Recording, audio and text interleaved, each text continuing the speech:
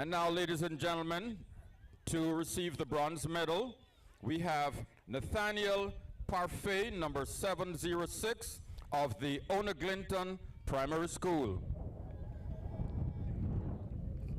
Cheer him on, ladies and gentlemen.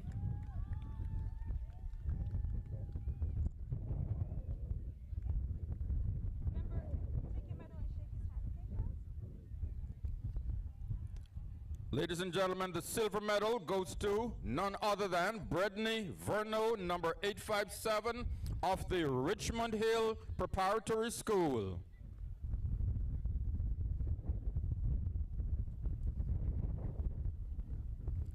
And now, to receive the gold medal, Mr. Herbie Bryce of the Thelma Lightman Primary School.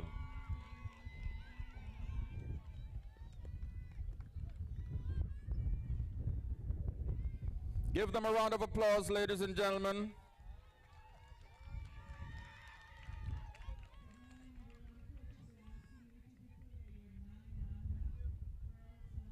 Thank you. Our next medal presentation will be made for the 200-meter dash for girls aged 11 and under. And to receive the bronze medal, Lindsay Antion, number 504 of the Enid Capron Primary School.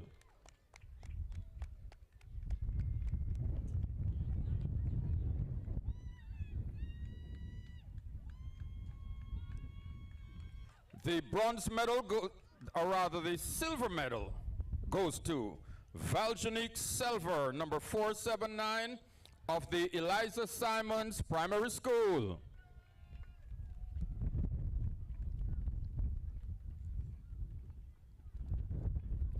And now, to take the gold medal, Miss Demi Jarrett of the Richmond Hill Preparatory School.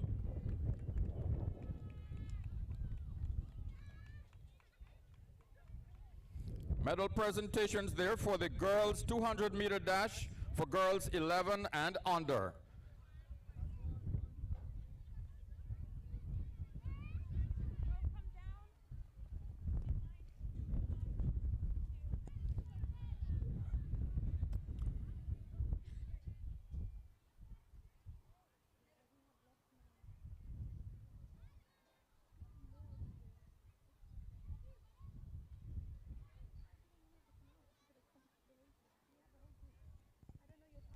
And now, ladies and gentlemen, our next medal presentation will be for the 200-meter dash for boys aged 11 and under.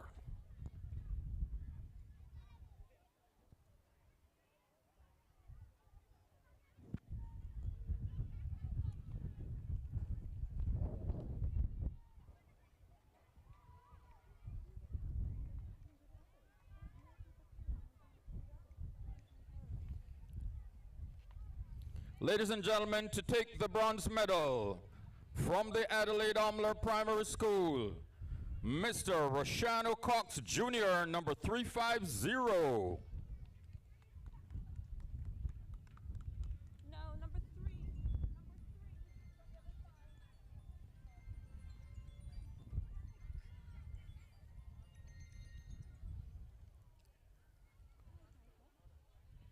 The silver medal goes to Andy Antion, number 526 of the Enid Capron Primary School.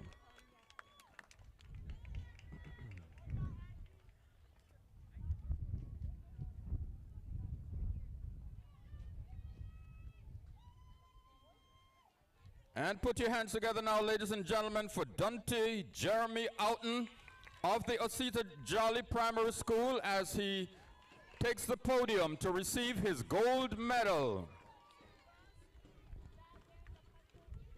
Put your hands together for the medalists, ladies and gentlemen. They have done very, very well. Let's give them our fullest support.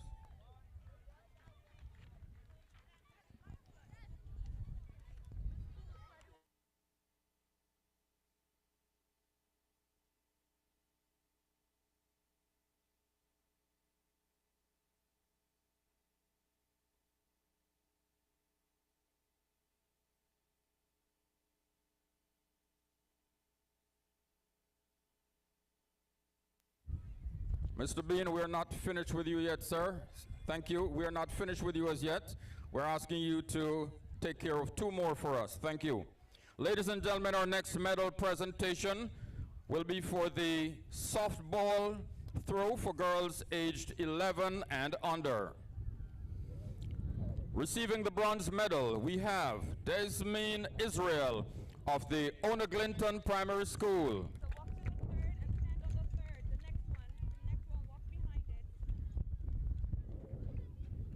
Receiving the silver medal, we have Esteline Verist, number 732 of the Osita Jolly Primary School.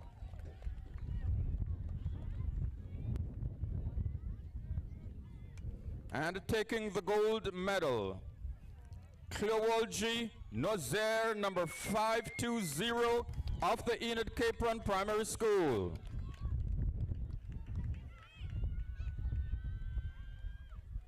Put your hands together for the winners, ladies and gentlemen.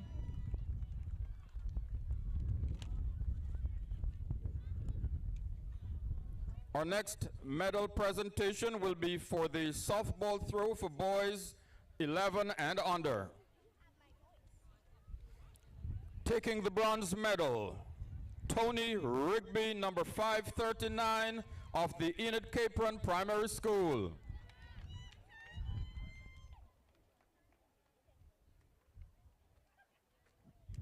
The silver medal goes to Zavre Botex of the Onaglinton Primary School.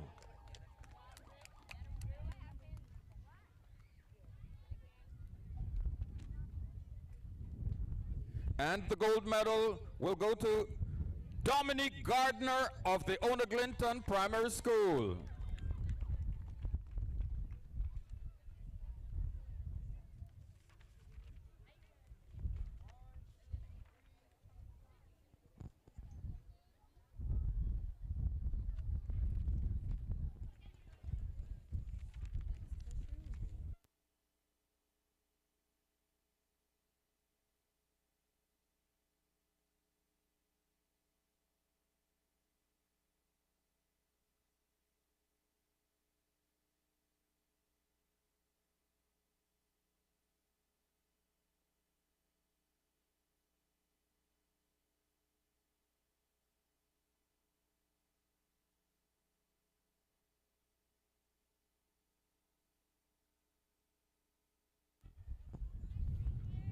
Thank you very much, Mr. Godfrey Bean, President of the Commonwealth Games Association.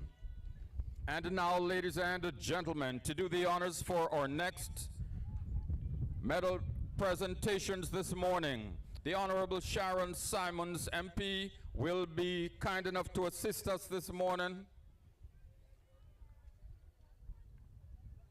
Our next medal presentation is for the girls 9 and under 150-meter dash.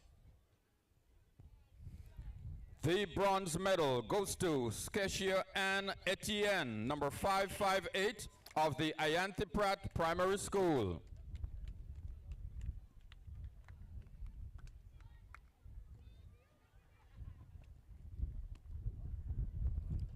Receiving the silver medal, Ms. Flagina Austin, number 506 of the Enid Capron Primary School.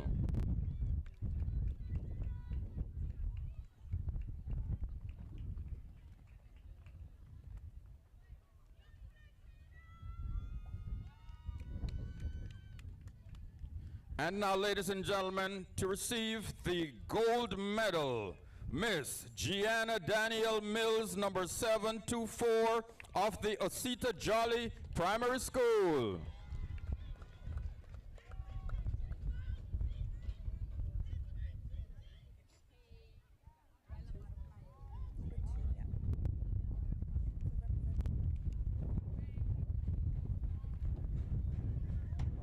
Put your hands together for these three. They have done very, very, very, very well. Please give them your fullest support.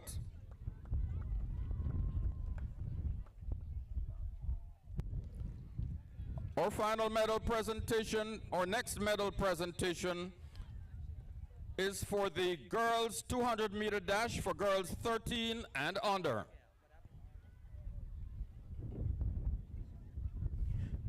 The bronze medal, ladies and gentlemen, goes to Marlissa Caesar, number 466 of the Eliza Simons Primary School.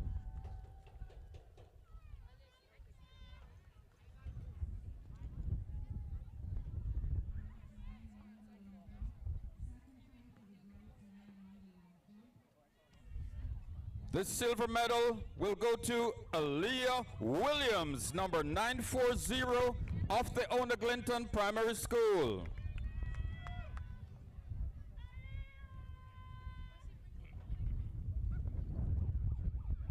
And now, ladies and gentlemen, make some noise. The gold medal goes to Tian Handfield of the Adelaide Omler Primary School. A representative will receive the medal on her behalf.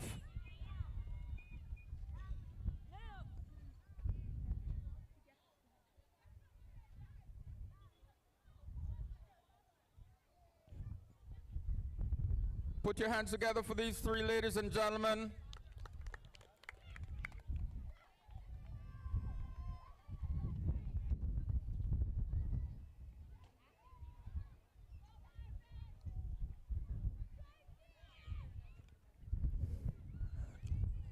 Our next medal presentation is for the softball throw for girls aged 13 and under.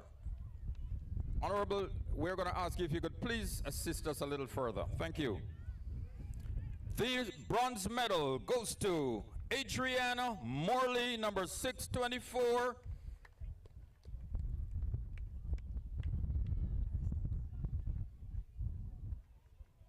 Of the Ira Stubbs Primary School.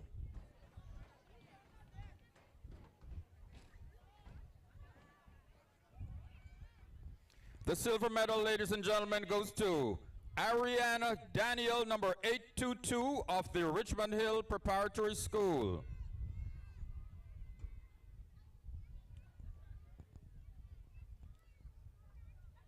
And the gold medal, put your hands together as the gold medal goes to Miss Jamae Robinson of the Onaglinton Primary School.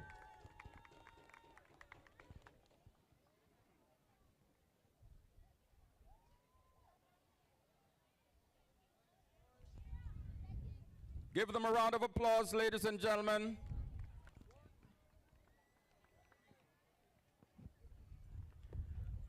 Our next medal presentation is for the boys long jump for boys aged 9 and under.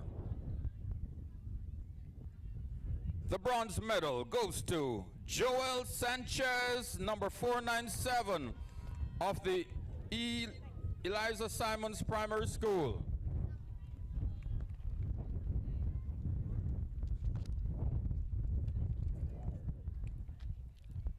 The silver medal goes to John Dickinson of the Thelma Lightburn Primary School.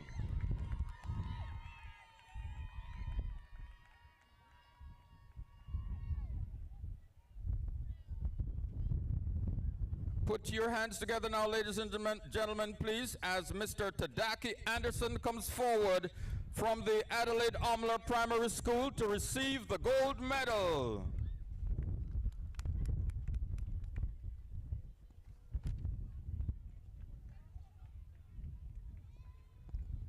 Give them a round of applause, please.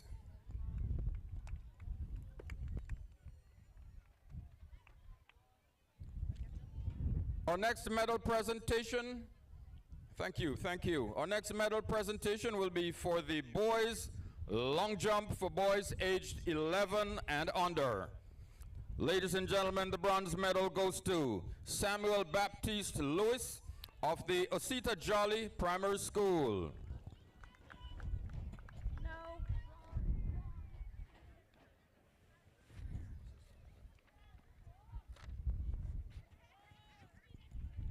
The silver medal goes to Edwin Delancey of the Shining Stars.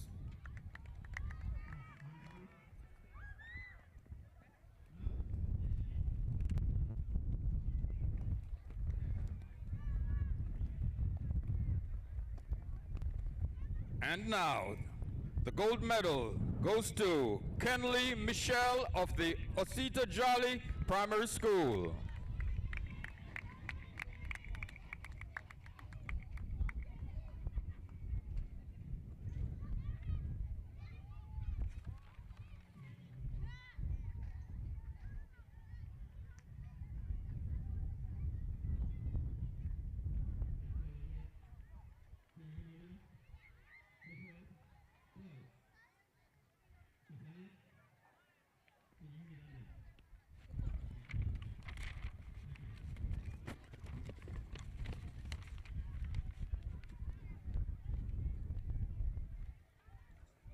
No, this one I'm down here. Ladies and gentlemen, as we continue with medal presentations, Yeah, this one. this medal presentation is for the softball throw for boys aged 13 and under. And the bronze medal goes to Jeff Jean of the Elite.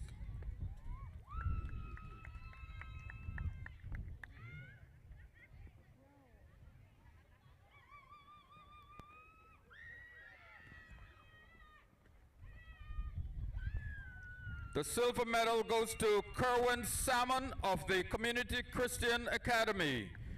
This medal will be received by a representative.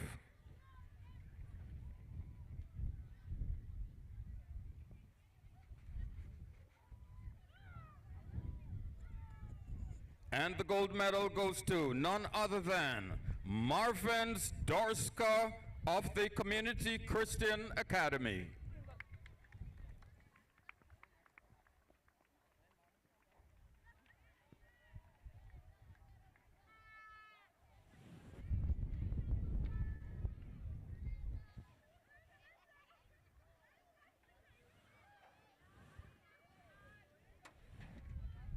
Our next medal presentation will be made for the long jump for girls aged 11 and under. Receiving the bronze medal, Miss Haley Gardner, number 561 of the Ayanti Pratt Primary School.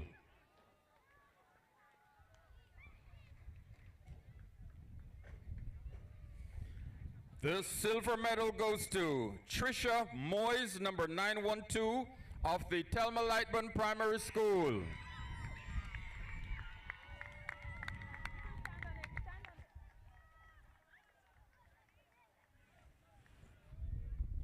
And the gold medal, ladies and gentlemen, goes to Valjanique Selver of the Eliza Simons Primary School.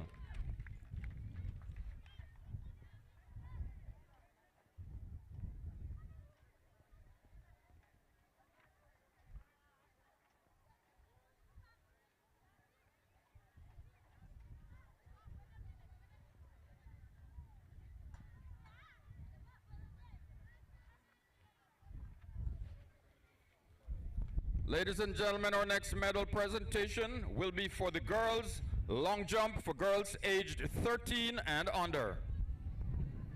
The bronze medal goes to Zaria Henfield of the Shining Stars.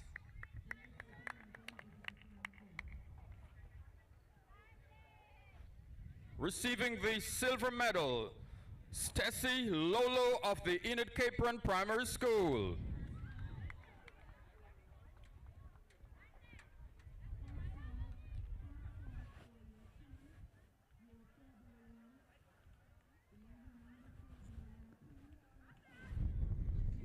And the gold medal, ladies and gentlemen, goes to Sienna Browning, number 939 of the Precious Treasures International School.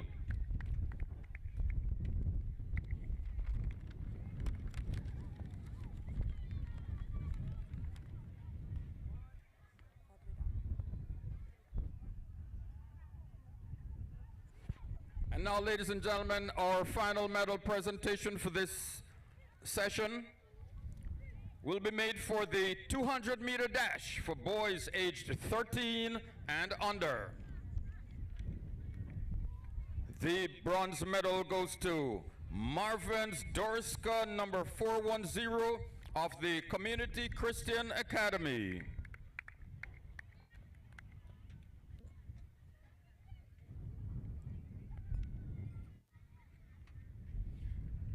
The silver medal goes to Jamari Heath, number 845 from the Richmond Hill Preparatory School.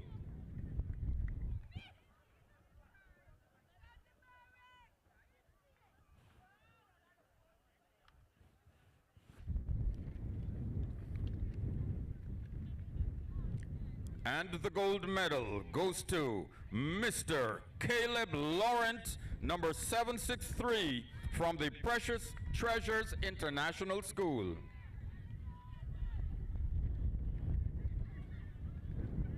Put your hands together for all our medalists this morning, ladies and gentlemen.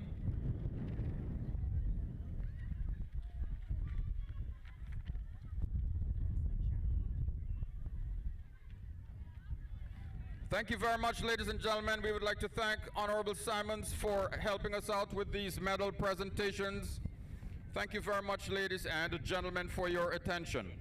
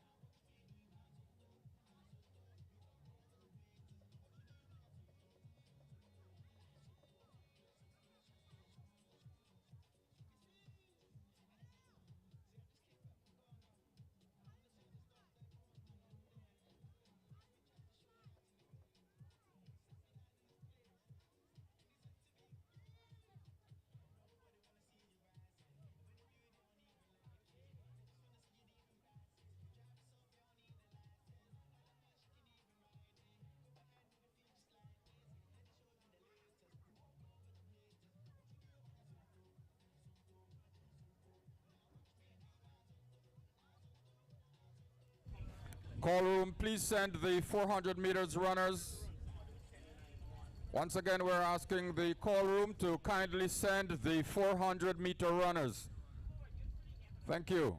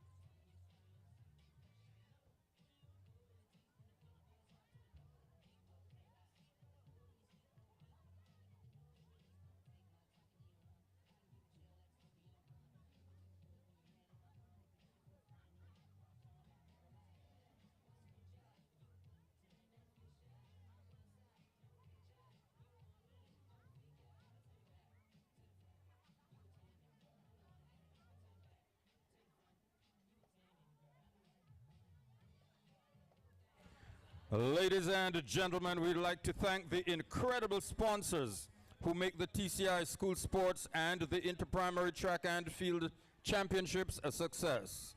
Your support is the driving force behind this event. A huge thank you to our platinum sponsor, Intercaribbean Airways, the official TCI SS airline partner. Our gold sponsor, Waterloo Holdings Investment Limited. Our silver sponsors, Graceway Communities, who also bring you the hydration station today. Our streaming partner, Turks and Caicos Islands Gaming Control Commission, for bringing the action to you live. Our track and field sponsors, Grace Bay Pharmacy, Provo Water, Got You Covered, Flow, One Island Media, Turks and Caicos Islands Telecommunications Commission, and Royal West Indies Resort. We couldn't have done this without you. This is more than just sports.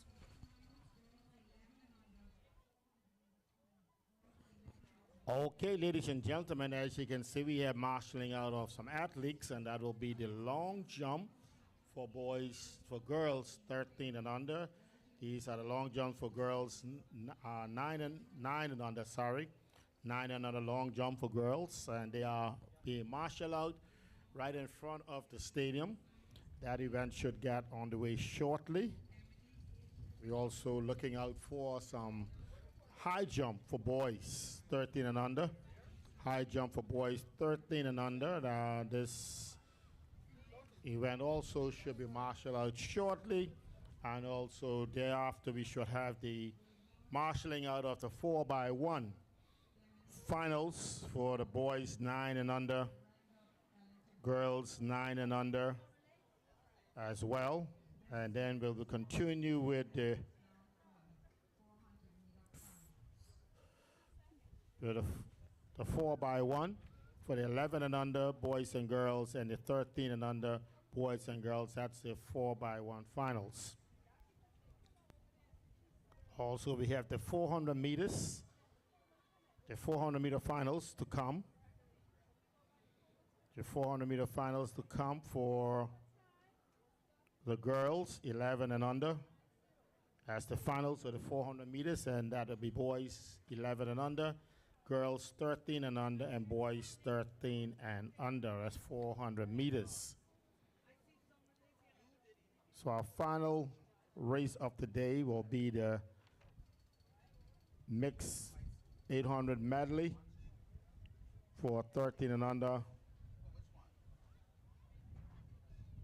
this afternoon. We also have a request for the police and the sports commission young men to do a race, and that will be around the hour of 1 o'clock, 11 o'clock.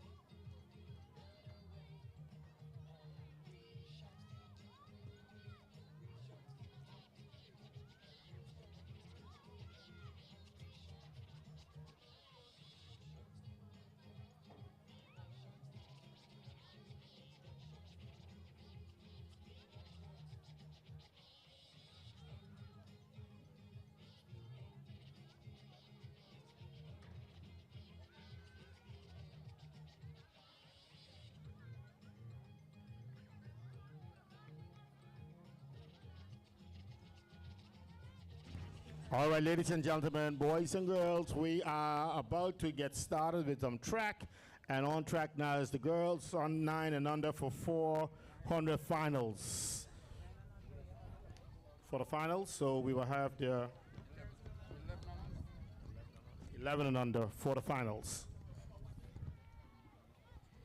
These are the lane assignments for the girls, 11 and under, 400 meters dash.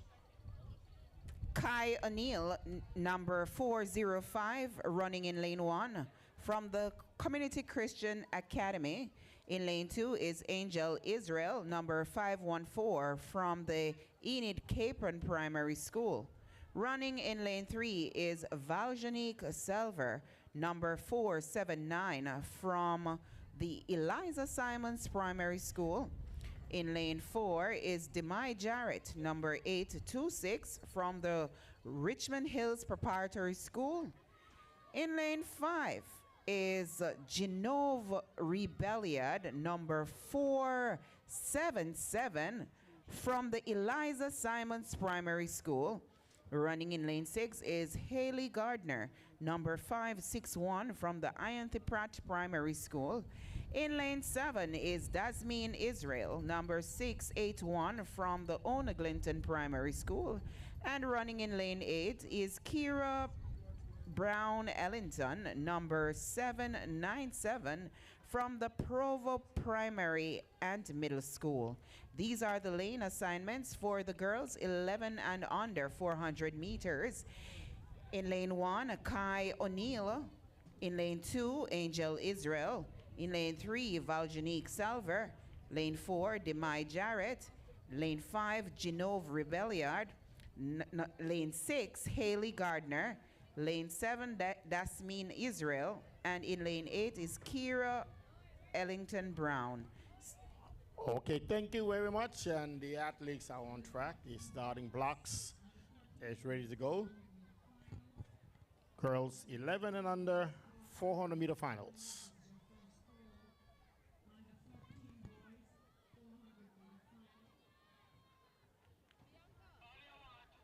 Okay, they're down on the track. Silence, please.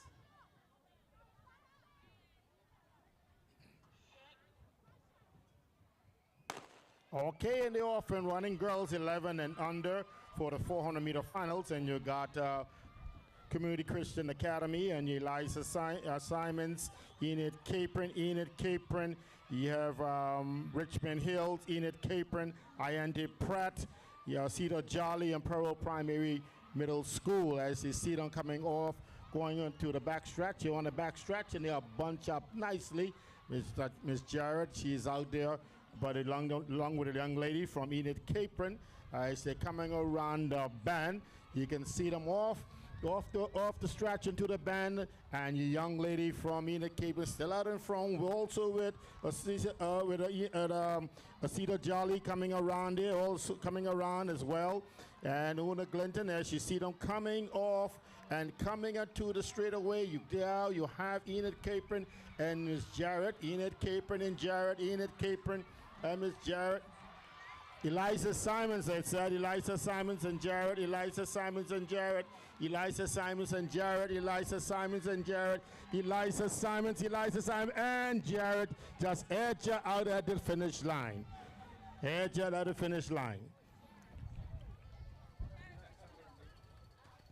Okay.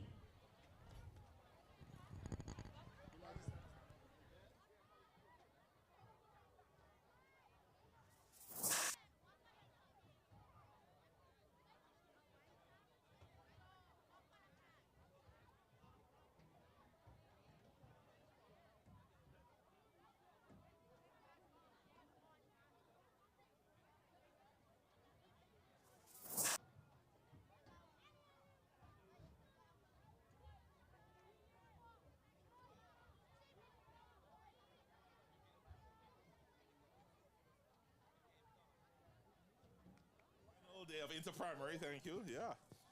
Very exciting race to the very end. My name is Chris Jarrett. I'm here with you this morning. I'm being joined by Honorable Sharon Simons. Conrad Howell Jr. is here, and this is the first leg of the morning for us. First event. Conrad, that was a nice race. Oh, wow. Starting off at the 400 meters today. It was a great race. We see near the end, it was the Richmond Hill. Richmond Hill.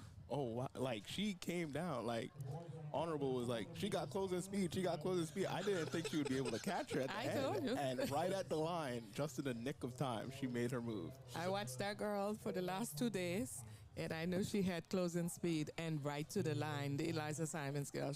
I think she actually slowed up and didn't push through. It's important that these young athletes learn that you push through the line, you Straight through continue the to the line. And she slowed up and she edged right at the line. Literally on the On line. the line, You had yes. to look for the replay, man. It was that close. It was close indeed.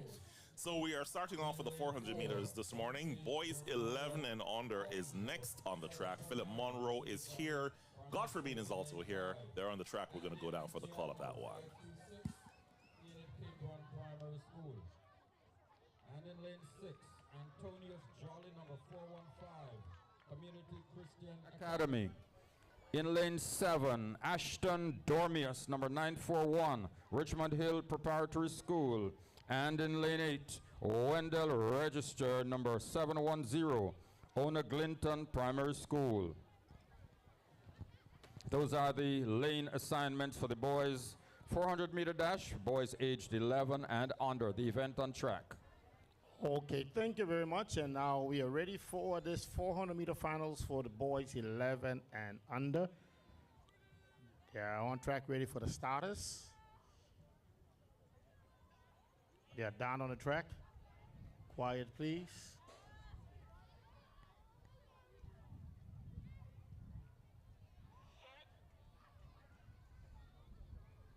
And the off and running boys 11 and under 400-meter finals in your guide, Ona Glinton, Osita Jolly, INT Pratt, Osita Jolly, Enid Capron, Community Christian Academy, Richmond Hill, and Ona Glinton. As you see them come off the back curve into the back stretch, you have our Community Christian Academy and Enid Capron out in front.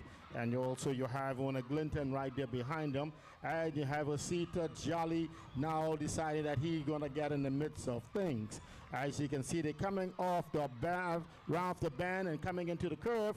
You got Enid Capron and Osita Jolly step by step coming down. These young boys running like they are from high school. Enid Capron and Osita Jolly. As you see them coming into the straightaway, get them a round of applause. Enid Capron and Osita Jolly, Osita Jolly, Osita Jolly, Enid Capron, Osita Jolly. He just take off. He said he is not even worrying about that young man. He is taking off and he is home. As Osita Jolly, Enid Capron coming in. Okay, Richmond Hill, Osita Jolly, Andy Prater, Ona Clinton, and Community Christian Academy. Okay.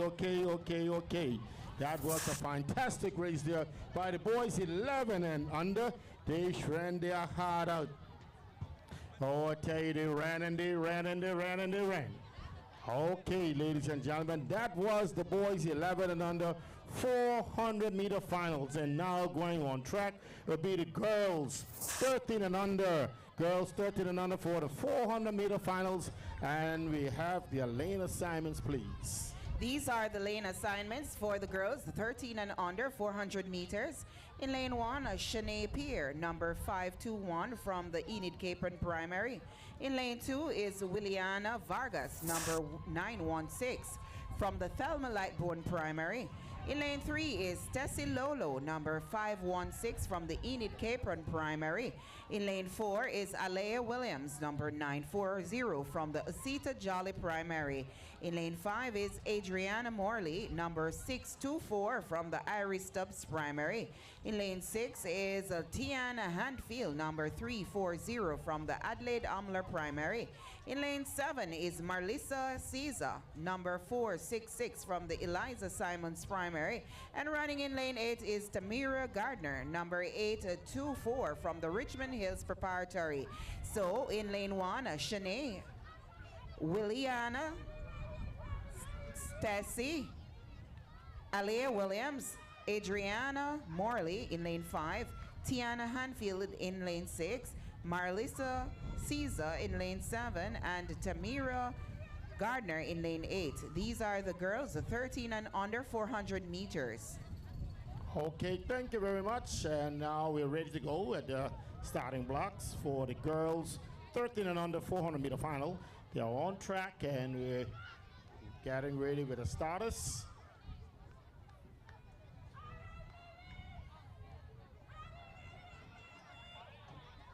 They're down on the track. Quiet, please.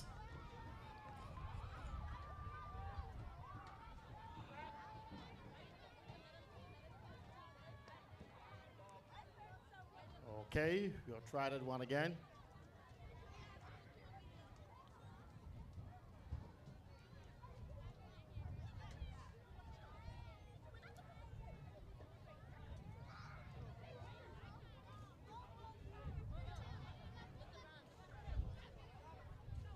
Okay, while they're tending to that equipment problem, in front of the stadium you have the young girls 9 and under for their long jump going on, and on the right side of the field we have the high jump going on as well for our boys 13 and under. So we do have 2 field events going on right now. We also started with our boys, our girls and boys for the 400 meter final for 11 and under. That is in the books already. On track now we have the girls 13 and under for the 400 meter finals. Just waiting on the starting blocks, and as soon as the starting blocks, we will have this one on the way.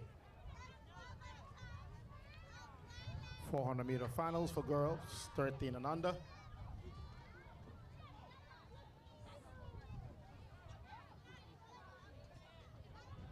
They are down on the track. Quiet, please.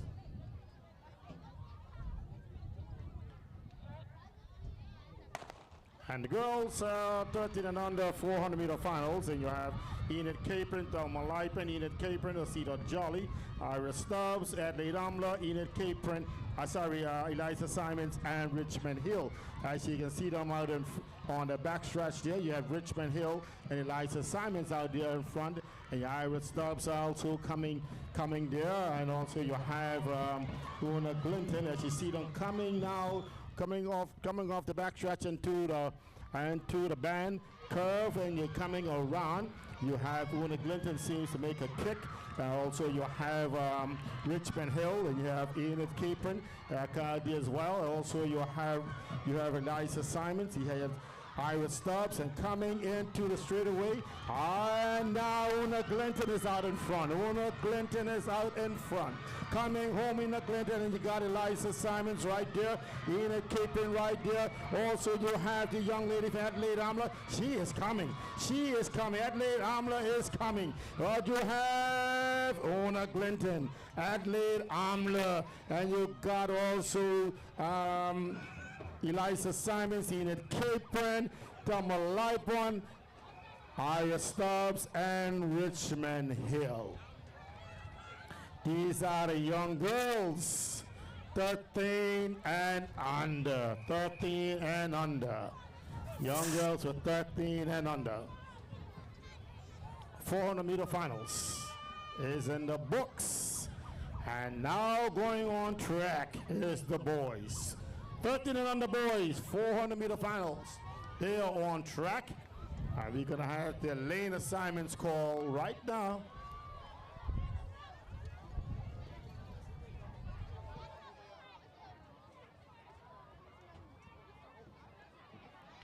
Lane assignments now for the 400 meter dash for boys aged 13 and under. In lane 1, Rashano R. Lamont, number 743, Osita Jolly Primary School. Just a minute, please.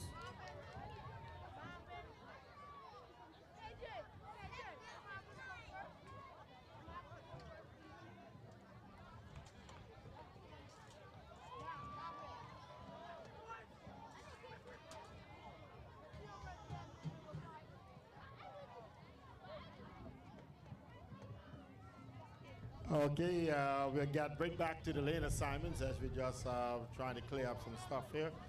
For the lane assignments for the boys 400-meter final. For the boys, 400 boys on The lane assignments quickly, Godfrey. In lane 1, Lamont of Osita Jolly. Lane 2, Colin of Ona Glinton. Lane 3, Christian Academies, Kerwin Salmon. In lane 4, Jamari Heath, Richmond Hill. Lane 5, Marvin's Dorisco Community Christian. Lane 6, Lordly Lefort, Enid Capron. In lane 7, Deshaun Clark, Eliza Simons. And in lane 8, Anthony Dorsley of the Adelaide Omler Primary School. Those are the lane assignments. Thank you. Okay, thank you very much. And the boys are on track, waiting on the starting blocks. And as soon as they are ready, we'll have this 400-meter final for boys 13 and under on the way. Just to give you a little brief of an excitement we get coming up, we at the 12 o'clock hour, we're looking to have an invitational by the police department and the sports commission department young man. So that is to come up at the hour of 12 o'clock. We're looking for a 100-meter dash between the police department and the sports commission young man. You ready to go?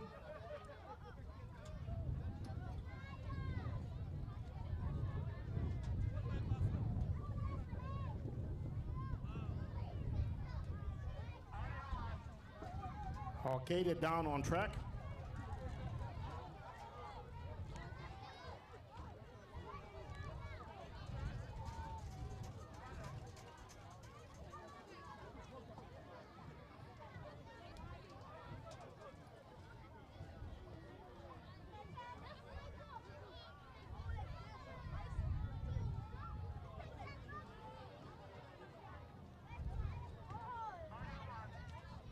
Okay, they're down on track. Quiet, please.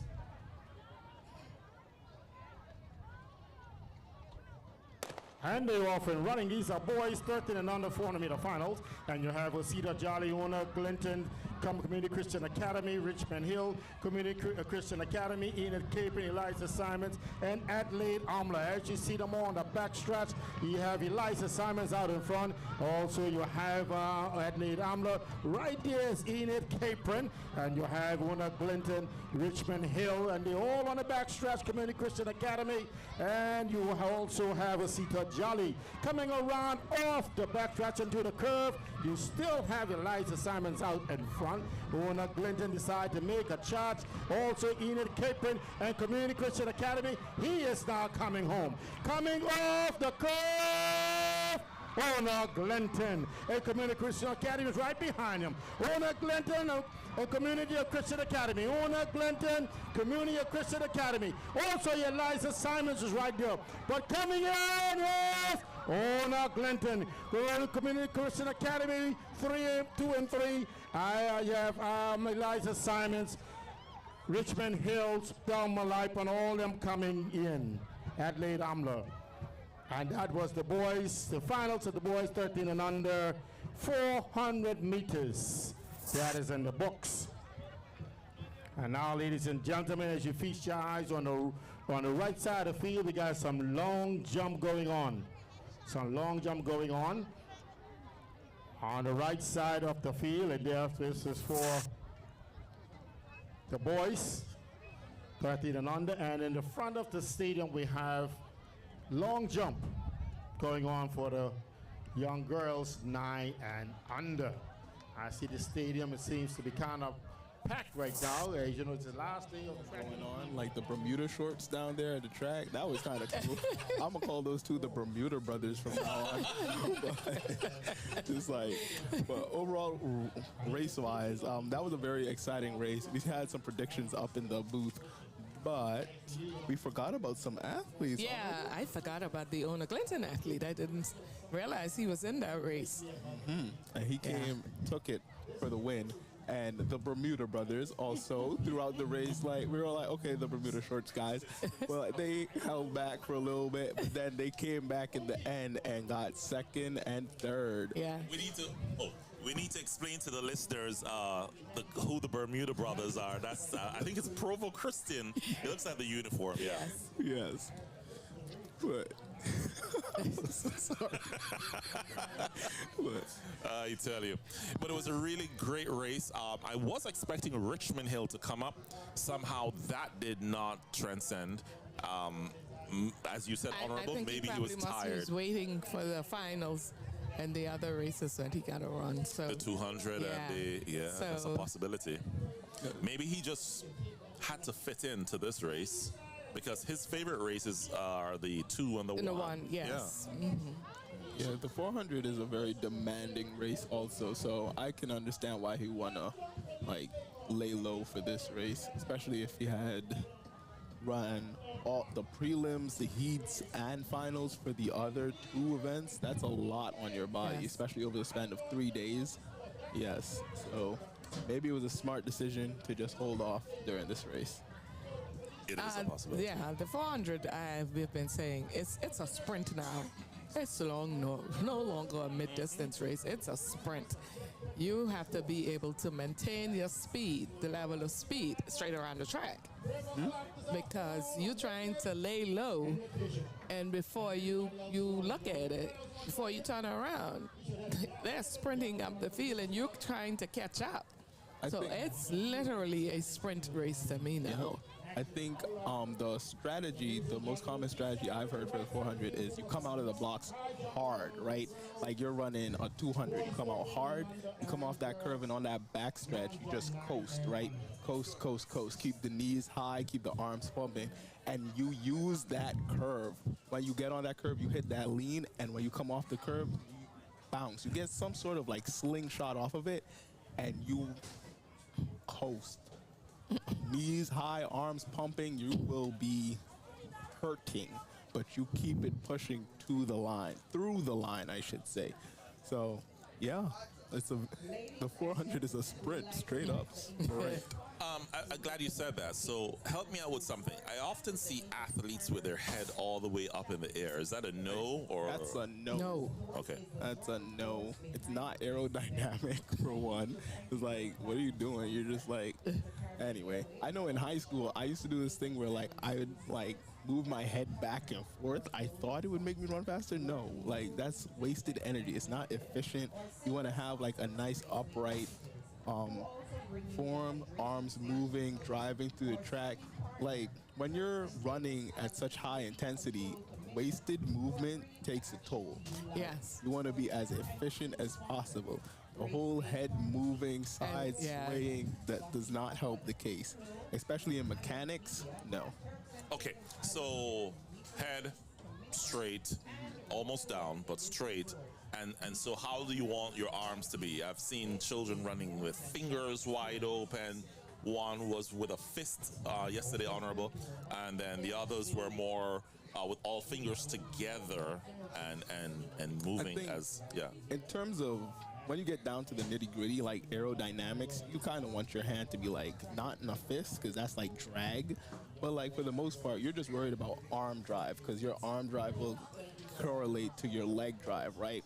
That's why when people are like in distance races, you don't hear them saying like lift your legs that often. It's like arms, arms, arms. Use your arms because that will like make you move faster, right?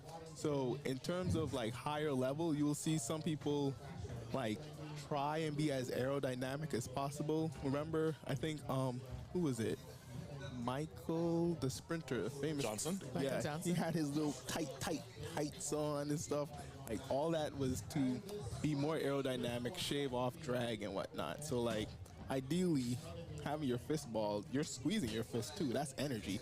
But you want to be relaxed, keep your arms moving, be as fluid as possible. There you have it. Now, I deliberately said that, listeners. I wanted to ask Conrad that because he knows, former athlete and all. And we wanted you to understand the mechanics of it so that when you see the performances of our athletes, you'll know if they're doing it correctly. And of course, you can perhaps help your own child in becoming a great athlete, doing the right thing until they get a trained coach or certified coach. Yeah.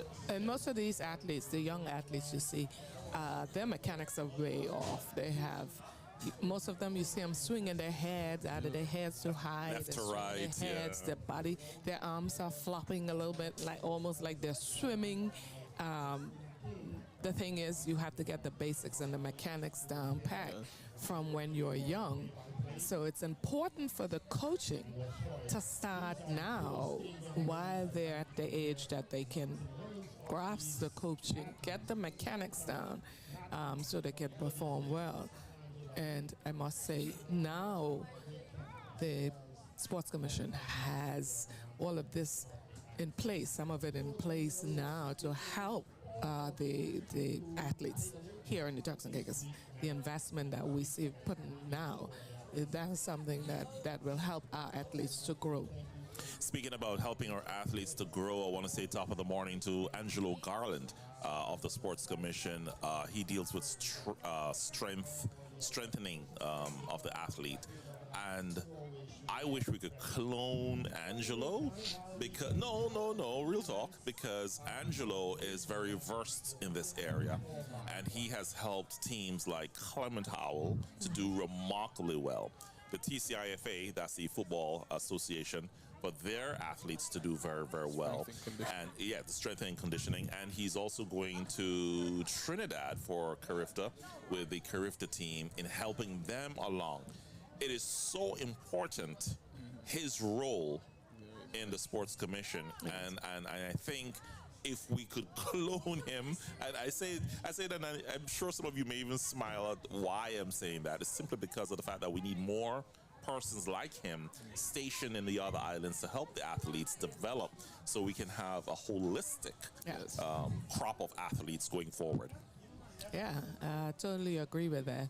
And we're still just small and growing. So Oh yeah, of course. and we have grown leaps and bounds when it comes to that. And must say that the Sports Commission, essentially the government, has seen fit to invest in development of sports to where we are today.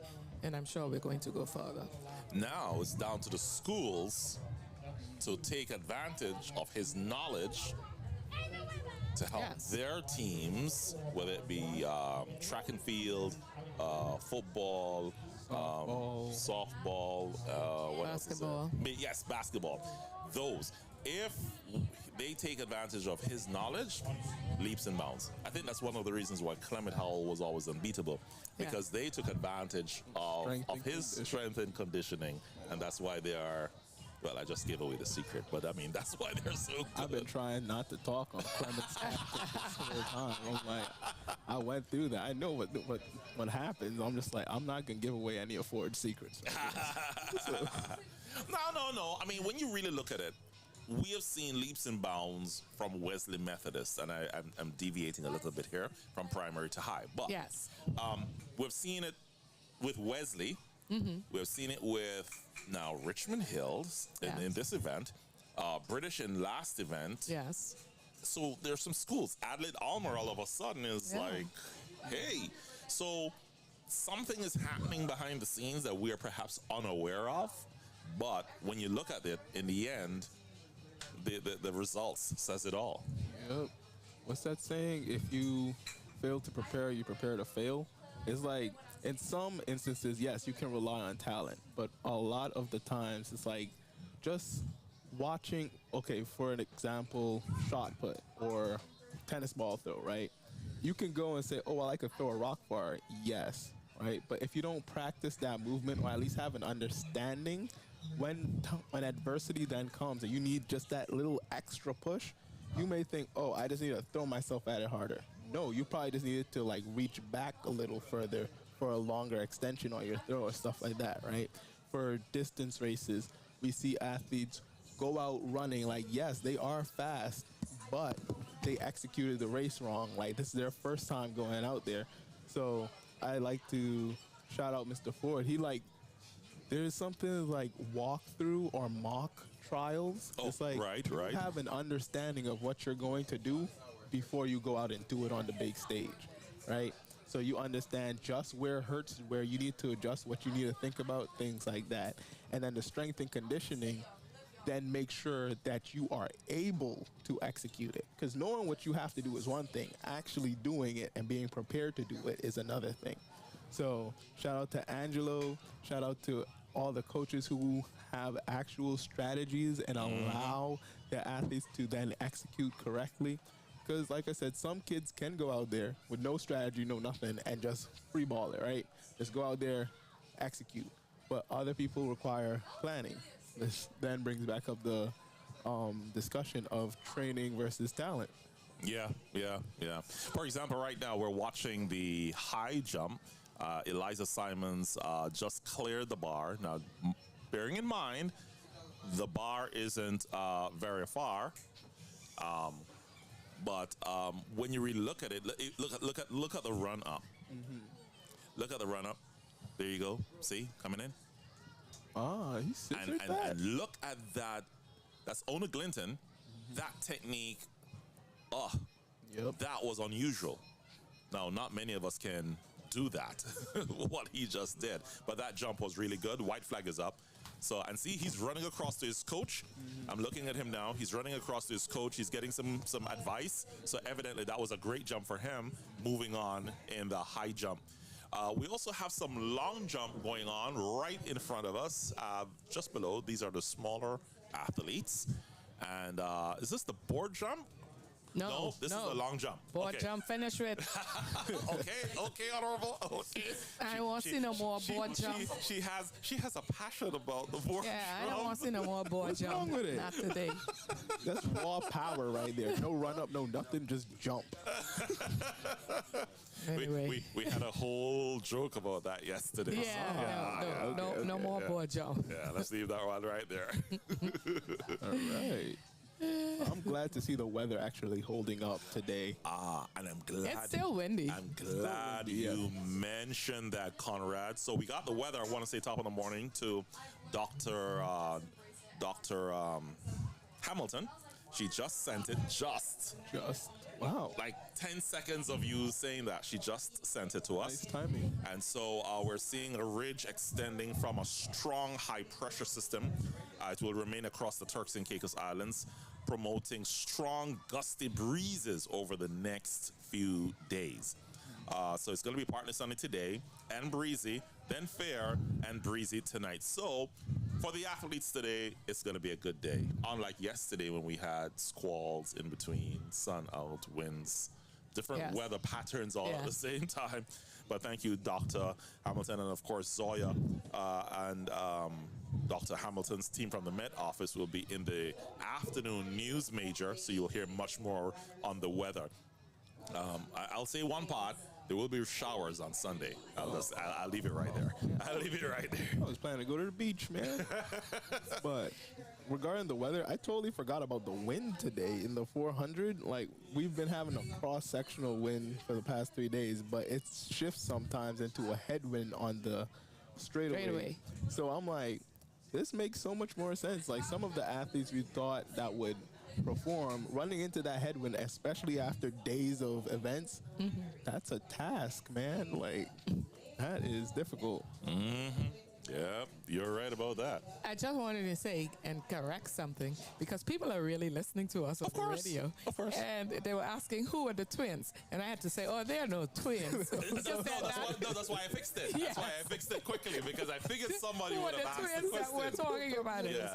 No, they're No, no no, twins. they're not I twins. just said they were talking about the clothing, Yeah. the Right, pants. the clothing, right. They're shorts. Yeah, My so apologies. Because they're not watching us. that's why They are listening. That's with why the radio. I They're actually enjoying it, but That's why I commented. I quickly fixed it because I figured someone may not be watching and would like Yes. to know who that is. But we were joking about it yesterday, if you were listening, because they had on these different colored Bermuda shorts. yes.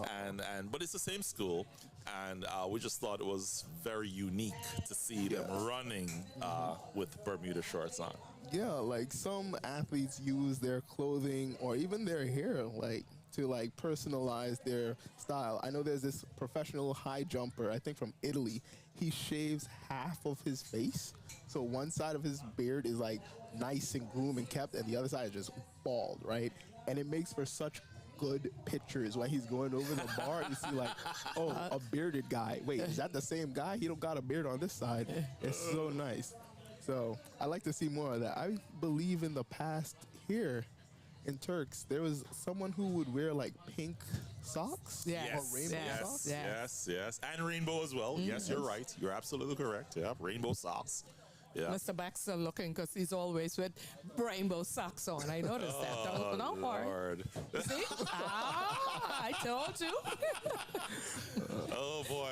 I can tell you. Mr. Baxter will be joining us in the afternoon here on Radio Turks and Caicos Team 2. I want to say top of the morning to Kelsey Brooks. He's off on a special assignment this morning.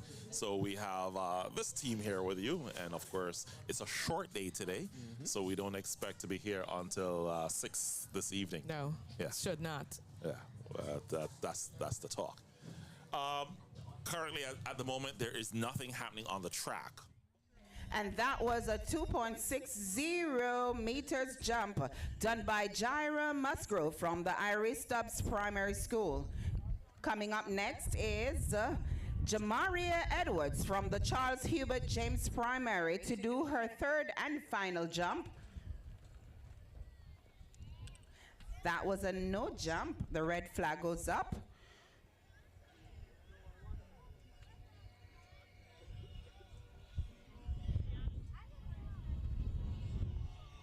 And now Gianna Mills from the Osita Jolly Primary will come and do her final attempt.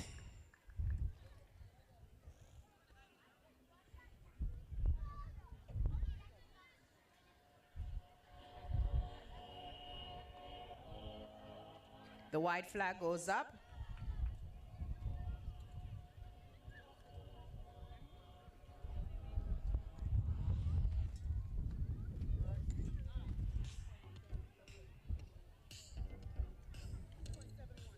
That was a 2.71 meters jump done by Gianna Mills of the Osita Jolly Primary School.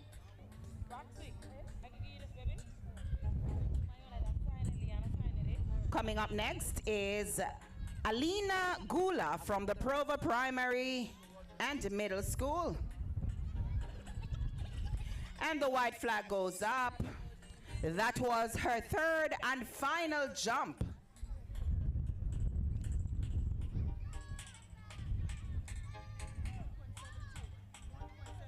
That was a 1.72 meters jump done by Alina Gula from the Prova Primary and Middle School. Coming up next is Vanessa Peer from the Shining Stars Preparatory to do her third and final jump. That was a no jump. The red flag goes up.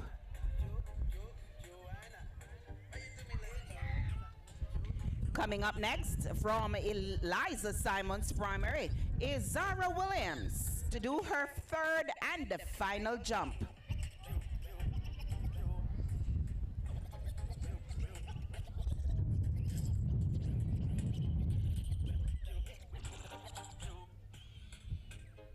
White flag goes up.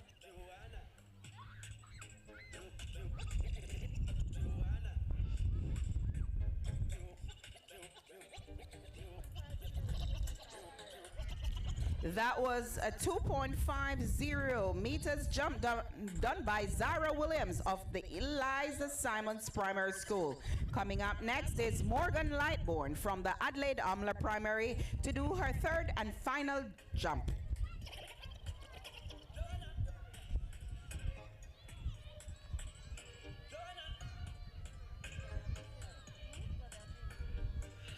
White flag goes up.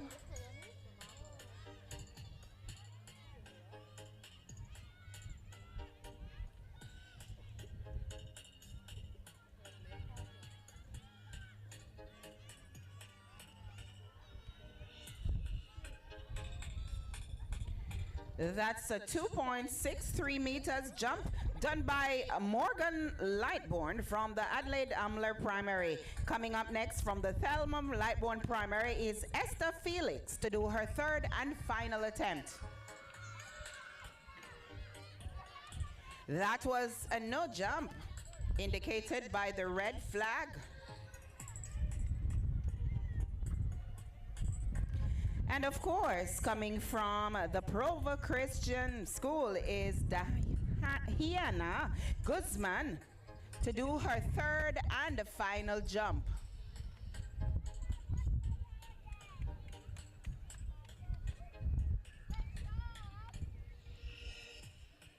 White flag goes up.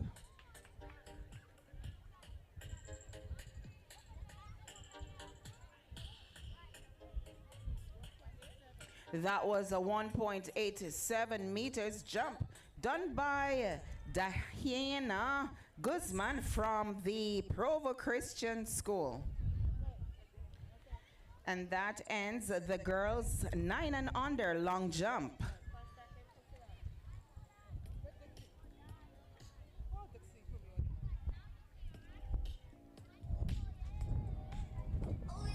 Calling Dixie. Dixie, you're being called.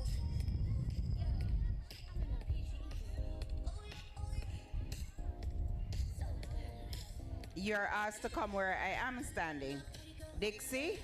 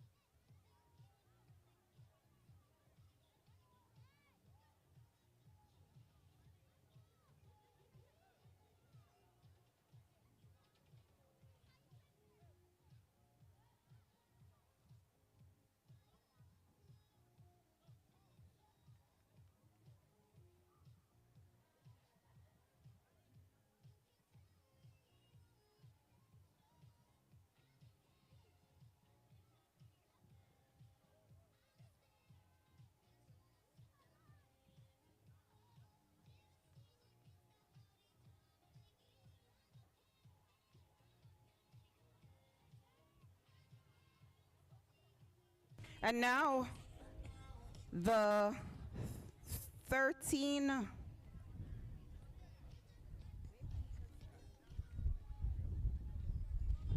One, two, one, two. Oh, poor fellas, I tell you. I just looked across the field and I see my good cousin Punky stretching. Punky! Punky, what you trying to do? Oh, Lord, listen, let me call my good cousin Huntley and Grand Talk and tell him, please stand by if you hear anything. Because my Punky stretching. Punky, I don't want you to cause the police department lose his race. Anyway, we are soon coming up. Delano, don't look. Don't look, Delano, do not look. Punky can beat you. Punky say he can beat you. Boy, Radio Land and Providentialis, come on down to the National Stadium. We got big race. Police Department with Sports Commission and my cousin Punky running with that big belly. But nevertheless, you seen that happen before. And Delano, watch out, Punky coming for you. I mean, that's only a preview until we get started. All right, so the 13 and under high jumpers open is going on at this time right across the track.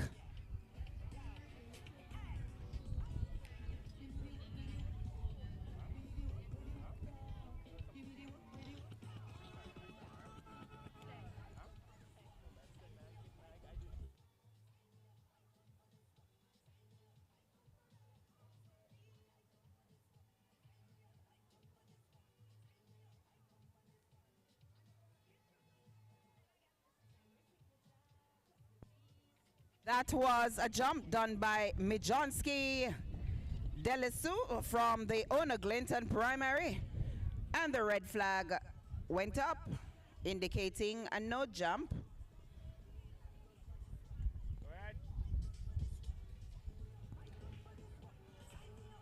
Coming up now to do his jump is Ravion Colebrook from the Adelaide Amla Primary School. The red flag goes up, indicating a no jump as well.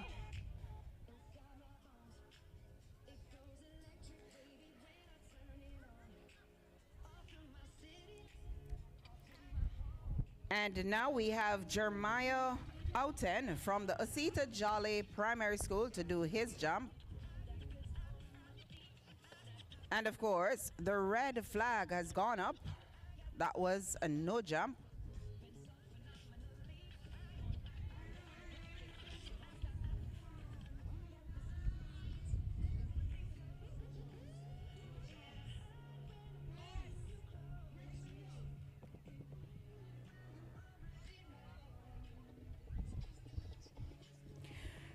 And coming up next is Elkana Laguerre from the Thelma Lightbourne Primary School. The red flag goes up. That was a no jump.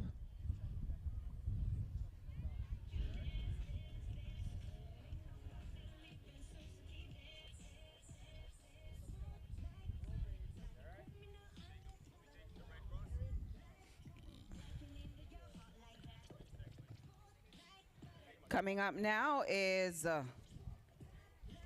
Deshaun Clark from the Eliza Simons Primary School to do his jump.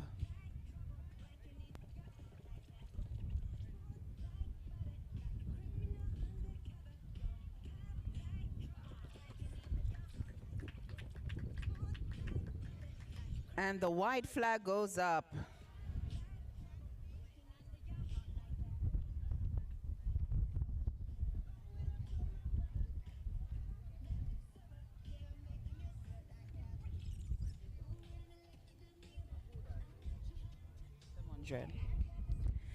And that was a jump done by Mijonski Delasu from the Ona Glinton Primary School. And that was a good jump. Or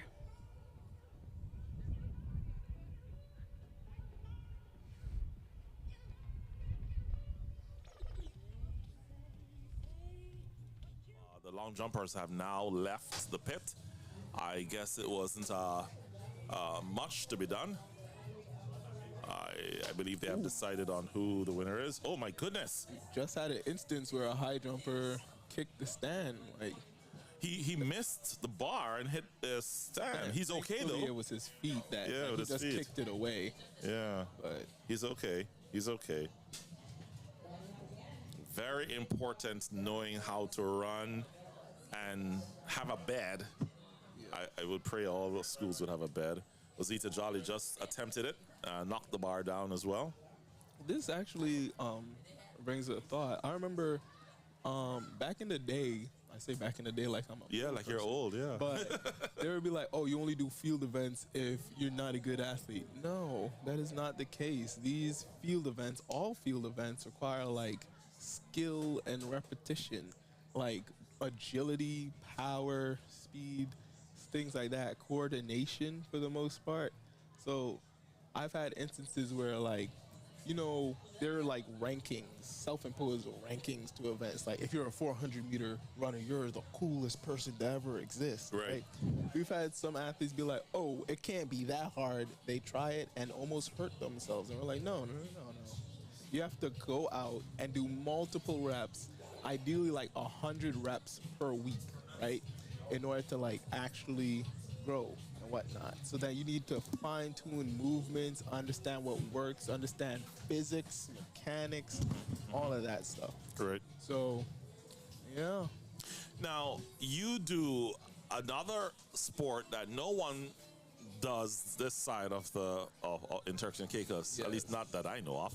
The hammer throw. The hammer. We do not do that in Turks, don't We do we? not do that in the Caribbean. But you do that. I do that.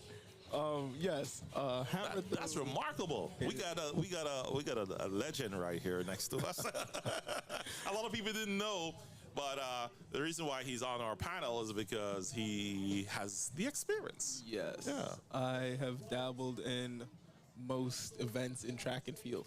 But yes, the hammer throw is basically a shot put, a 16-pound metal ball at the end of a wire, and you throw it, you twirl in circles, and you throw it. Yes. Twirl. Twirl, So, yeah. like the Tasmanian devil. Right. Yes. So, Honorable, you heard that. He does the hammer throw. Oh, I could see that. I could see that. Yes. Yeah. It's just- very fun. For those of you who are not watching and looking and seeing us, I can say. Where is this fight night taking place, and when will it be held? It's a free ticket. That was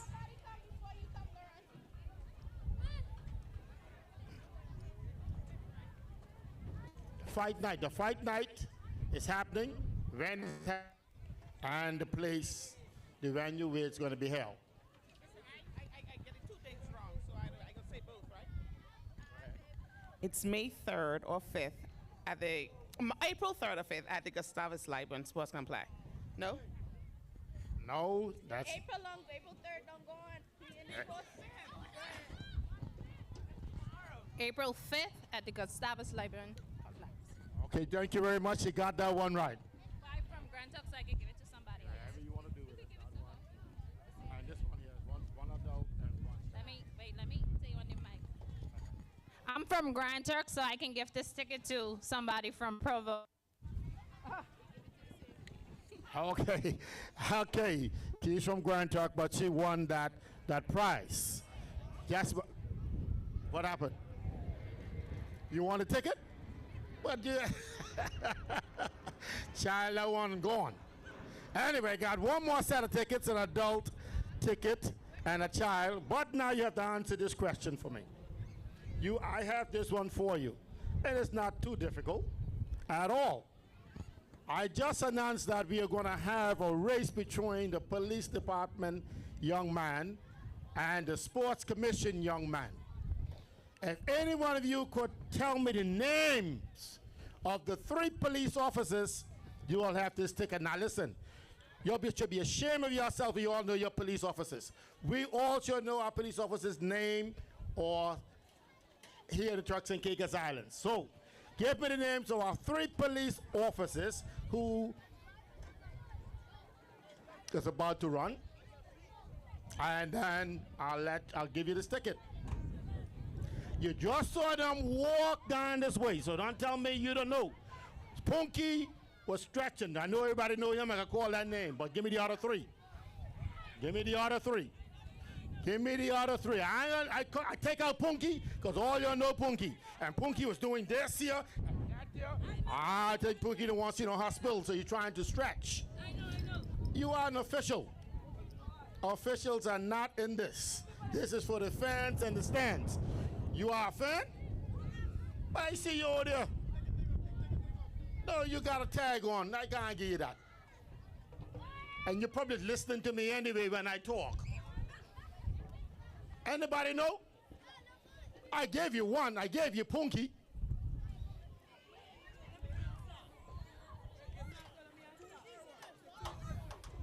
Three. Nope, I won 3. I won 3. You could try. Go ahead. So one is Sergeant Forbes and Officer Spence, Constable Spence. But I gave you Forbes. No, you didn't say I said. I don't know who Punky is. Punky? Okay, Forbes. All right, good. Well, Punky, Mr. Forbes. Officer Huntley Forbes, Romaria Gale, and Dockley Spence. Clever, sorry.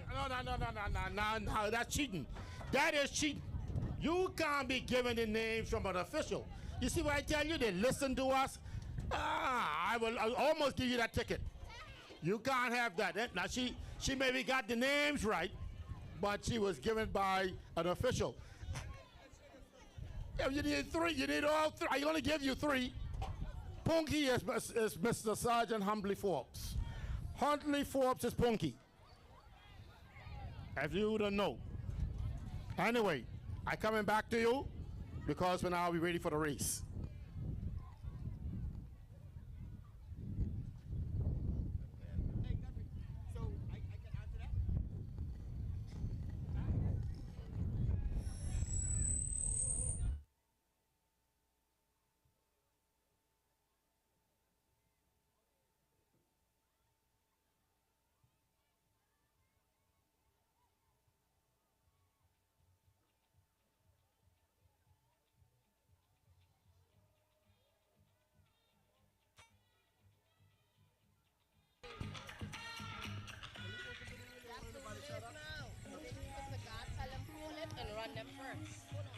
Okay, just hold the release for me 1 minute. Hold the release for me 1 minute, and if the police department and the sports commission is ready, let's run you first before we run the 4x1. Our instructions is run the police department and sports commission first, and then we run the 4x1. Very early in the morning, 11:35.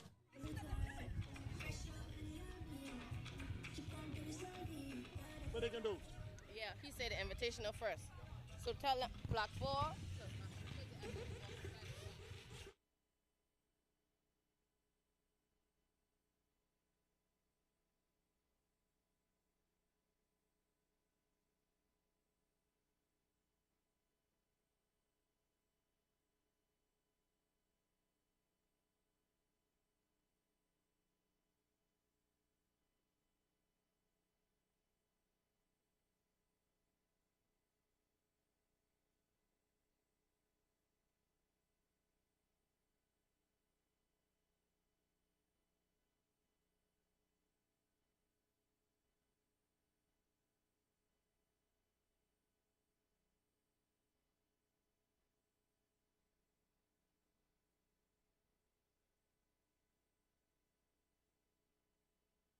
Hear what I just said. I know. But I'm just simply saying, Friday. For everybody to be down here Yeah. and watching this. Yeah. National events, come out. I want to put in a little plug here, Chris, for the Darts Association. In Yes. Grand Talk tomorrow, they will be having a playoff for persons who want to come out and shoot darts. They're going to be selecting the team that will be going to represent the Turks and Caicos. You have, like, cards? if you're in Grand Talk. Yeah. It's $25, I think, for the entry. They can come out and participate. If you're interested in shooting darts and want to be a part of the team that will be going off to represent the Turks and Caicos Islands. So they just wanted me to put in a plug there so persons that do shoot darts and interested. Okay. Okay, we're going to run the kids first. And then we're going to run the invitational.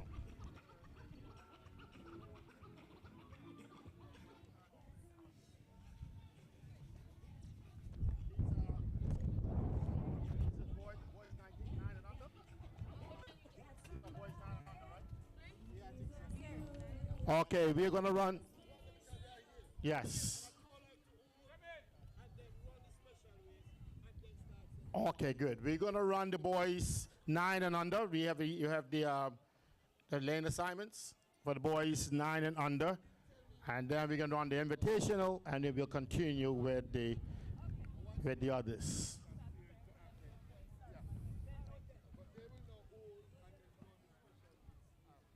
Okay. Lane number 1 for the boys 9 and under, 4x1 is Enid Capron in 1. Richmond Hill is in 2. Eliza Simons in 3. Thelma Lipen in 4. Asita Jolly in 5. Ayanti Pratt in 6. Ira Stubbs in 7. And Ona Glinton in lane number 8. You can have those names called. That'd be good.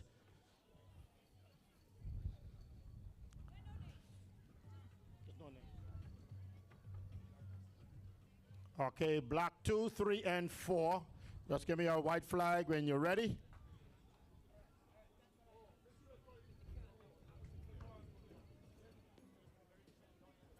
So this is the 4x1 final relay for boys 9 and under. Again, Enid Capron in 1, Richmond Hill in 2, Eliza Simons in 3, Thelma Lipen in 4, Asita Jolly 5, Ayanti Pratt 6, Ira Stubbs 7, and Una Glinton in 8. We're ready at starting blocks. 1, 2 have a white flag, 3, and 4.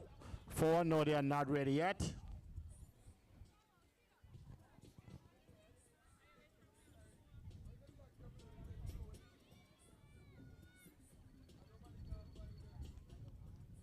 We are nearing the end of this track meet, primary school 2025 track meet. Okay, block 3, white flag. Okay, we all ready to go?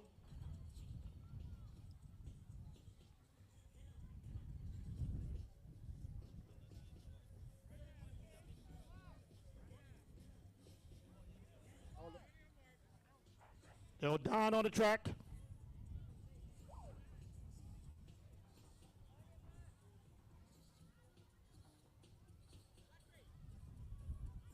Cut the music, stop, stop, stop, stop, stop, stop, stop. So you're giving a signal that you're not ready.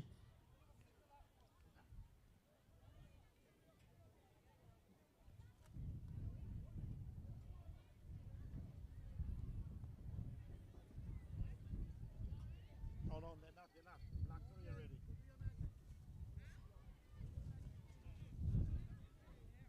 Okay, we're just waiting on the white flag from block 3 and 4. Block 3 ready. White flag is up at 3. No, now they're twisting it to yellow.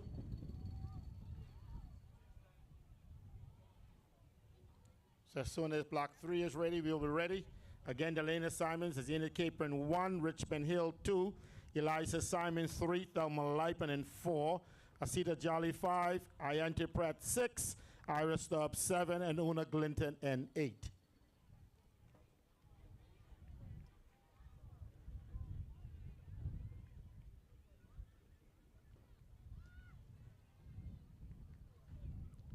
Block 1 is ready, 2, 3, not 4 is. These are the boys, 9 and under, 4 by 1 relay final.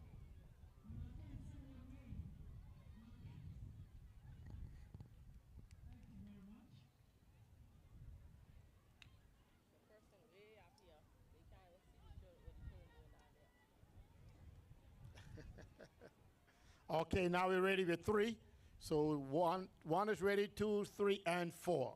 Starters, you can go.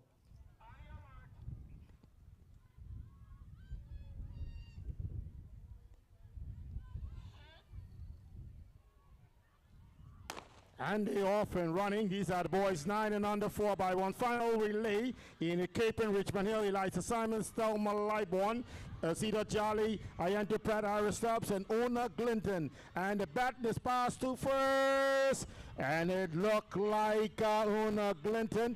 Oh, as he go down the track, watch Thelma Lipen now make up some ground. Thelma Lipen is making up some ground on the Ayante Pratt athlete. Una Glinton is going in there, body-ended. And you have Thelma Lipen pass first. Una Glinton is out in front, though. And you got Ayante Pratt right behind. Una Glinton in front. But Thelma Lipen is right there on his heels, coming around the bend. Batting exchange process too. Thelma Lipen. And as they come down the break, you got Thelma Lipen and Una Glinton. Thelma Lipen, Una Glinton. Thelma Lipen, Una Glinton. Thelma Lipen, Una Glinton. Thelma Lipen. And you got also Iris Stubbs coming up. Thelma Lipen, Una Glinton. Eliza in a Cape coming in there. Also Eliza Simons and the rest of the field. That is the young people. I tell you, Thelma Lipen, they made up some ground. They made up some ground. And Hardware like he want to get on the field himself. Hardware, you got to calm down a little bit. But I tell you, the ambulance right there, Hardware. I tell you. Good race. 9 and under boys, 4 by 1 relay.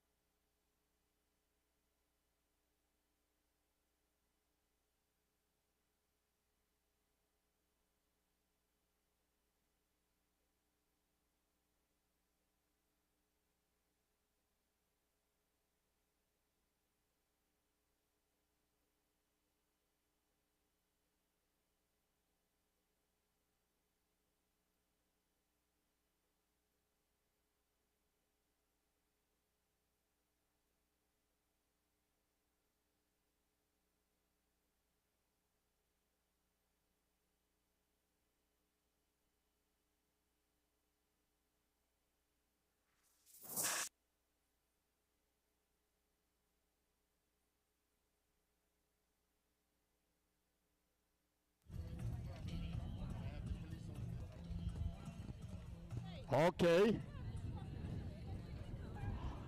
Now we are.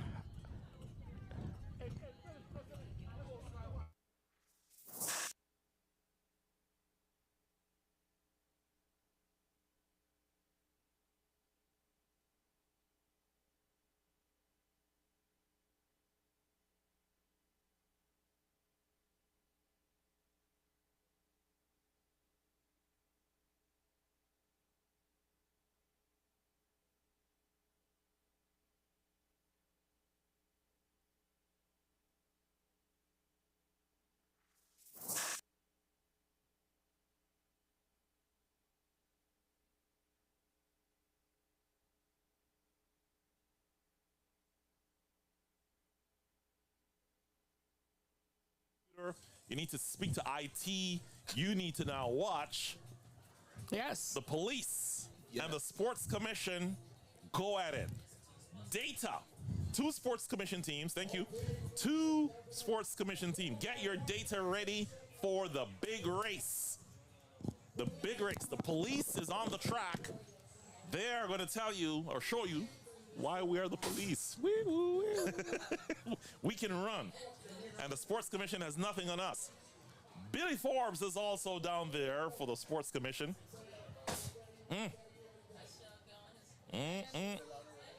Delano, yes. And we saw Delano, the Olympian, warming up. It has been a while since he's put on those spikes. Oh my goodness, the internet is gone. What is this? The internet in Grand Talk, I'm telling you. Oh my word. Persons that are listening to us on the radio, they are texting and texting. Yeah, and saying I've seen that now. They don't know what is going on. Oh, come on. Because of the internet. Yeah, we're truly sorry for those of you who are having that intermittent issue right there. We have a pretty strong signal from here, though. So something is going on midway. Something is going on midway. But I do encourage everyone to watch it. Look at this. Who's that? That is one of the police guys. Yes. He ran last year, right? Year before last, when he beat Mr. Parker. Oh. So it's going to be exciting. It's going down. It is going down here in the National Stadium. Ladies and gentlemen, get to your radio to listen for the call. Get to your TVs, get to your phones, and watch. This is one to be recorded for history. Sports Commission. Oh, they're doing a relay? Wait a second, is this a relay? Yeah, they're doing a relay. Even better if they're going to do a relay. I thought they were doing the 100. Oh, I got that wrong. This is relay. Gonna be exciting. Oh, this is going to be great. Oh, even better. Let's see who still got it. We need, sir, we need this recorded. We need this recorded because this is going to be a viral moment. A historic moment. Thankfully, we want to say good morning to the Red Cross. Athletes from the Sports Commission and Police Department to be called. Take it away, darling. Angelo Garland, Delana Williams, Rashana Cox, Courtney Missick, Michael Turner, Tyler Emmanuel, Billy Forbes, and Herwin Guerra, Terrence Spence, Romario Gale, Dacleish Clerville, and Huntley Forbes. These are the persons running for the police department, and these are the persons running for Angelo Garland, Delana Williams, Rashana Cox, Courtney Missick, Michael Turner, Tyler Emmanuel, Billy Forbes, and Herwin Guerra from the Sports Commission. Okay. Sports Commission, Team 1, Angelo Garland, Delana Williams, Rashana Cox, Courtney Missick. For Team 2 from the Sports Commission are Michael Turner, Marshall Turner, Tyler Emmanuel, Billy Forbes, and Herwins Guerra. From the police department are, this is what? Team 1. Terrence Spence, Romario Gale, Daclisha Clerville, and Huntley Forbes. Okay, ladies and gentlemen, that was the names of the athletes that are running for the police department, the Sports Commission Team 1 and Sports Commission Team 2.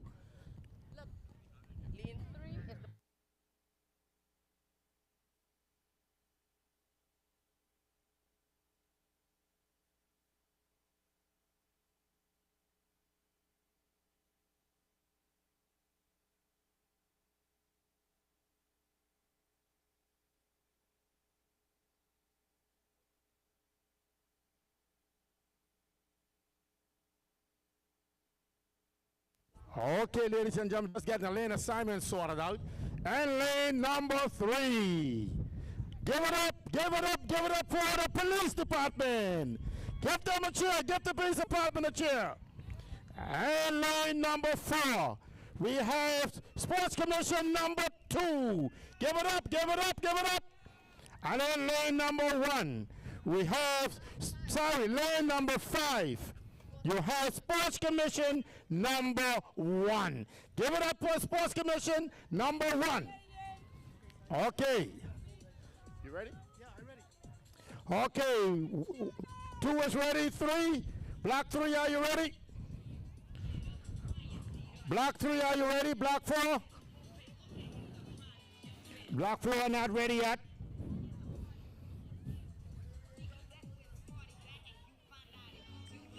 Can you give me? Call the names for Sports Commission, Police Department. Police Department.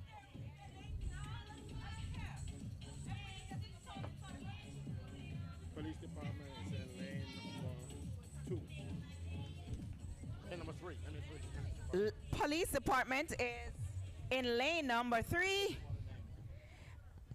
Terrence Spence, Romario Gale, Daclisha Clerville, and Huntley Forbes. Lane 4, representing the Sports Commission, are Mikhail Turner, Tyler Emmanuel, Billy Forbes, and Herwins Guerra. Lane 5 are Angelo Garland, Team 1, Delano Williams, Rashona Cox, and Courtney Missick. Representing, of course, the Sports Commission.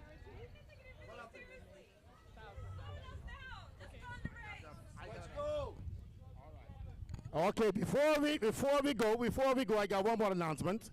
I have someone, Honorable Sharon Simons, just going to donate $1,000 to the winner for a favorite charity, to their charity, and who win this race.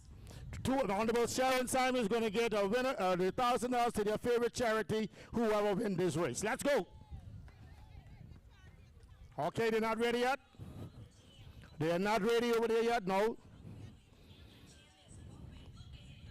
They're ready on 2. 4 ready. 4 ready. 3 ready. That's waiting on 2.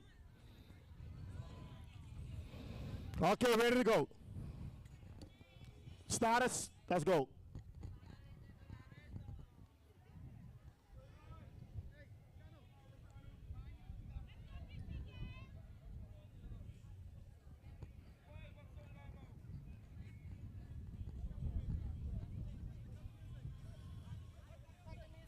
Cut the music, please.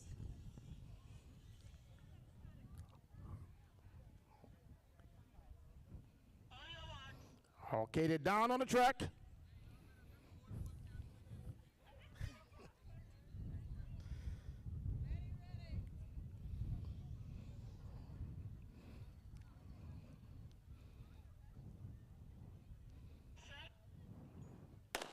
Oh, no. Oh, I know something like that's going to happen. I know you know that too, right? Oh, boy, trying to get ahead one another. I know This something like is that nail gonna happen. biting, Godfrey. Yeah. I am so excited to see this. Have race. you going to open his mouth for bones, and then all of a sudden somebody jump. All right, let's do it again. We don't want to say someone got to be DQ. You think that's what they're trying to do?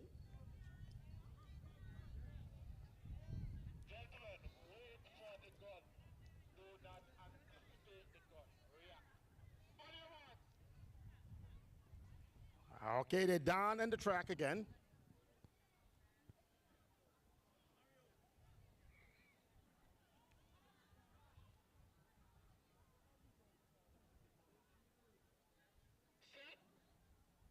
And they're off and running. This is the Invitational Police Department and Sports Commission Team 1 and 2. As you see them going around the bend, the Police Department is there, and Sports Commission number 2. Handing over first is Sports Commission number 1. Here goes my boy down the road. Here goes Mr. Messick. But that young man in horse was 2. He is coming for him. He is coming for him. And handing over again is team number 1. Team number 2 is coming for him. Team number 2 is coming for him. Team number 2 is coming for him. He is pulling up. Team 2 is pulling up. But here comes team number 1. And coming on the bend, team number 1 and team number 2 coming in. Team number 1, team number 2. Huntley Force is being run. Huntley Force, you go. That's Delano. Delano boy beat you. Delano. No, Delano just playing with him. Delano's only playing, young ladies and gentlemen. He was just trotting. Delano was just trotting down the blocks. As you go, team number 1, Sports Commission had won the race. Team 2 coming second and the police third. Good, my boy. Good race. Okay. I tell you. Yes, I see Delano coming, but boy, I thought it was Huntley first. So you know what that means. And I see Huntley, I thought it was Huntley. I forget Huntley's the police. But Delano, you got to do something with that. You got to do something with that. Okay, can you tell me which charity you want this money donated to? Well, it's not a charity, it's a foundation, Delano Williams Foundation.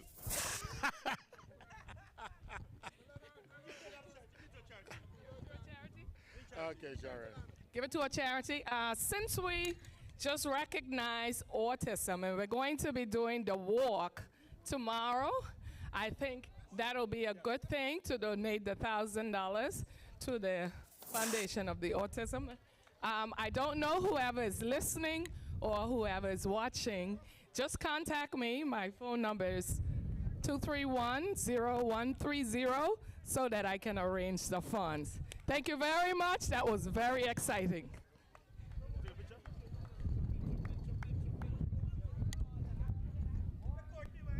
Emphasis? Sports. Yeah, Commission. Man, they still got it for sure. Oh, yeah. Sure, that race was wow. And I'm sure those guys haven't trained in a while. Thanks. Seeing Courtney on the backstretch, I was Look at that change. Yes. I mean, Billy was running, giving it all he got. I think it was leg 2 that really solidified everything. Oh, yeah. Because the exchanges, we see that the police kind of struggled with their exchanges. But Sports Commission, they had it under wraps, man. Fluid changes, they executed really well. Delano. That was disrespectful. Delano didn't run. Ladies and gentlemen, I'm very serious. If you saw the race, and we have it, we're going to upload it in a minute. Delano jogged. Looking back. And looking back. Laughing, and calling. Jogged. Like, where y'all at? Where y'all at? Delano jogged. That's how easy it was for him. Crossed the line laughing. And jogging. Young ladies, to the Sports Commission young ladies, to do a 50-meter challenge. 50 meters. That's what they said. So Sports Commission, the official ladies are ready. They're waiting on you to respond. Sports Commission ladies, waiting for a response from you. Are we waiting on the 4x1? No, we have a yellow flag now at the block 2. In the meantime, we'll call the lane assignments again. Here are the lane assignments for the girls 9 and under, 4 by 100 meters. In lane 1, Thelma Lightbourne Primary. In lane 2, Enid Capron Primary. In lane 3, Ianthe Pratt Primary. In lane 4, Osita Jolly Primary. In lane 5, Eliza Simons Primary. In lane 6, Richmond Hills Preparatory. In lane 7, Ona Glinton Primary. And in lane 8 is Adelaide Omler Primary School. Girls 9 and under, 4 by 100 meters. Okay, there was the lane assignments. We have white flag on 4, but we have a yellow flag on 2 and 3 still. This is for the girls 9 and under. 4 In by lane 1, final. for the girls 9 and under, 4 by 100 meters relay. In lane 1, Thelma Lightbourne Primary. In lane 2, Enid Capron Primary. In lane 3, Ianthe Pratt Primary. Lane 4, Osita Jolly Primary. In lane 5, Eliza Simons Primary. In lane 6, Richmond Hill Preparatory. In lane 7, Ona Glinton Primary. And in lane 8 is Adelaide Omler Primary School. Okay, that was the lane assignments again given. Now block 2 is ready. Block 3 is also ready. So 1, 2, 3, and 4 is a go. Starting blocks.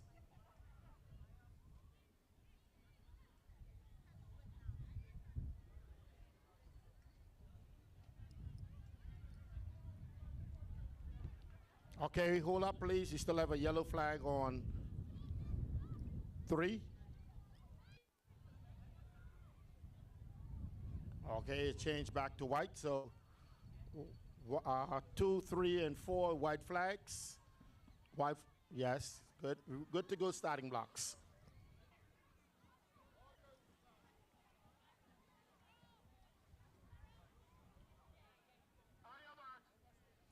Okay, they're down on the blocks. Be quiet.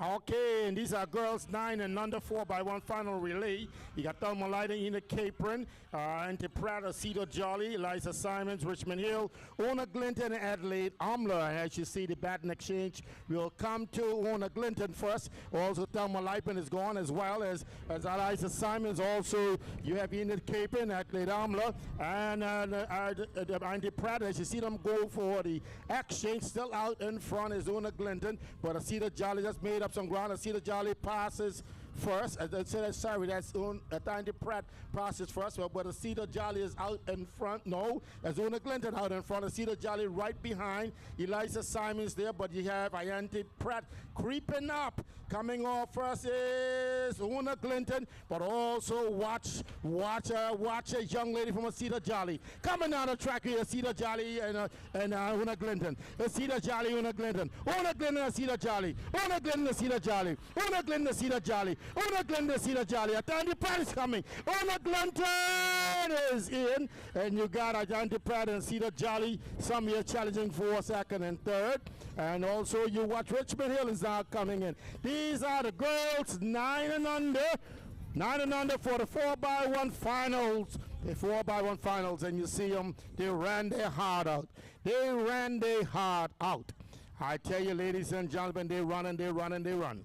These are our young ones, and oh yes, you sure cheer them on. Thank you very much for your cheers. Coming up shortly. We have a yellow flag up, under. Godfrey. We have a yellow flag up at box 1.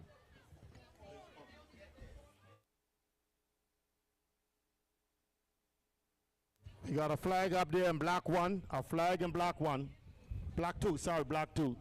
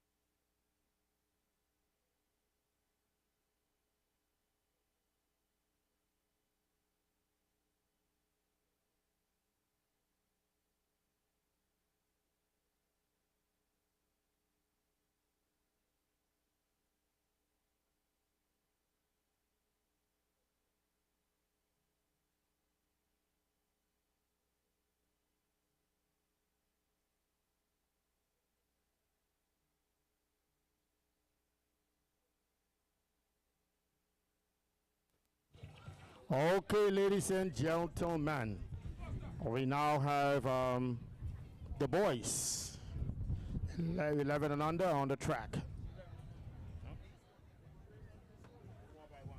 4x1 finals on track. Hold on.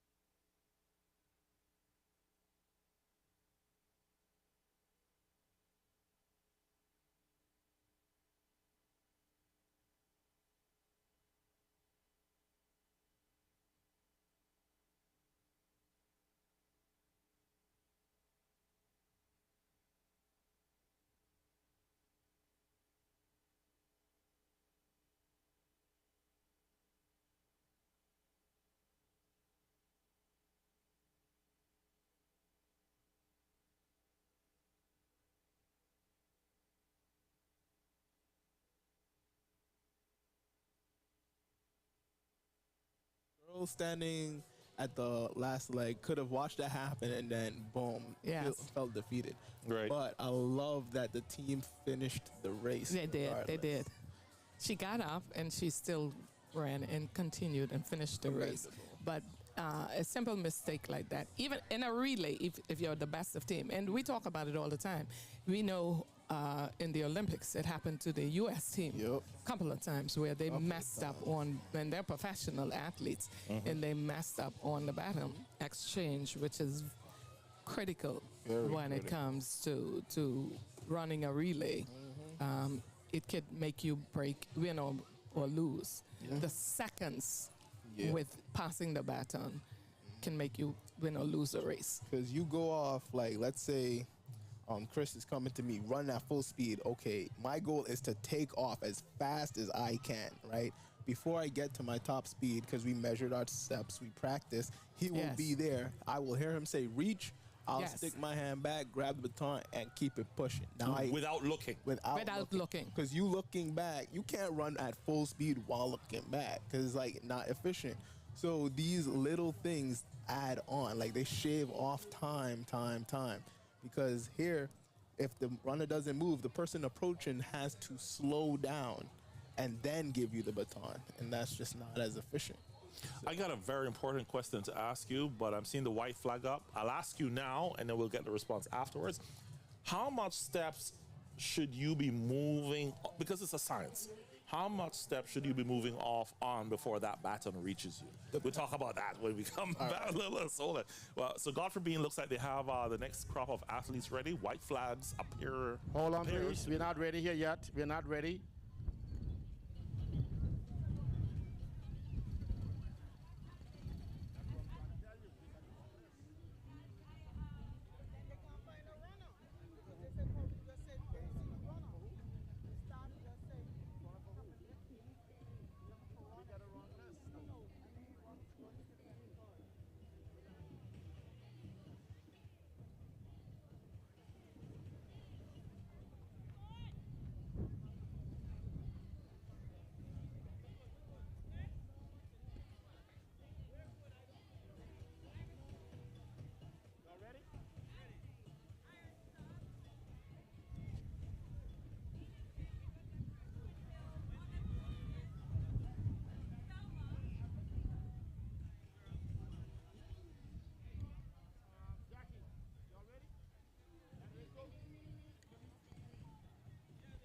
Okay, ready to go.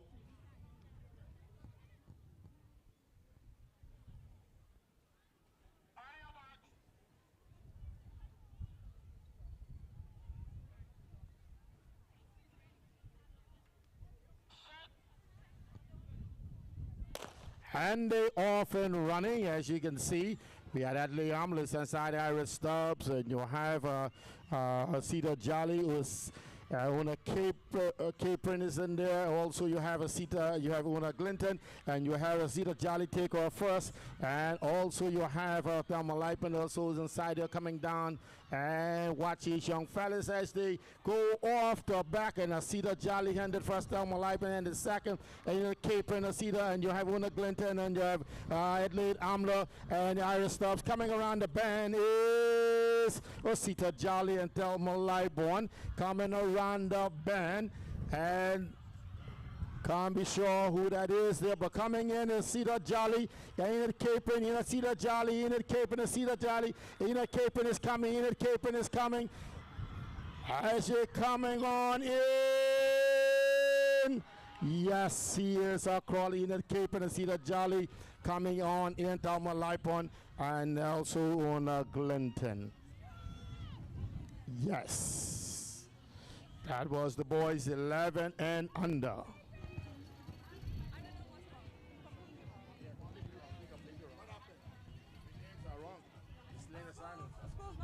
One of the schools that ran is not even on there. I was saying. IMT Pratt's not there. Yeah, I keep that.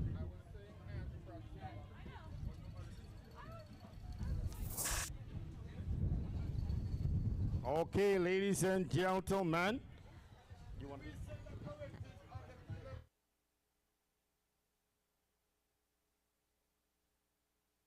We got some point standings coming up, and it's going to be read out shortly. And these are point standings after 45 events. We're going to give you the standings for as it is after 45 events. And here you go. And 20th place. In 20th place, having 6 points, is International School. In 19th place, having 8 points, is Mills Institute. In 18th place is Doris Robinson Primary with 9 points. In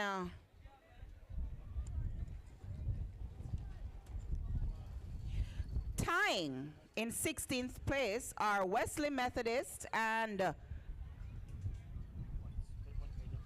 12 points, and Provo Primary School as well, having 12 points. In 15th place, we have Charles Hubert James Primary with 17 points. In 14th place is Provo Christian School with 20 points. In 13th place is Elite School System with 27 points. In 12th place, we have the Shining Stars Preparatory with 32 points. In 11th place is the Precious Treasures International with 36 points. In 10th place is Iris Stubbs Primary having 42 points.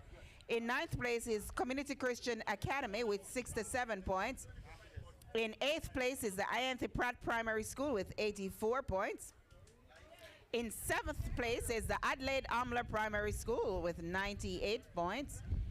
In 6th place is the Richmond Hills Preparatory with 147 points.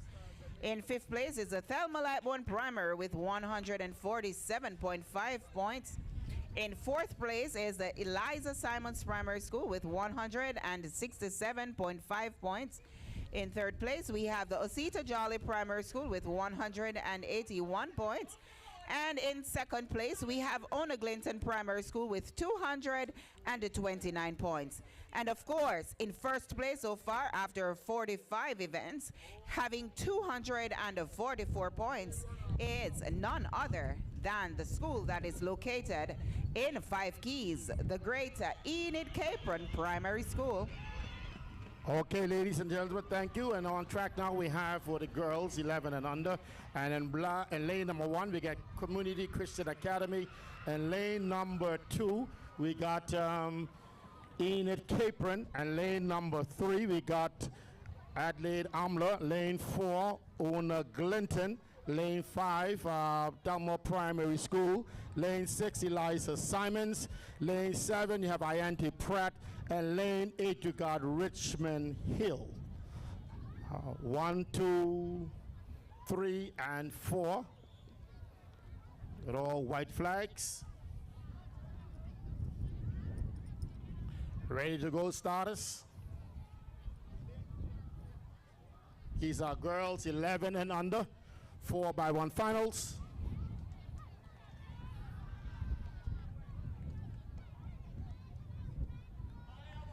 They are down on the track. Quiet, please.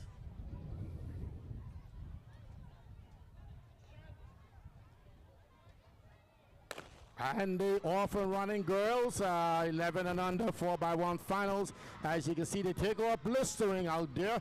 And you see Eliza Simon, she just blow out the blocks first, handing off her baton first to her compatriot. Also now you have Thelma Lipen.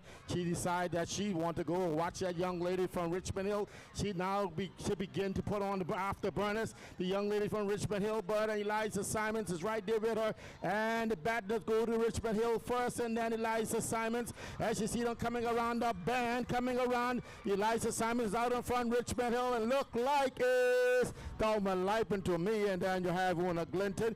As you come around the band, handing the baton off front, there's Eliza Simons and Richmond Hill. Whoa, watch them come down the road. Richmond Hill, Eliza Simons, Enid Capron. Enid Capron decides she can take off. Enid Capron is gone. Enid Capron, Eliza Simons. Enid Capron, Eliza Simons. Enid Capron! Eliza Simons, Thelma Lipen, and you have Una Glinton, and you have Thelma Lipen, and you have Iante Pratt. I tell you, I tell you, I tell you. That was an exciting race, Godfrey. Exciting, exciting, exciting, exciting. Real exciting. Real exciting. And of course, we would like Godfrey to thank the sponsors. Ladies and gentlemen, would like to thank our incredible sponsors who make the Turks and Caicos Island School Sports and the Inter-Primary Track and Fielders Championships a success. Your support is the driving force behind this event. A huge thank you to our platinum sponsor, Inter-Caribbean Airways, the official Turks and Caicos Island School Sports airline partner. Our gold sponsor, Waterloo Holdings Investment Limited. Our silver sponsors, Graceway Communities, who also bring you the hydration station today. Our streaming partner, Turks and Caicos Islands Gaming Control Commission, for bringing the action to you live. Our track and field sponsors, Grace Bay Pharmacy, Provo Water, Got You Covered, Flow, One Island Media, Turks and Caicos Islands Telecommunications Commission, and Royal West Indies Resort. We couldn't have done this without you. This is more than just sports. Okay, I have two announcements. One is that the Sports Commission said they take on the challenge for the 50-meter dash with the officials from the ladies officials. The Sports Commission say they take it on the 50-meter dash challenge. You want a 4x1. Ah, boy, now it went to 4x1. Sports Commission is 4x1. Also, the next announcement is that the under 9 girls 4x1 relay is redo.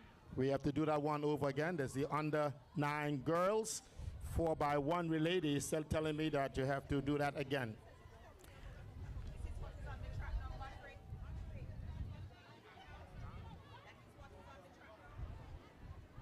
On track now is girls 13 and under 4x1. Third girls 13 and under 4x1. And the... It's not right.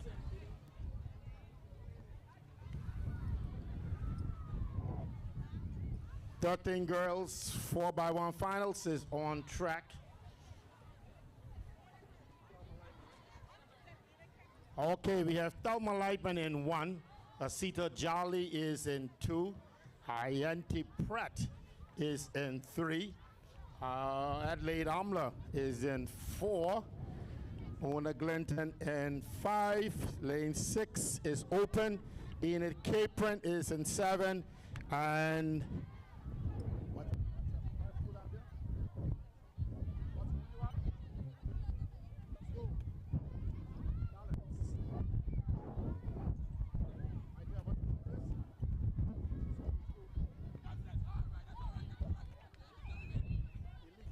And the lead is in number 7.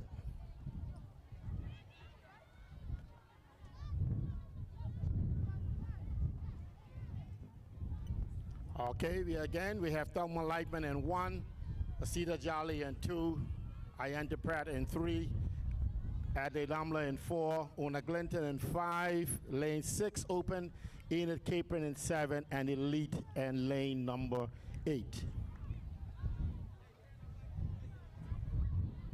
These are the girls.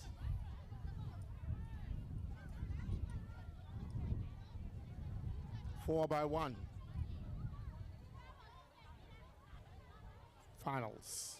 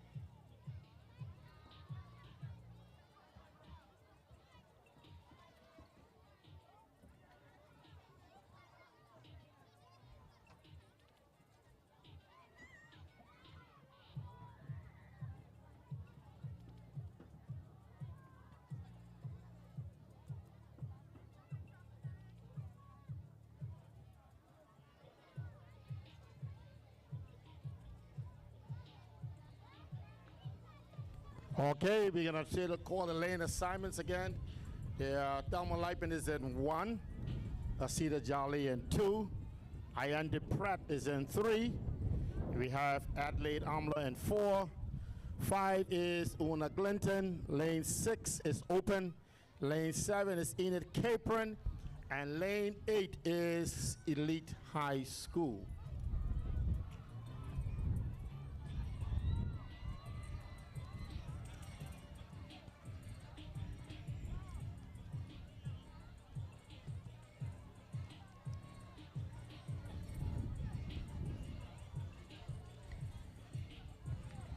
Okay, we have 1, 2 ready. 1, 3 is not ready yet. 4 is ready. Waiting on 3. And also waiting on the starting blocks. 1. Out.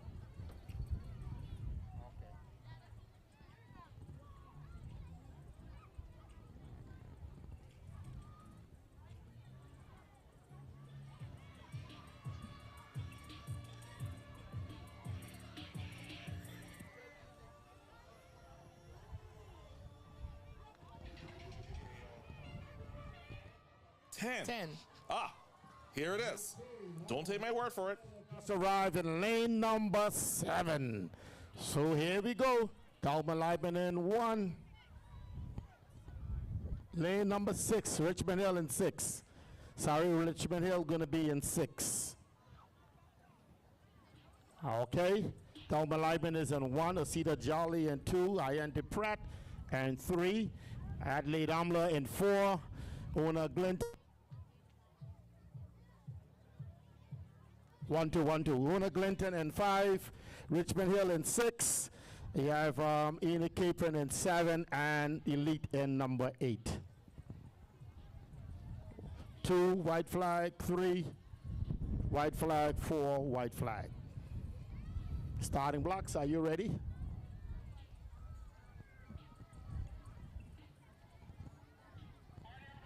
On your markers, down the track, quiet, please.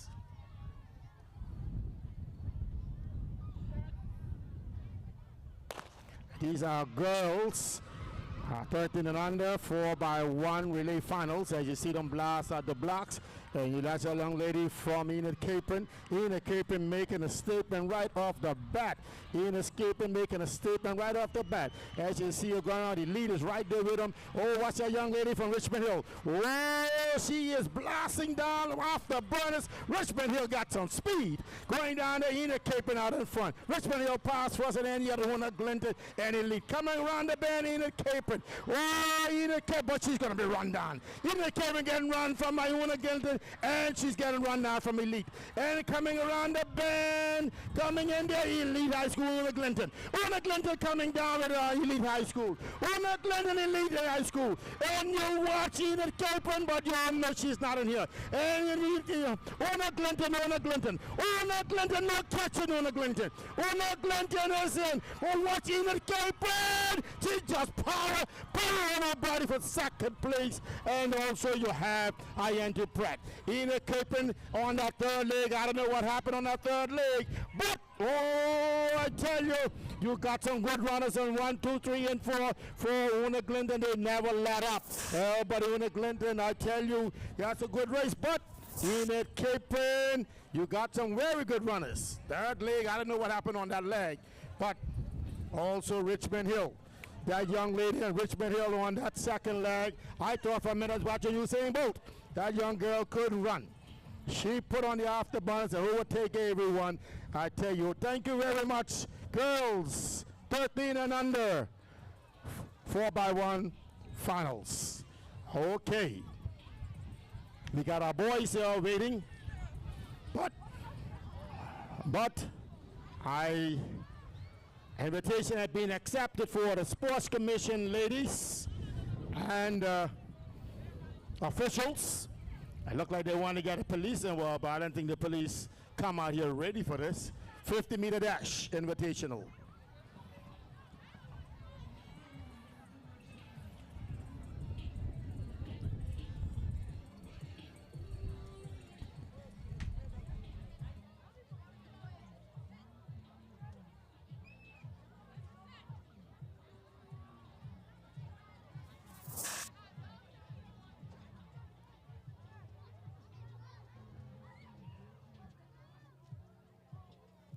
Okay, ladies and gentlemen, again, we're going to give you the scores over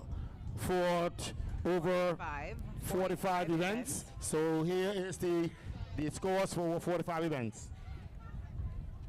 In 20th place is the International School having 6 points. In 19th place is Mills Institute having 8 points. In 18th place is Doris Robinson Primary School with 9 points. In 16th place are Wesley Methodist and the Provo Primary School with 12 points. In 15th place is the Charles Hubert James Primary with 17 points. In 14th place is Provo Christian School with 20 points. In 13th place is the Elite School System with 27 points. In 12th place is a Shining Stars Preparatory with 32 points. In 11th place is a Precious Treasures International School with 36 points. In 10th place is the Iris Stubbs Primary School having 42 points. In 9th place is the Community Christian Academy with 67 points. In 8th place is the INT Pratt Primary School with 84 points. In 7th place is the Adelaide Amler Primary School with 98 points. In 6th place is the Richmond Hills Preparatory with 147 points. In 5th place is the Thelma Lightbourne Primary with 147.5 points. In 4th place is the Eliza Simons Primary School with 167.5 points. In 3rd place is the Osita Jolly Primary School with 181 points. In 2nd place is the Ona Glinton Primary School with 229 points. And of course, in 1st place so far is the Enid Capron Primary School with 244 points. These are the team rankings through event 45.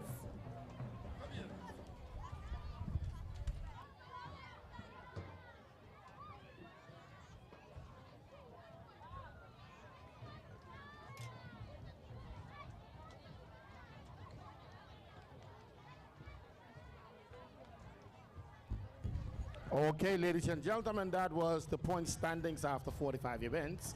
And now we have on track boys. These are boys 13 and under. On track and lane number 1, we have Richmond Hills. Lane number 2, we have Christian Community Academy. Lane number 3 is Thelma Lipen. Lane 4 is Adelaide Amler. Lane 5 is Eliza Simons. Lane 6 is Osita Jolly. Lane 7 is Una Clinton. And lane 8 is Enid Capron. These are the lane assignments. Block 2 is ready. Block 3 is ready. Block 4 is ready. Starting blocks.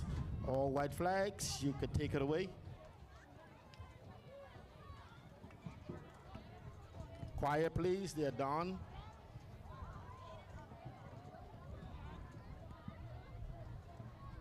And okay, come back, come back.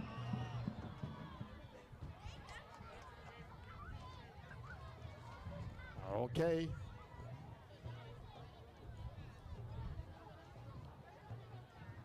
Okay, just a green card.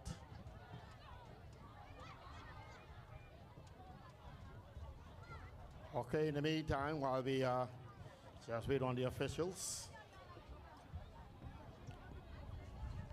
Okay, yes. We got a yellow flag down there. Somebody.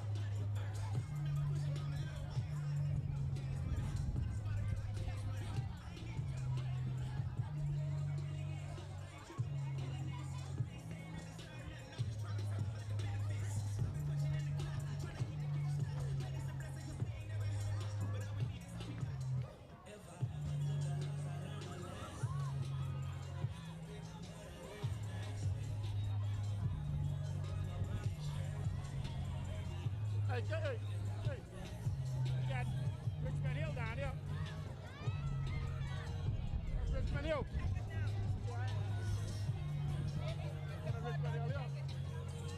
Richmond Hill here.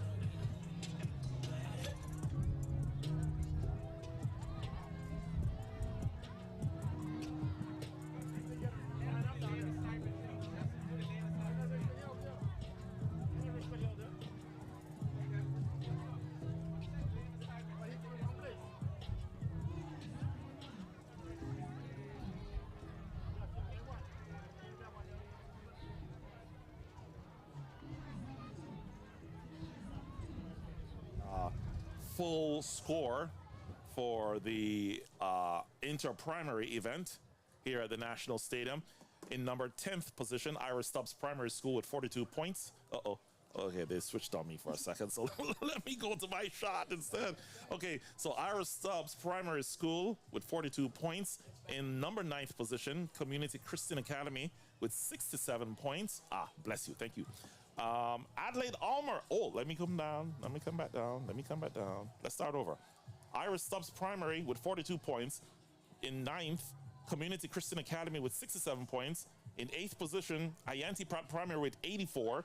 Adelaide Almer is moving up. Number 7 with 98 points. Richmond Hill has stepped up too with 147 points. They're in 6th position. Can't catch Thelma Louise, even although they're close, with 147.50 points. Thelma Lightburn. Oh, is that Thelma Louise? Oh, Thelma Lightburn. Eliza Simons is in 4th position with 167.50 points. Where them points come from? 0.50. Osita Jolly in 3rd position with 181 points.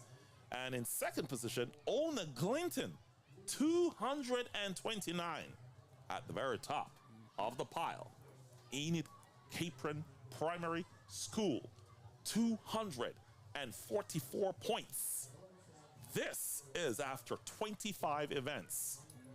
Ladies and gentlemen, it gets real from here on out. It gets real. I want to say good afternoon to all those from the 20th position up to the 11th position. International Schools in number 20, Mills Institute in number 19, Doris Robinson Primary School in 18, Wesley Methodist. Oh, we have the race going on. Let's go over for that.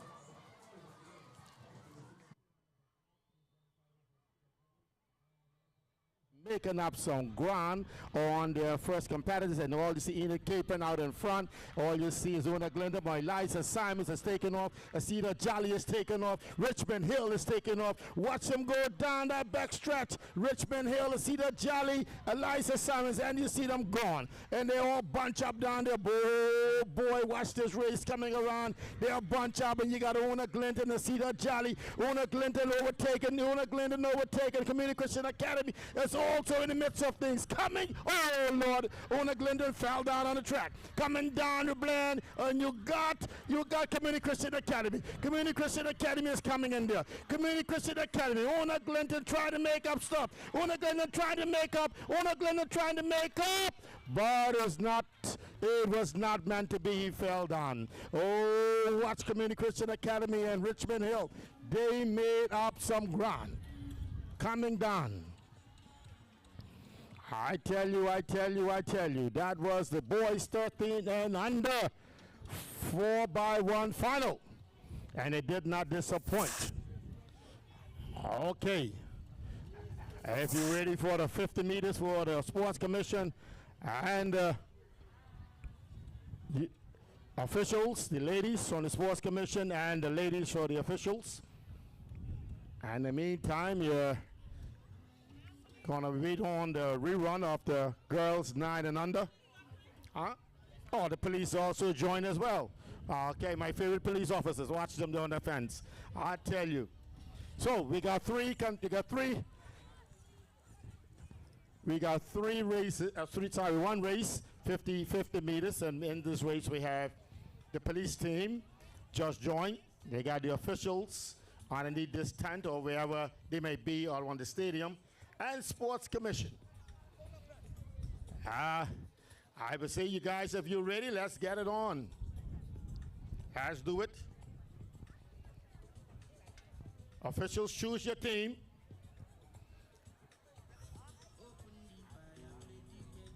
Sports Commission choosing their team. And the police, they're always ready.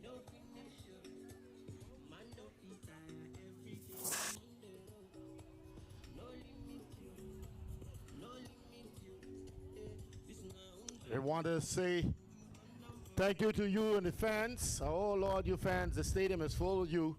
Thank you very much for coming out and supporting our athletes. And you guys did not disappoint. You cheered them on, and you cheer for your favorite team. Every time I hear Enid Capron, the applause go louder and louder and louder. Enid Capron got a strong contingency here at the sports field here at Venetian Road, on Venetian Road. So all these 22 schools are supported by all of you. Supported by all of you. Okay, the young girls are being marshaled out again. They're being marshaled out again.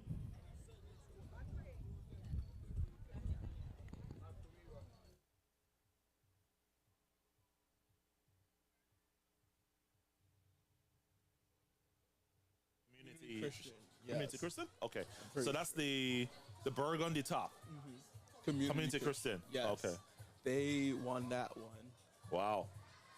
I mean, I thought it was the coach was really scientific with his selection of putting them between the back stretch and the closing.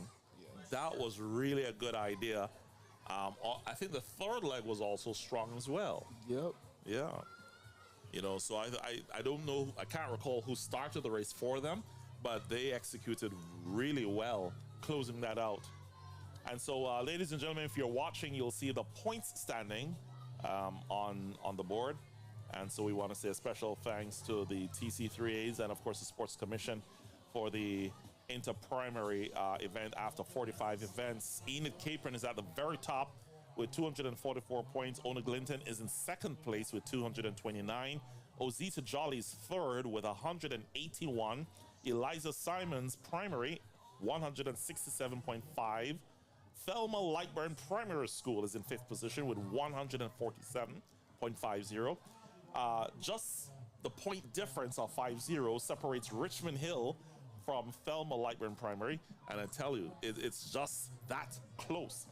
And from the bottom up, from 20 to 11, International School, Mills Institute, Doris Robinson Primary, Wesley Methodist, Provo Primary, Charles Hubert James Primary School, Provo Christian School, Elite School, Shining Stars Preparatory, and Precious Treasures International School. They are from number 20 to 11, respectively. Yeah. So the celebration is on, and points is how it's going to be. We have another relay on the track. The white flag is on the third leg. Yellow flag is up on the second leg. And the athletes are just being marshaled out to get into the starting blocks. Currently, the fourth leg seems well positioned. So we have a minute or two before we get into the start of this relay race right here at the National Stadium.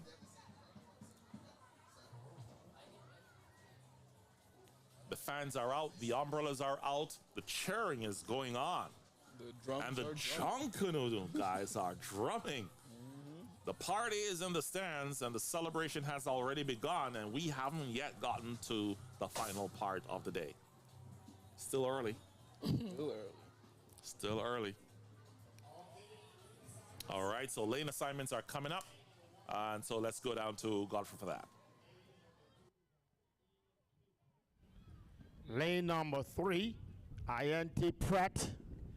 Lane number 4, Asita Jolly. Lane number 5, Eliza Simons. Lane number 6, Richmond Hill. Lane number 7, Ona Glinton. And lane number 8, you have Adelaide Amler Primary School. Okay, we're ready here at the starting blocks. White flag, no, not ready yet. 2, 3 is ready, 4 is ready.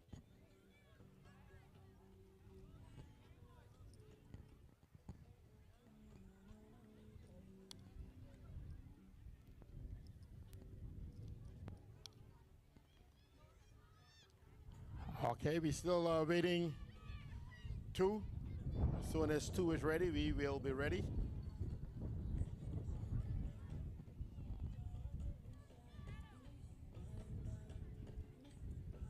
Okay, we're ready at 2, so 2 is ready, 3 and 4, and starting blocks is also ready. These are the rerunning of the girls 9 and under. 4x1 final relay.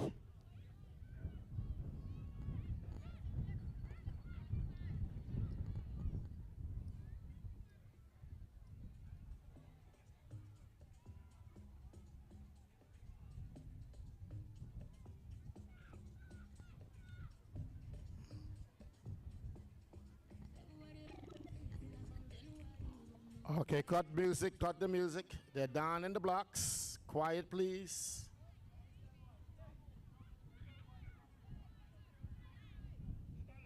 Stand up.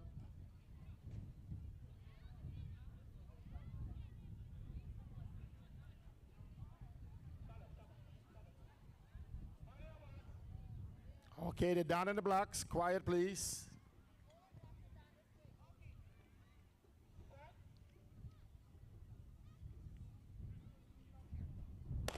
And they off and running. This is the rerun of the girls 9 and under 4x1 final relay. As you can see, they're going off the band, and young ladies are nicely equal, but Asita Jolly seems to making some catch up there. But you have Ona Glinton is gone, and also you have Adelaide Amler is gone. Richmond Hill is now gone. Also Asita Jolly is making up some. Eliza Simons is right there. As you see them coming down that band. And the passing is going to Asita Jolly first. And you got Ona Glinton, and you got Richmond Hill coming off. You still got in the front. Out there in front is Ona Glinton. But you're coming around the band. You have Asita Jolly and Richmond Hill. As you see them coming off, and the baton goes to Ona Glinton first, and you got Asita Jolly. But you know Asita Jolly is coming for Ona Glinton. Ona Glinton, Asita Jolly in it caping. Ona Glinton, Asita Jolly in it caping. Ona Glinton, Asita Jolly in it caping. Ona Asita Jolly in it caping. Asita Jolly, you got Ona Glinton, and you got in it caping. In it caping. Oh, that is tight. I can leave that for the finish. I can leave that for the finish. That was very, very, very, very, very close. Even the photo finish is smiling. I tell you, very close for first and second there. Anyway, it's all good. No flags around, so we are good. These girls, they ran the hard out on the second time of the rerun. So, ladies and gentlemen, now, police, are you ready? Okay, the police is ready. Hear those cheers for the police? All right, a lot of cheers going up for the police. Okay, let me hear those cheers for Sports Commission. Sports Commission. Okay, and now for cheers for our officials. Cheers for our officials. All right, this is going to be the race. Our invitational for the 50 meters coming up. Cheryl, you ready? Sports Commission, let's go. Official, let's go. We want to do this before we do our mixed medley. If we could. All right. Miss Giveaway is here. Miss Giveaway is here. And I have some questions for you. And of course, you can win yourself some prizes. Are you ready? All right. The first question is... Enid Capron. Yes, Enid Capron there, right at the line, because I think she had a longer stride. Yes. Her legs was much longer. She's taller. Yes. So I think they came out first. But these young athletes I see in the exchange of baton for this group, this race here, they were very clean. Yeah. You can see they passed the baton really good and made up on some of the time for running. Yes. So very exciting race. What about you, Howard? I'm looking at it and seeing Ona Glinton edge out in the capron. In the point standing, we know that relays carry a lot of points. I'm wondering if that is enough to give them that boost in terms of points to actually bring it down to the wire in terms of points. I want to see. No, we got to see. The most up-to-date points are. It will be even more exciting for at the end of the championship, the point standing, and how it's almost heartbreak when you get close and know you're not close enough to even win. But I was speaking with the coach from Ona Glinton, Miss Donna, yesterday, and she told me yesterday that she's falling down on her under 7, because she said her under 7 gave her literally nothing. So I think that's where Ona Glinton probably is falling down, she said, because she really did not get, anything from her under 7. But her older athletes, they're really performing, she said, for her. So she had to push them and let them know we need to get some points. It's hard, I think it's hard for a coach to focus on all those different classes and ages and all those different events. I think this is where you need at least 2 coaches. If you look at the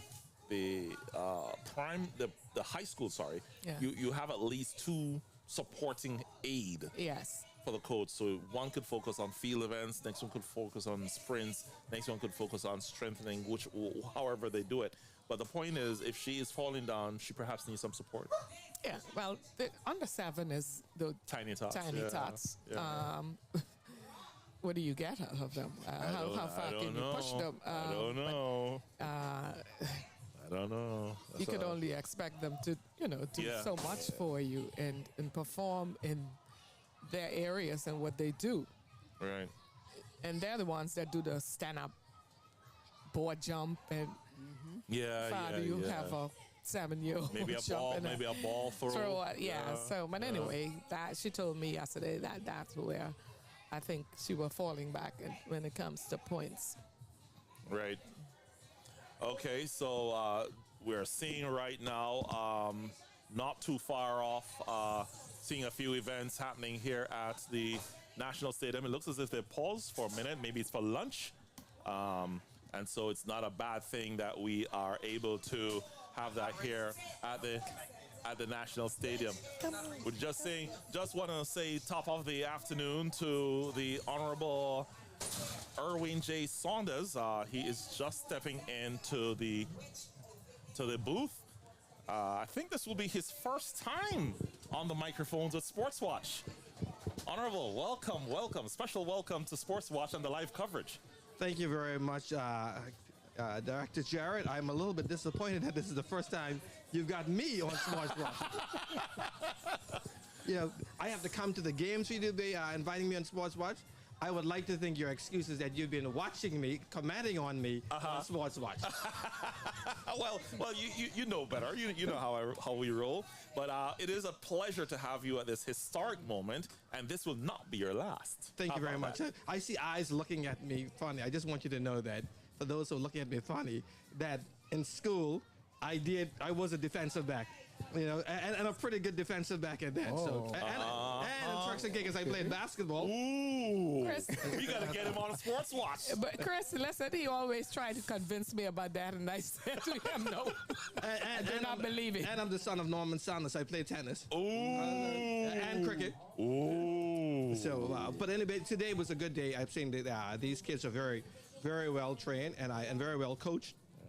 I was just surprised at how even I saw the under 13 girls race from start to finish. I was the first one, and those girls are moving very well. I was a bit surprised that the one at the end kind of showed and like, listen here, are you guys really chasing me? And the one who won, she put her hands out at the last second, like I've got this. Yep. So, but they're all having fun, and I'm happy that I was able to see this, and I'm happy that the government schools are doing very well. All the schools are doing very well. Yeah. But that the Sports Commission putting this on, a great job on their side. Yep, indeed, really, really well. They need to be commended for a job well done.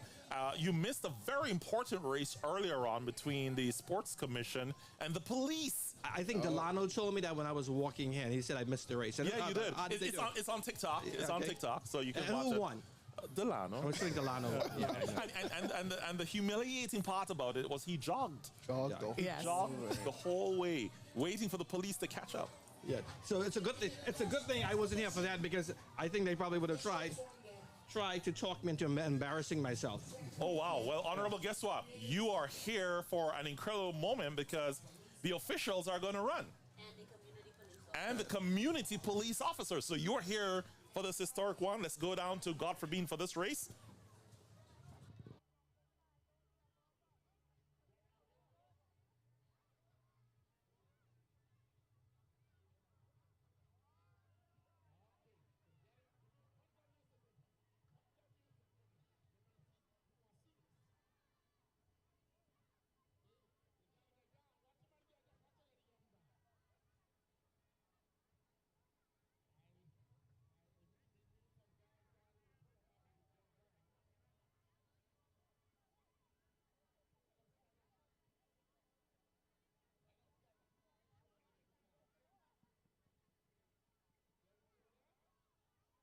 Okay, girl, stand up.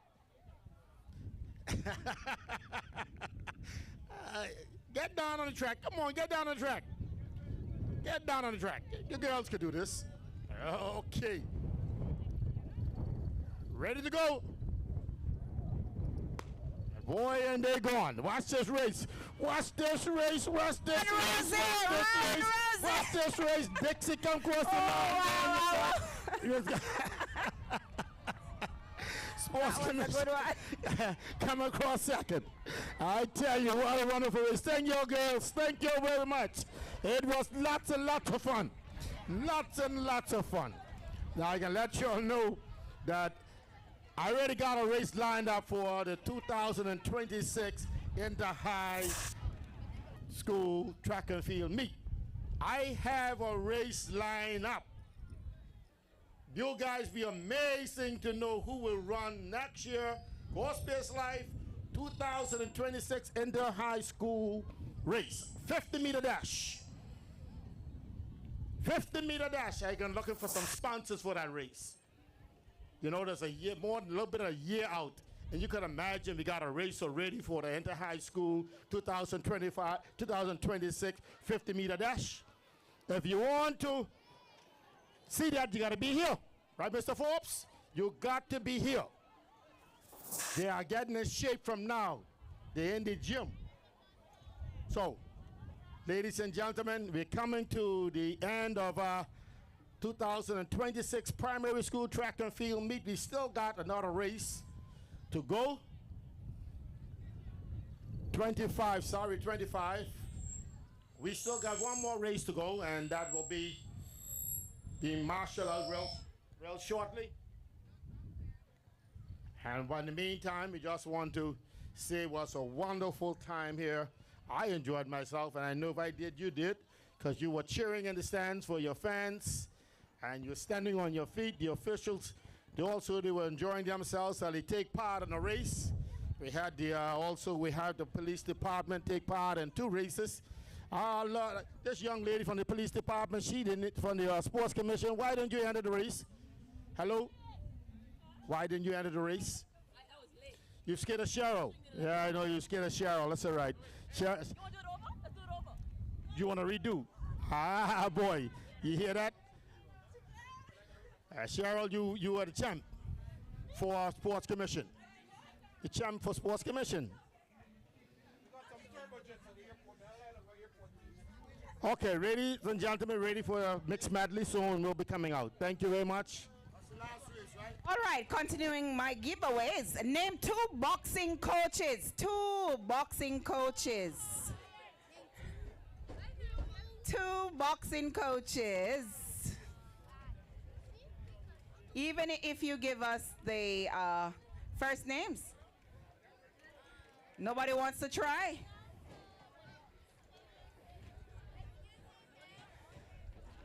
No?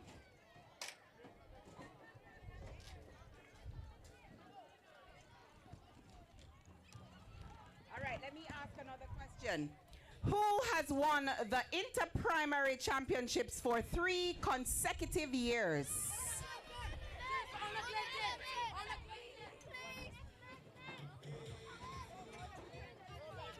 Una Glenton. Una Glenton primary. Congratulations. Thank you.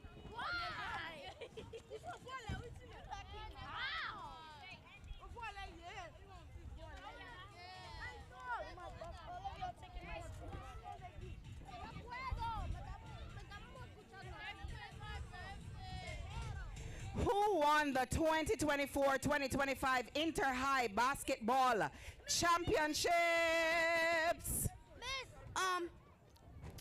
Lakers. May 2025? No. Was it Maranatha Academy? Nope. Clement Howell? Nope. No, you're wrong this time. You're wrong this time, Mr. Williams. Clement. Wrong. Clement House. Wrong. Thelma Lyborn. Wrong. Wesley. Correct.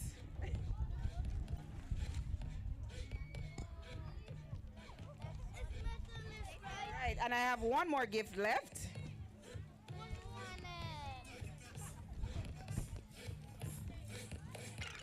Please name me our gold sponsor for this inter-primary school championship. Who is the gold sponsor for this inter-primary school championship? Who is the goal sponsor for this inter-primary school championship? Wrong. Either Inter-Caribbean or Great. Wrong. Inter-Caribbean. Wrong. Turks and Caicos Island. Wrong, wrong, wrong. Let me go down this side. Give this side a little chance too. Who is our goal sponsor for the inter-primary school championship? Anyone down here would like to try?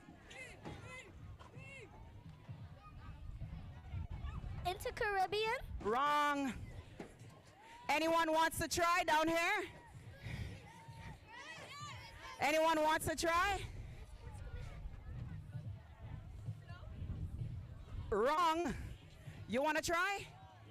Who is the goal sponsor for the Inter-Caribbean? For the inter-primary sports, rather. No. Come on, guys. Come on. Try.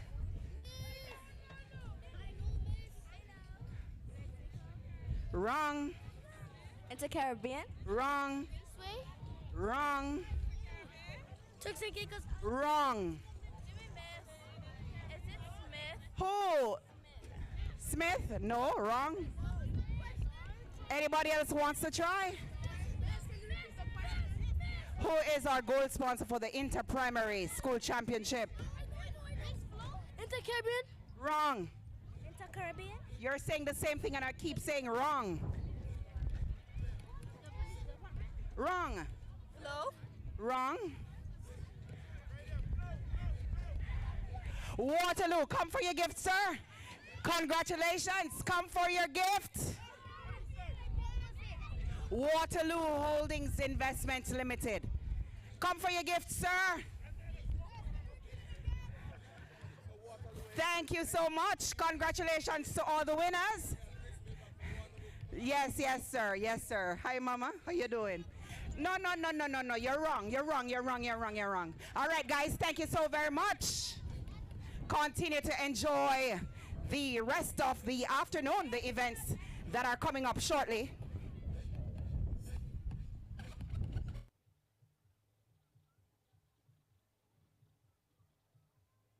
I remember you guys being the debating champions. Well, I'm kidding. Fired on radio. H.J. Robinson used to do well in track and field. They did I'm not even going to. my word. H.J. Robinson was very good at track and field. They really had the track and field. They had the track and field. But we had track and field. We had basketball. But for a while, Marjorie Basin did well in basketball, and then Clement Howell came up and started dominating. Yeah, for a while. Yeah. Well. It just shows you that you can't take these things for granted. No. You know, you can't rest. You can't. Last year's victory is no guarantee that you're going to win next year, and you have to keep working. And now we've got a healthy competition between all of the high schools. I mean, even the private high schools are starting to do very well. I remember one year. The collegiate had done very well when Quinn Higgs was leading their basketball team, and then they did well. So currently they don't have a coach, actually. Yeah, they don't. They don't. So that's why you're not seeing that progression from them in the last couple of years as well. Yeah. And even at the primary schools too, they're doing very well. The government schools and the private schools, they are doing. You can see the improvement from the last year's sports to now. They are competing very well out here. So it's good to see when you can have the young athletes perform well at the inter-primary, and then they transition on to high school, and you follow them during that time also. Yep. But the scouts are definitely out today, Honorable. I kid you not. The scouts are out, and they're paying attention. So, you know, you're not sure how it's going to pan out for inter-high next year because they're all looking. In the meantime, I just want to remind listeners, it's 89.1 FM. We're being joined by the Minister of Ice, the Honorable E.J. Saunders. The Minister of RTC. Yeah, well, yes, of course. Of RTC. Yes. So we have got big things. Yes. No, I said okay. We have big things in plan for RTC. I'm looking forward to the time very, very shortly, and I'm hoping it starts this year when we move to full-time broadcasting visually and video. And Yeah. so whether it's streaming or whether it's on your television channel, that's the plans we have for RTC. So we're going to have to find a new acronym for the word, for the R in RTC. It won't be radio anymore. No. And we'll start to move to broadcasting with original. And hopefully one day we'll start to get to scripted original content and not just talk shows, that we start to push the envelope a little bit. But I'm excited for RTC. I'll talk more about it during the budget speech, but we expect to take RTC to a much higher level. All right. Can't wait to see that. I'm sure a lot of listeners are quite excited by the comments you've just shared with us. A little insight into the plans that you have for us. So yeah, we're excited. Can't wait for that. I think it's going to be a lot of fun. But you've done a fantastic job here, and I set up in the booth. I was quite surprised when I just walked into the booth, and I think it's a carryover from the coverage you did during the election. I have to commend you on a great job, and that was with no outside consultants. It was all done locally with the local team, and like I say, you're building on it with you, and all of even the support outside of RGC. It's local companies that offer your support. So all big ups to all of the other videographers who are out there who came in and who are consulting with RTC to help us to strengthen our broadcast. So this is all homegrown, and I wanted to say to everyone who participated in this, the whole team, I may not get another opportunity, that I'm very proud of you. And now I think this is going to become the baseline, and we're just going to build from here. All right. Yeah. We are grateful for that on behalf of the team. Couldn't have done it without the team in Grand Turk and the team in Provo, and by extension, like you said, the supporting cast around those who volunteered, for example, like even today, to be here with us and to help us to create coverages such as these. It's really important, the partners that we have, and we're truly grateful for them helping to support us in a way where it creates that additional content and support that brings the brand from, like you said, from the baseline up. So yeah. So is this where is for the public knowledge? This is streaming where? Oh, I'm sorry. So this is on 89.1 FM on radio, of course, and then it's streaming on the Sports Commission's page, right, the Facebook and their YouTube page at the very moment. Yeah. Oh, that's great. Yeah. Yeah, it's streaming on the app. Yeah, of course. Yeah. Okay, it's streaming on the app as well too, so persons can listen to us on the RTC app. What app is that? The RTC app? That's right. That's Radio Turks and Caicos app, and it's located in the Google and iOS store. And so, if anyone wants to download it, what would they type in when they go to the app store? Type in what? You type in Radio Turks and Caicos, and it's the second one down because there's something similar at the top. And once you download it, you'll be able to see the Radio Turks and Caicos logo with the island, the Turks and Caicos Islands crest. Oh, you're doing it right now? Yeah. Okay, good. So we have somebody doing it right now in the booth as we speak, and he's downloading it, and yeah, it's coming up. So that's what you do, and you can listen to us 24 hours a day. If you miss your favorite show, you can always visit the podcast and be able to listen to those shows. So there's a lot to do on the RTC app. Plus the news. How could I forget the news? You can always listen back to the news or follow the breaking news scripts that you'll see there on the news section as well too. So I encourage all all residents of the Turks and Caicos to make sure to download the Radio Turks and Caicos app from the Google Play Store and the iOS Play Store onto your phones. And I'm certain everyone has an Android phone or an iOS or an iPhone. To download it and tune in to Radio Turks and Caicos. Yeah. The future is bright. A lot of interesting things coming for this year, as you said. So we can't wait to see what you bring to the table, and it's going to be exciting. Thank you. Yeah, it's going to be exciting. All right, so we have another crop of athletes now coming out. They'll be marshaled across the field, and we're not too far off from the end. I think this may be the last event of the day. And so we're very, very excited about this event. This athlete from Richmond Hill, we had spoken about him later in terms of his performance. Remarkable work from him. So I believe this is the medley. And if he is a starter, mixed medley, right? If he is indeed the starter, it's going to be a lot of fun. Last event. Okay, so it is indeed the last event of inter-primary. It's going to be mixed. And so, ladies and gentlemen, you definitely want to be listening to this. You want to be watching it as well, too. There's a bit of rain on the outside, a bit of spry, but nonetheless, it's going to be filled with excitement. Another Howell has decided to join us in the booth. I didn't even see you. Another Howell has joined us in the booth. This one from Blue Hills. And so we're going to get him on mic real quick right there, just before we get into the next next race coming up. His name is Randy Howell, Honorable Randy Howell from Blue Hills. Sir, welcome to the booth. You've been here from Inter High, and this is the first time we're seeing you at the end of Inter Primary. Oh boy, how are you? Good afternoon, Mr. Jarrett. I'm fine, thanks. Wonderful, wonderful. Did you catch any of the races today?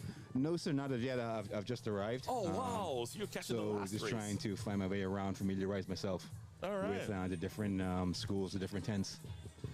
Right. Not a problem at all.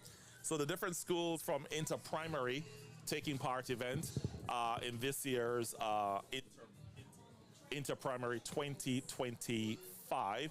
And the last event is coming up. It's a very, very, very tight event. And I know Ona Glinton is hoping in doing their best to be able to take the crown back. Enid Capron is in the mix. A lot of schools all vying for champion. Can Ona Glinton win 2025 Inter-Primary? Or will Enid Capron step up? You never know. Still some time to go. We still have to wait on the points. All happening right here at the National Stadium. So it's a pity that you've missed the races. There's a lot of nice races, and these young athletes have done a remarkable job altogether in performing here, Honorable Randy. I think the future is really bright for track and field, and I can't wait to see a track in Blue Hills for track and field with those youngsters, those schools in your constituency. Well, I can say to you that wishful thinking. Yes, I know. Not too far out there in the future. I've had the drawings done. Are you serious? Oh, I was really just pulling your leg. No, seriously, are you serious? Well, oh wow. Okay. No, this is breaking. This is breaking news. No, I've had some drawings done for a track and field for the Ozita Jolly Primary actually. Okay. But when I took it in for revision by the principal, she suggested that there be some addition to it to incorporate Clemenau High.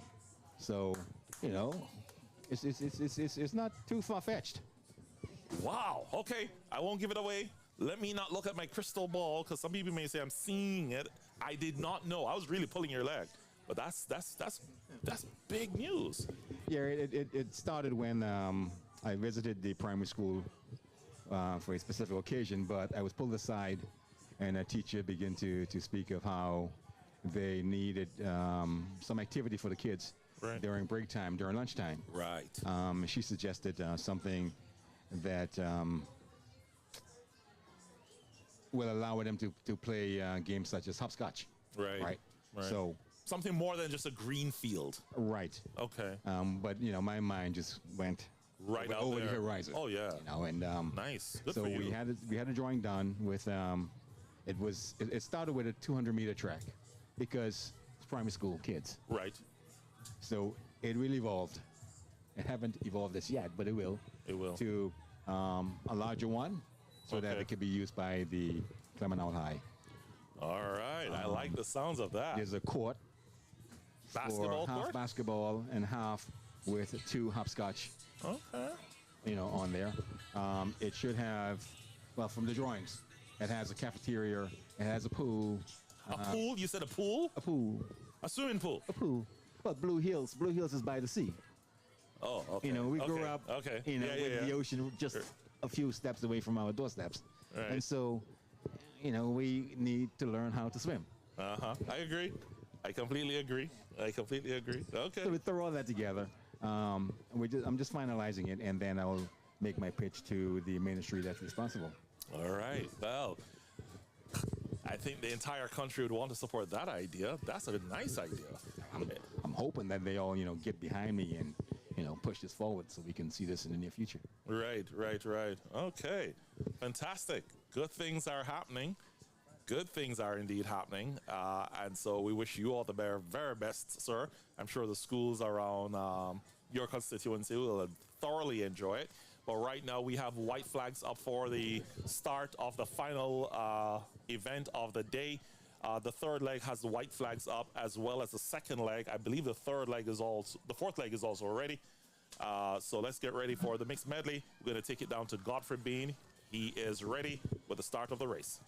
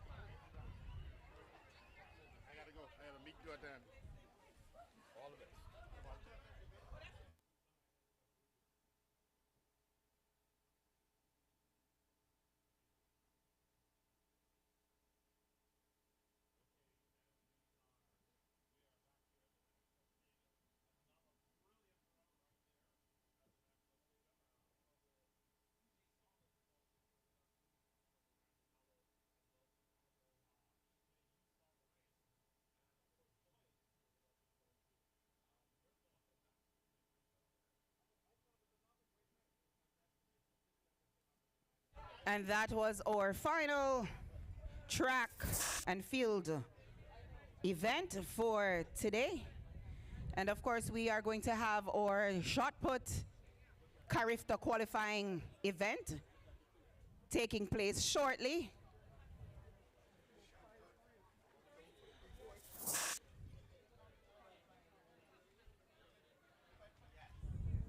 So it was a wonderful 3 days right here at the National Stadium for the Inter-Primary Track and Field Championships 2025. This is April 4th, 2025. And of course, this could not have been possible without our incredible sponsors who make the Turks and Caicos schools, sports, and the inter-primary track and field championships a success. Your support is the driving force behind this event. A huge thank you to our platinum sponsor, Inter-Caribbean Airways, the official Turks and Caicos Island School Sports airline partner, our gold sponsor, Waterloo Holdings Investment Limited, our silver sponsors, Graceway Communities, who also bring you the hydration station today, our streaming partner, Turks and Caicos Islands Gaming Control Commission, for bringing the action to you live, our track and field sponsors, Grace Bay Pharmacy, Provo Water, Got You Covered, Flow, One Island Media, Turks and Caicos Islands Telecommunications Commission, and Royal Indies Resort. We couldn't have done this without you. This is more than just sports.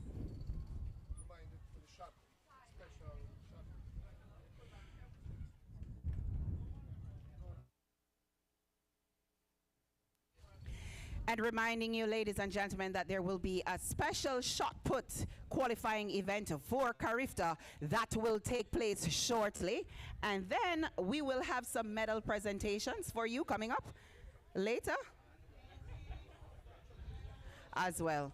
So stay tuned as we listen to some music by our DJ. Brandy, the shot putters are here. All right, so then we'll get waiting the Caicos at the Carifta Games, which will be held in Trinidad and Tobago. And this is the first time that we're having swimming and athletics in the same location. In the same location. That's historic. Yes. That's historic. So we're looking forward to that coming up this Easter period right here, which is just a couple of weeks ago. And then Angelo Garland also confirmed to me that he is heading over to Trinidad as well as a part of strengthening the team and helping them along in terms of getting ready for this big event at the National Stadium. So, hey, looks like it's going to be quite exciting in Trinidad. And Honorable, you know what? You've done track before, right? Remind me. I've done sports before. Track wasn't my thing, but yeah, but at an inter-primary and a bit of a inter-high I did. What's the question? I'll try to answer the question. Not from the perspective of an athlete who ran it, who took part in it, but I'll try to answer my best. Okay, so you have watched the 100-meter race in your time, right? And the entire Sports Watch team, we're all marveling over what we consider to be something historic, where a young 13-year-old just completed a race in Jamaica, and I want to show you the evidence. Boys 10 to 13 years old, and his time was 10.60. Now that's world-class time. You know, and I'm glad you said that. Because Olympic athletes are sub-10, but the junior athletes who are considered in their teens, that's where they're around. That's their times. They're clocking in between 10 and 11. You know, world-class record times are a sub 10. But when you get to around 10 seconds, you're considered a world-class athlete. There are a lot of athletes in university who are running. Not even running that. Who are running below, who are running between 10 and 11. Yeah. Yeah, but that's usually like junior athletes who are in their teens. And for 13, that's very, very, very good and very strong. Yeah, very impressive. So I've gotten some information that on Friday. Today?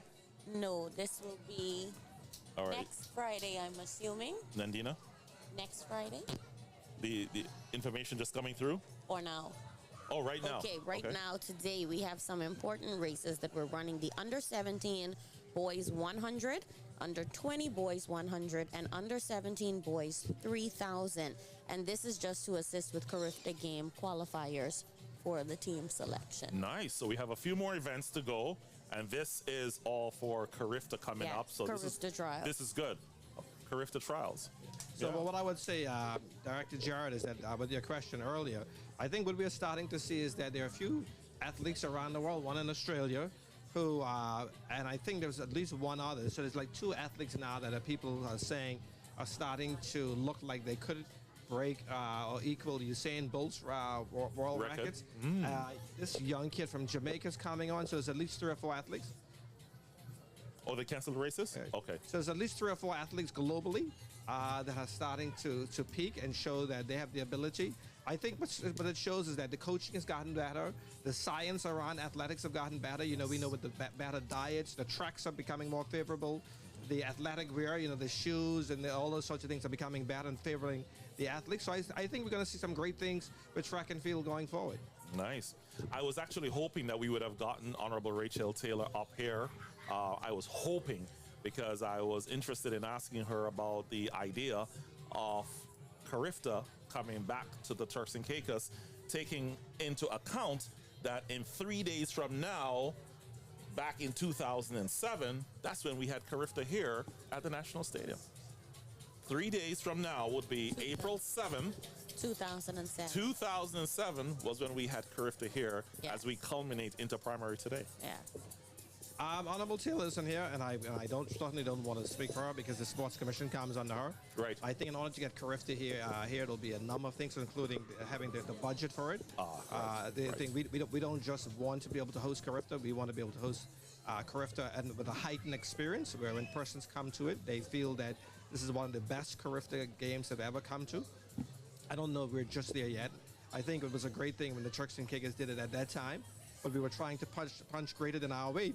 But I also, one of the things that I was remembered by we hosted the Carifta, Turks and Caicos didn't get any medals. Correct. And at the end of it, Jamaica was starting, as Jamaica won medal after medal, they were starting to carry the Turks and Caicos flag, you know, just out of, I think, support for Turks and Caicos. The next time we host Carifta, I want to be ensured that our athletes are able to be on the podium. You know, I want to make sure that our track and field athletes are podium athletes at the Carifta level, and that we're not just getting the occasional bronze, that we're starting to get to the gold medals. So I think we want to time those two things together when we're able to host Carifta at a heightened experience where people are coming and having the most amazing Carifta games, but that is Turks and Caicos who's winning the games. I mean, you see the same thing in the United States and in China and those countries. When they host the Olympics, they're the ones who are carrying the most of the medal haul. So we want to be in that position, and I think that's what we should be aiming towards. I believe you, and I think that will happen. It's going to be, as you said, the science.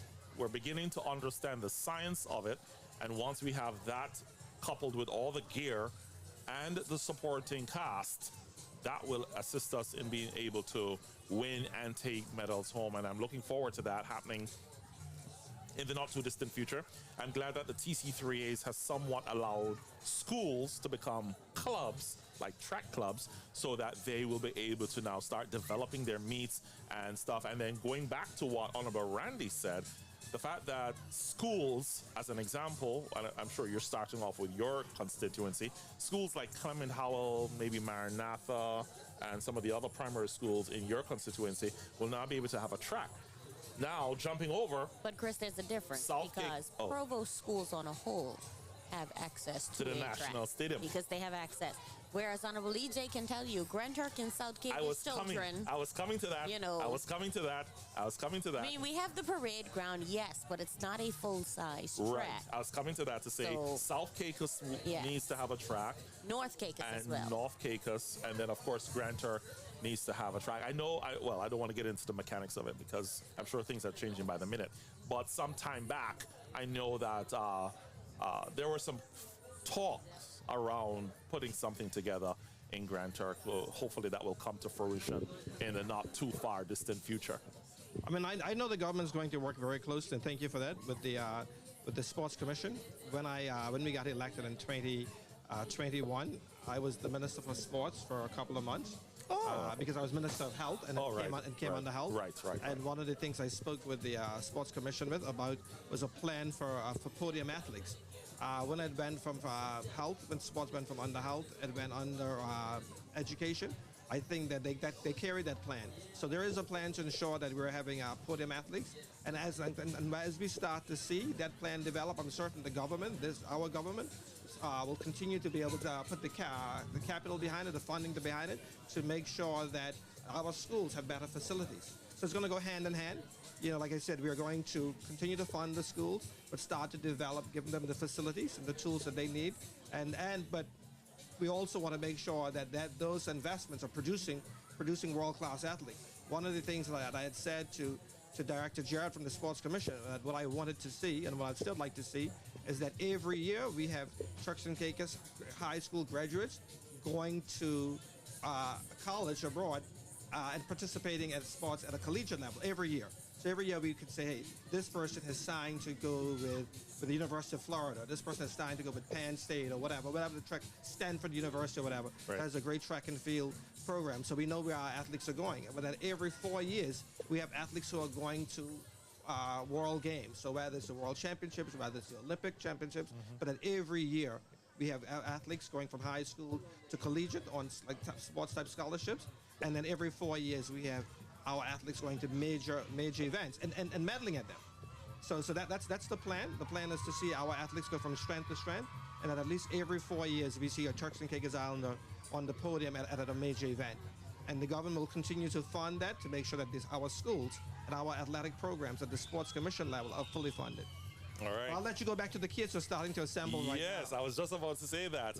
So we are literally at the end, and we're now seeing the athletes coming out with their banners, the complete entourage from the respective schools. And so just a while ago, Enid Capron Primary came out, and they were greeted with a huge green celebration. That's their color, green and yellow. Now we're seeing Adelaide Alma come out. Before that, it looks like Shining Stars. And then Provo Primary to the left. Provo Christian also to the far left. And Doris, I beg your pardon, that will be Ozita Jolly Primary all the way out on the far left in the blue and white. We're seeing Precious Treasures coming out now. And so this is where the excitement builds, as they will now finally get the points standing for who will win Inter-Primary 2025. This was a very exciting moment. Over 22 schools, over 600 plus athletes. It was like a mini Olympic. And so some suggestions were thrown around. I don't know if Honorable Rachel Taylor has heard any of those suggestions as yet. About possibly changing the name from Inter-Primary to Provo Champs, simply because it's a championship and it's so many athletes that are taking part in the event. Primary champs. Primary champs, right. Primary champs. Primary champs, yeah. So. But you know, Honorable Taylor, while she loves all of her children and all of her schools, I think this one is hitting close to home today for her. Her heart is with the children at Enid Capron, as they look like they are going to be still have to wait. Victorious. I mean, we have to wait. We have to wait. We have to wait. We have to wait. I'm not going to jinx it. Have to wait and see. But her heart will be close to home today. So, and some of these children, I mean, they're so tiny. I'm still in shock. Yeah. Yeah. They're so small. But they performed so well. Yes, they did. Yes, they performed did. so well. They really did. And so that needs to be commended. Honorable Sharon Simons is now stepping back into the booth. And what I like about what we're seeing right now is that the coach from Grand Turk is shaking the hands of all the students as she walks down. The veteran himself has stepped into the booth with us. This is the man, Mr. Garth Gale, who runs the Boys and Girls Championship Games out of Jamaica. And sir, we're truly thrilled to have you here with us at the National Stadium. And we also want to say a special thank you for being here for Inter-Primary, lending your support, your expertise. And you are the president of the J3As. So you have some big shoes that you're wearing, and you're filling them quite nicely. First things first, how did you enjoy Inter-Primary 2025? Well, first and foremost, I'm very happy to be here. Since my first visit as far back as 2003 rather. And I've watched Turks and Caicos Islands grow over these many years to where you even now start to win gold medals at the Carifta Games. which is nothing new now. As a matter of fact, it's now an expectation. But being here this year to observe and to assist in the management of this wonderful event, the first thing I would like to comment on, that the joy I see on the face of these young athletes reminds me of the early years when I started in Jamaica 45 years ago. But we have gotten to a stage in Jamaica where I believe we have lost that joy that I see here with these young athletes. So inter-primary, we have 5 times their numbers in Jamaica, but I would love to see the joy and the pride of these young athletes, student athletes, here in Turks and Caicos Islands return to Jamaica. So yes, we may do very well at the regional competitions, but I would love to see that joy coming back, which I see your student athletes are currently enjoying here. All right, wow. So that needs to be commended. And so Turks and Caicos, coaches, schools, that needs to be commended of you on the joy and the celebration that you have certainly brought to the National Stadium. And Garth, we are really glad that you have been assisting us and aiding us over all these years in helping us to bring such productions to the fore. Now, I know that your big event just concluded recently, which was the Boys and Girls Championship in Jamaica. We try to watch the numbers as best as we can, so when we're getting ready for Carifta, we know exactly what you're taking, so we could try our very best in getting close to. This year specifically, and I was speaking to Honorable Saunders a while ago about it, about a young man we saw in Class 3, boys 10 to 13 years old, run 10.60. I know you were there for that one. That is correct. Young athlete from Jamaica College. Jamaica College, one of our nemesis, because I'm a KC man. Kingston College, oh yes, boy. Fortis. And we celebrated our 100th centenary, or 100th anniversary as a secondary school in Jamaica, built or started by the late Bishop Gibson. Okay. And so it was a challenge returning to the championships. But I want to come back to a point. Yes, you spoke of this young man from Jamaica College. Fantastic. We turn out top athletes over the years, but we do lose some of them while they do very well at championship. A recent commentary by one of our famous announcers and commentator would have said, while Kingston College may have won the most or have done well over the years in the championships, we have not yet produced an Olympic champion. And sometimes winning a championship, one must be careful that it's not so much winning only on the day, but is to keep their interests and to ensure that they can go on to the world scene. KC would have produced quite a number of national representatives, but we don't yet boast an Olympic or world champion. We have world medalists and Olympic medalists, but not yet on the top podium. But while I say that, is that I do believe that the talents I have observed, once you have your junior program, nurturing program, begin a type of a junior academy, because don't try to go too fast. You know, those who come and study in Jamaica, that's a good start. But what I would hate to see, which I've observed for other countries that would have sent student athletes to Jamaica, is that when the country needs them, they're not as readily available. Okay. So while we share, we welcome them, I want you to continue to nurture your athletes and let them understand, first and foremost, it's country first. While they go and do well for themselves, their family, it ought to be country first. We are in a dangerous, precarious position because while we have the talents, we are not able to field competitive relay teams as we used to do in the past. And so I reflect on the West Indies. Could we be doing something too fast, too quick? And I hasten to say that which I see here in the Turks and Caicos Islands, please protect it. Please protect it along with the TC3As, President, my good friend, Edith, and members of our executive, but also the Sports Commission here, and Minister, my very good friend, I remember her from the early days. Also, she is a qualified World Athletics Level 1 official. Yep. You know, I don't know if that is being said. No, it's not being said a lot.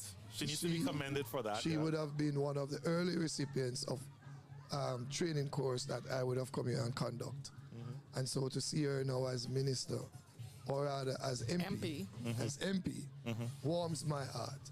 Each morning I see her, I keep reminding her of how happy I was to see that she has now risen to the point where she's now representing her community, and to have won the admiration and the votes of her community is also saying great things. And so I come back to that main theme: protect that which you have. Protect it. The talent will come, but you gotta be patient. You gotta be patient. And so, like for instance, Williams, I remember his days when he ran Delano Williams. Delano. He ran at for Monroe. Correct. With then PE teacher Neil Harrison, Yes. who also taught here and is now back in Jamaica. So protect those young athletes that will go to become future Olympians and world representatives. I really receive that. I think that's a welcoming message. And I think that that's such a message, we will be able to carry it on. But Honorable, as he spoke to you in commending you, what would you like to ask him or say to him? First, I'd like to say thank you, because like he said, I've known Mr. Gale for quite a number of years now, and been following him. And I want to say that here, what you said about protecting what we have is something that we really need to pay attention to, and especially when it comes to our younger athletes and nurturing them for their development and for them and able to go and represent us, the country, to be proud of. I think we really need to pay attention to that, because we lose some of them along the way, like you say, what is happening in Jamaica, and we don't want to see that happen to us, because we are very small, and for us to perform in the worldwide on the world stage, we have to protect what we have, and we have to start from now with the young ones that are in the primary school and going forward. Like you say, the challenges with us, when they go abroad and they come back, we kind of lose them on the way. But something we need to pay attention to.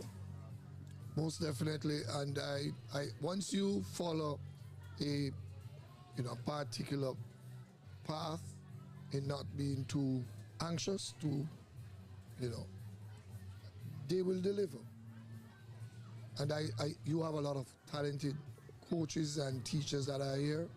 Once the fundamentals are taught to these, young student athletes, I guarantee you will have a world beater as Delano very soon.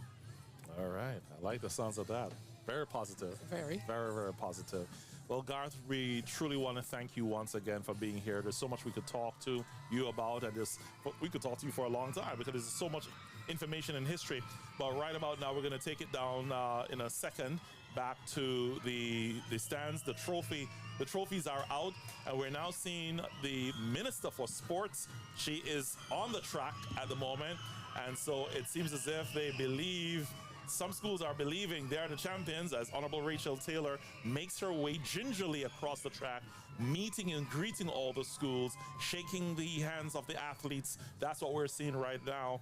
And so Enid Capron, as Honorable Simon said much earlier, It's very dear to her heart, so you can understand the enthusiasm and the celebration that they're doing. And so now we're seeing high fives. She's giving all of those students high five. They're loving on her, actually even hugging her at the very moment.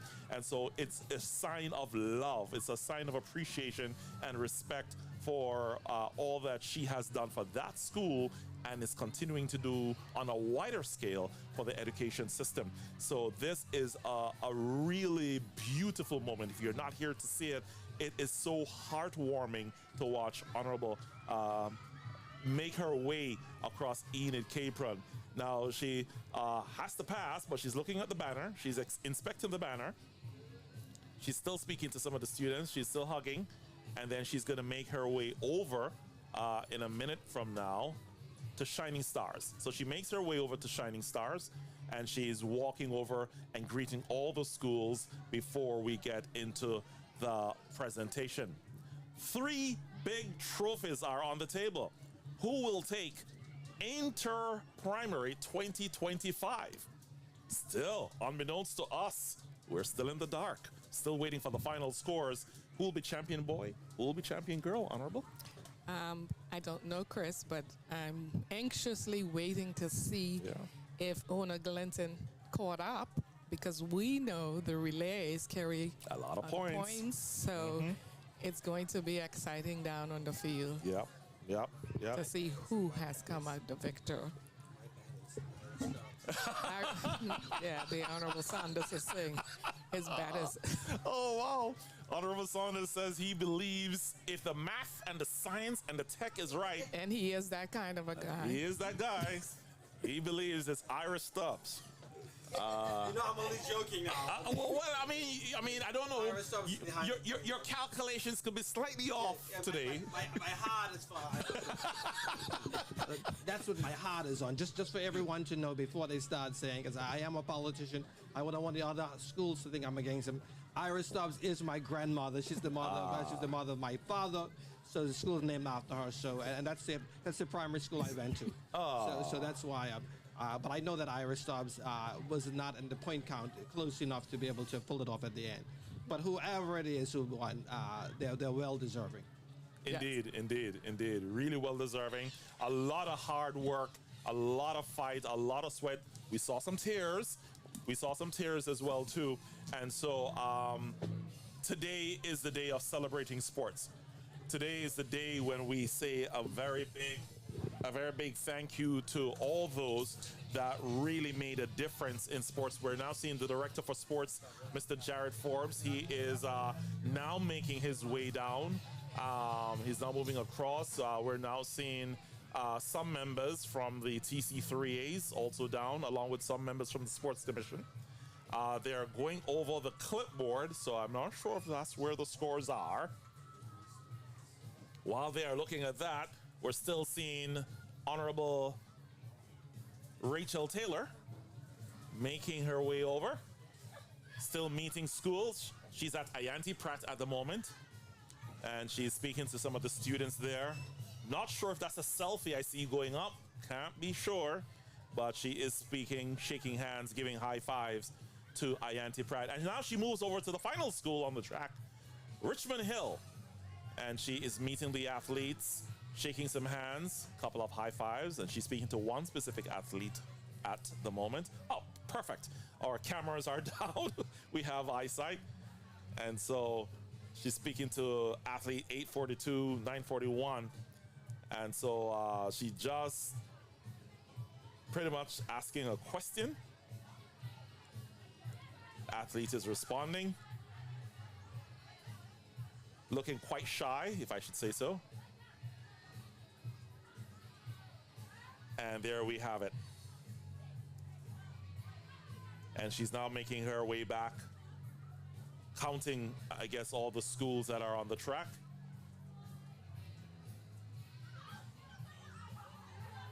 We are winding down, and so for parents who may be at work, just letting you know we're really winding down any minute now with the points and the awards and the medals for Inter-Primary 2025. Honorable Sharon Simons is making her way down now.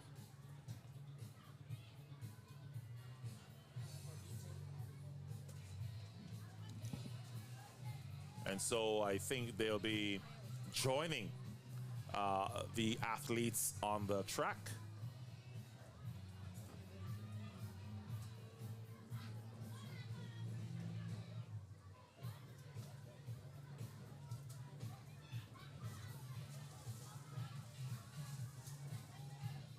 All right, so in a minute now, we'll wait for the closing ceremony for inter-primary as the eye of the tiger rings out. As the eye of the tiger rings out. And so it is quite interesting. The points that have now reached the booth and are about to be handed to me by Mr. Rigby. And he said to me, I don't think you want to see this right now. Now, Chris Jarrett, I said I wasn't coming back with you, but I have to come back for this one. Yeah, because you have the results in your hand. You couldn't wait. I didn't even get a chance to see the thing yet. No. Where should I start? From the bottom up. That's 20 schools for me to go Yeah, through. man, that's okay. Each parent wants to hear how their child is doing. In position 20, International School with 6 points. 19th place, Mills Institute with 8 points. 18th, Doris Robinson Primary with 9 points. 17, Wesley Methodist with 12 points. 16, Provo Primary with 12 points. 15, Charles Hubert James with 17 points. 14th, Provo Christian School with 20. 13, Precious Treasures with 36. 12th, Shining Stars Prep with 38. 11, Iris Stubbs with 44. 10th place, Elite School with 47. 9th place, Community Christian Academy with 89. 8th place, the Ianthe Pratt Primary School with 116. 7th place, the Adelaide Amla Primary School with 126. 6th place, Richmond Hills Preparatory with 185. 5th place, Thelma Lightburn Primary with 202.5 points. In 4th place, the Osita Jolly Primary School with 215 points. The top 3 schools. Let me stop for that one. In 3rd place. Yes. Down in the south of the nation's capital is the Eliza Simons Primary School with 222 points. In 2nd place, to the north of the capital of Grand Turk, the 3-peat title championship holders who are now taking home silver is the Ona Glinton Primary School with 313.5 points. Wow. And coming out victorious, the new inter-primary school champion is the Enid Capron Primary School with 335 points. Wow. So a very tight matchup there between Enid Capron and Ona Glinton. Oh, wow. It could have been anybody's. To thank you for attending the 2024-2025 Inter-Primary Track and Field Championships. A special welcome to our viewers online as well. I also want to express my gratitude to all the teams that participated in this amazing event.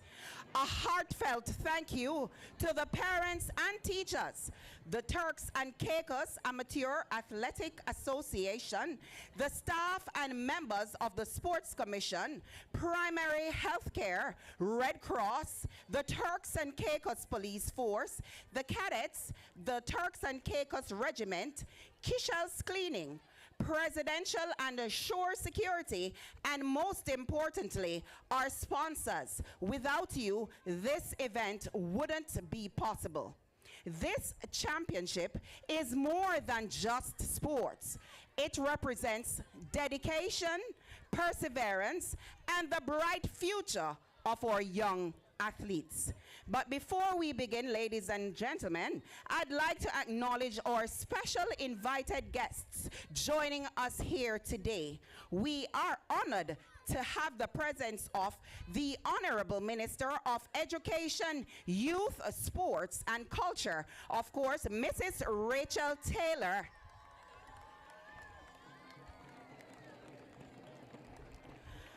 Also would like to acknowledge Honorable Sharon Simon, Member of Parliament. And of course, our Director of Sports, Mr. Jared Forbes.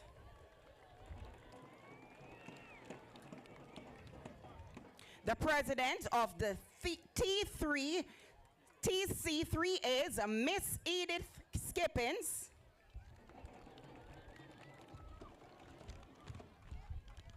General Secretary of the TC3As, Mrs. Rosalie Hall. And of course, Miss Delancey, Deputy Director of Education.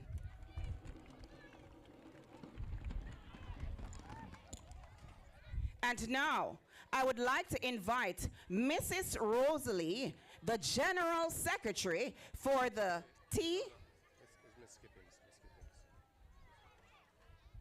And now I would like to invite Miss Edith Skippins, President of the Turks and Caicos Amateur Athletic Association, to come and bring closing remarks. Please give her a rousing round of applause.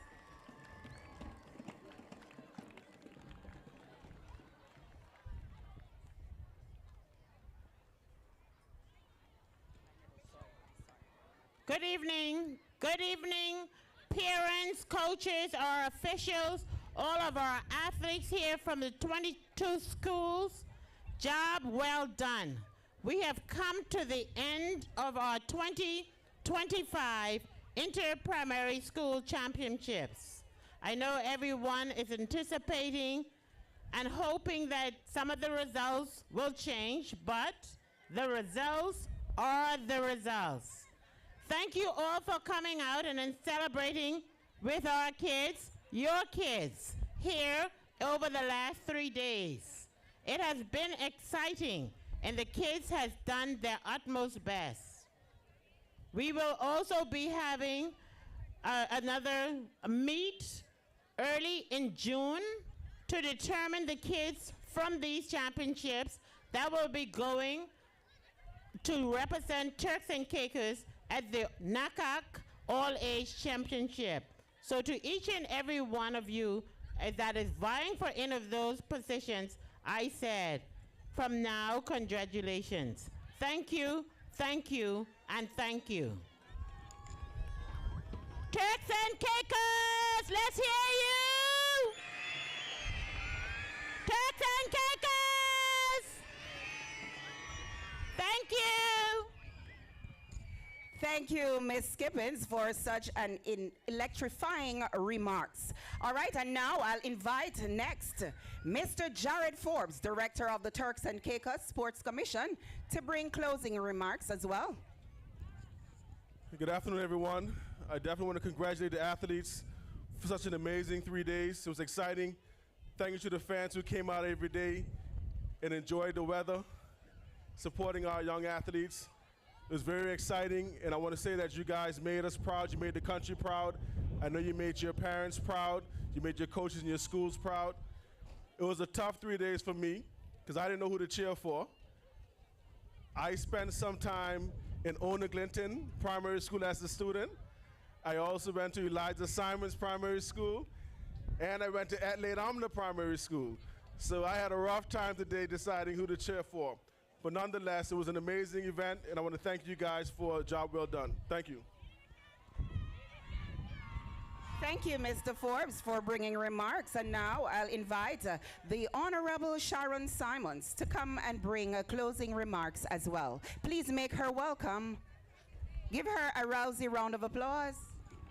Good afternoon, everyone.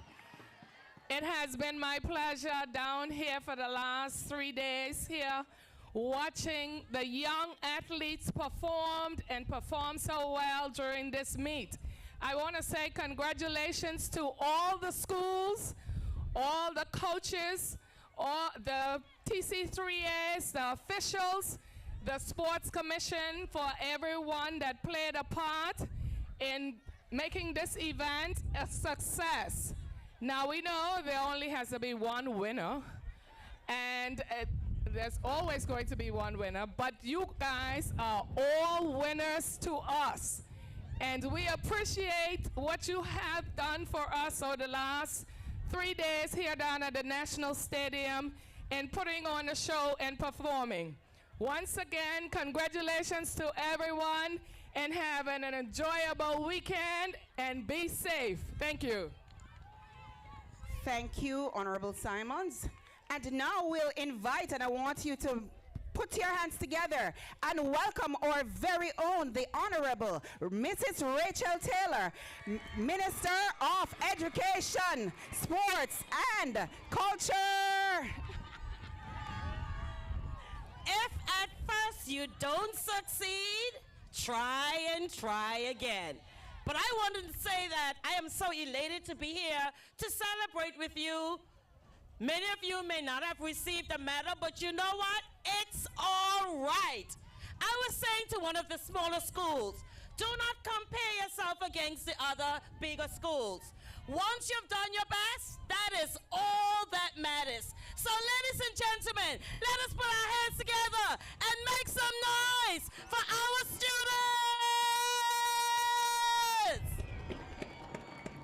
Now, Mr. Forbes said he didn't know who to cheer for. Well, that wasn't hard for me because they are all my children, right? All of you. Now, I see the green school over here making eyes at me because it's Enid Capron. But listen here, I'm from South Cacus, and I love all my children, right? So now, the children, when I walked up to them a while ago, I said, what did you place? And someone say I placed 4th, the other one say I placed 8th, and I was like, how you know already? And they said, my coach told me. So apparently some of you know where you are. But as Miss Edith Skippin said, maybe the points may change slightly because of the last races, but it doesn't matter.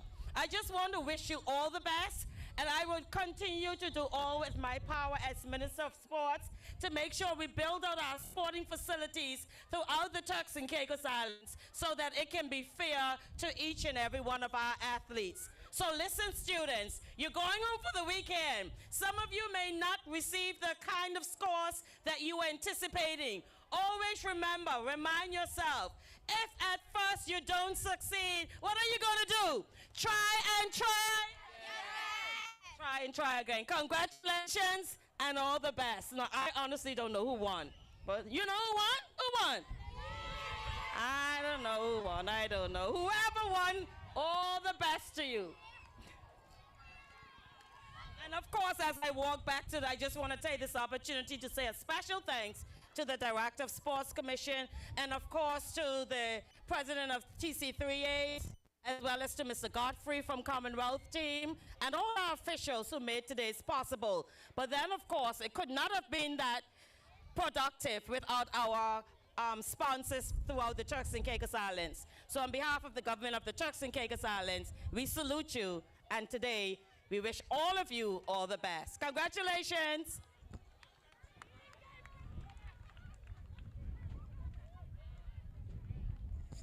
Yes, put your hands together as we thank the Honorable Mrs. Taylor for always supporting our youth of the Turks and Caicos Islands. I'm sure you can give her a much more rousy round of applause, please, for, of course, Honorable Taylor.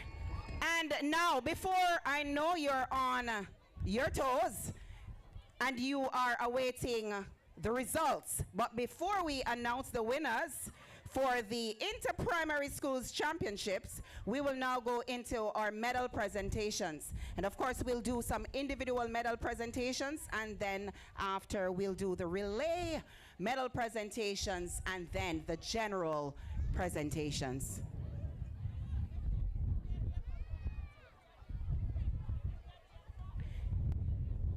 And to do this, I'll call on the Honorable Miss Sharon Simons to do the first set of presentations.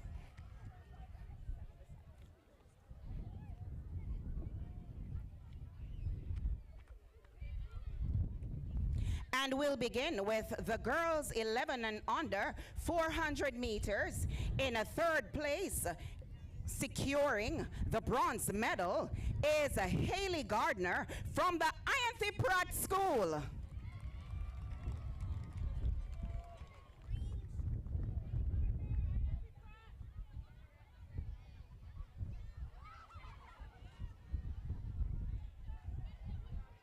Keep the chairs going. Keep the chairs going as she makes her way to the podium.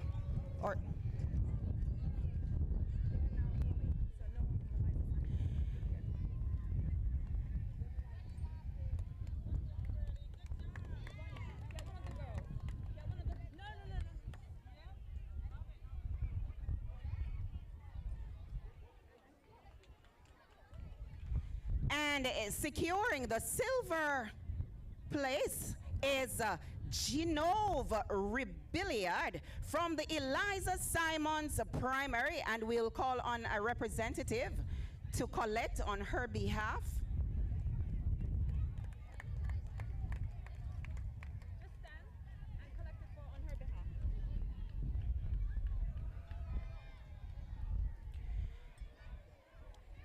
And securing the gold medal is Demai Jarrett from the Richmond Hill Preparatory School.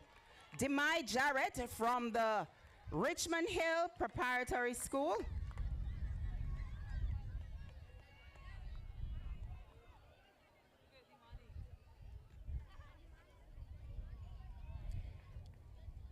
Give it up, ladies and gentlemen, for the girls 11 and under 400 meters recipients.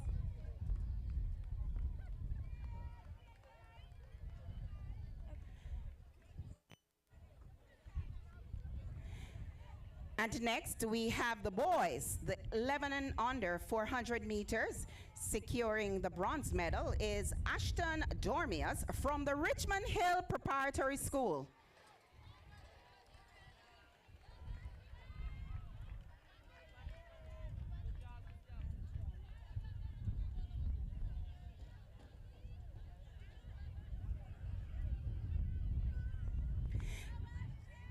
The silver medal goes to Andy Antoine from the Enid Capron Primary School.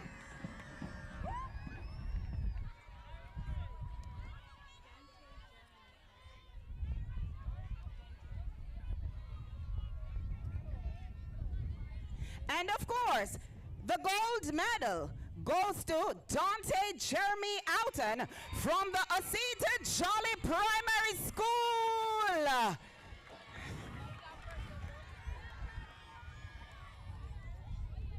Ladies and gentlemen, the recipients for the boys 11 and under 400 meters.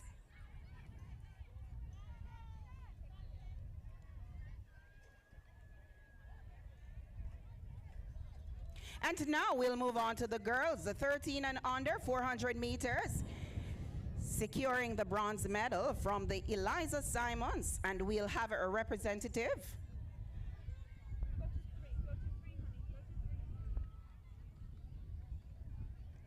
Is Marlisa Caesar. Marlisa Caesar. And of course, receiving the silver medal from the Adelaide Umler Primary is Tian Hanfield.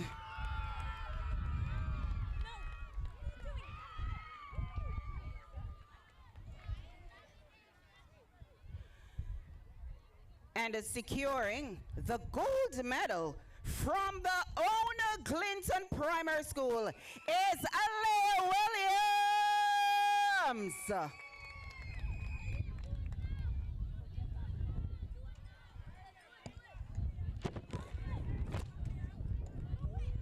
Ladies and gentlemen, the 13 and under girls, 400 meters.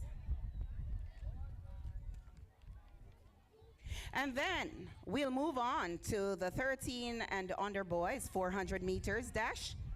Securing the bronze medal from the Community Christian School is Kerwin's Salmon.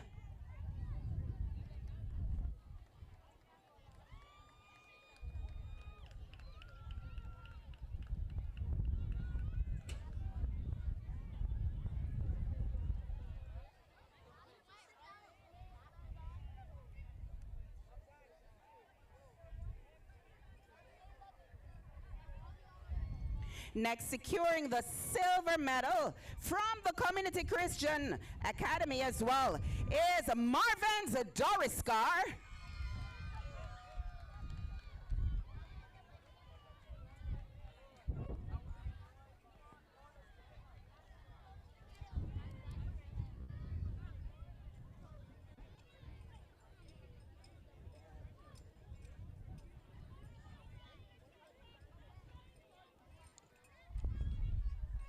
And the recipient of the gold medal for this event is Lovianson Colin from the Ona Glinton Primary School.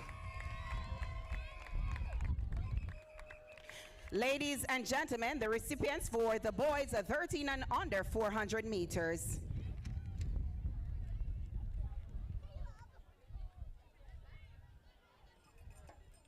And now we'll move on to the girls 9 and under long jumpers. Securing third place bronze medal is Estherland Supreme from Enid Capron Primary.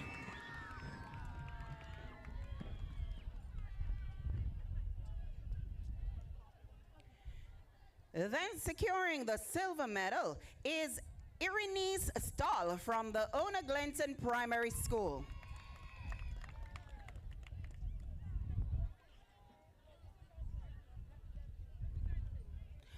Representative that is will come and collect on her behalf. And then securing the gold medal from the Enid Capron Primary is Woodmani Gloom.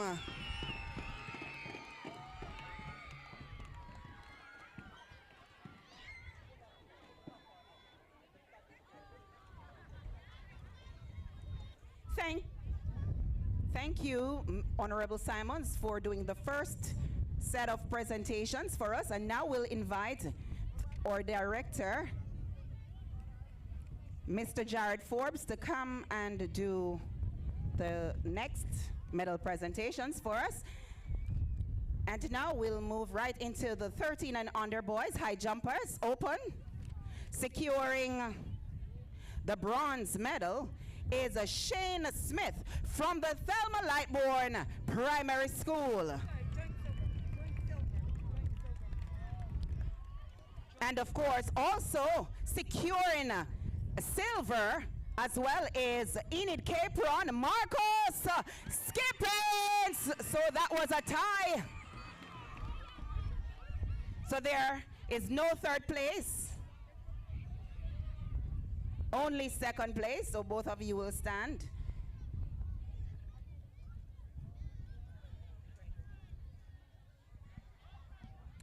And then receiving the gold medal from the Eliza Simons Primary is Dashawn Clark.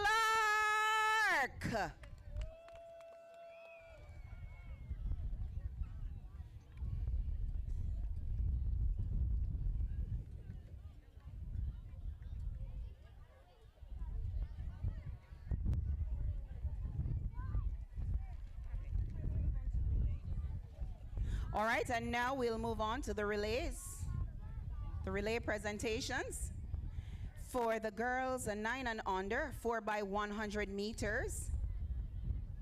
In a third place, receiving the bronze medal are Sasha Ianthe Pratt, Primary School.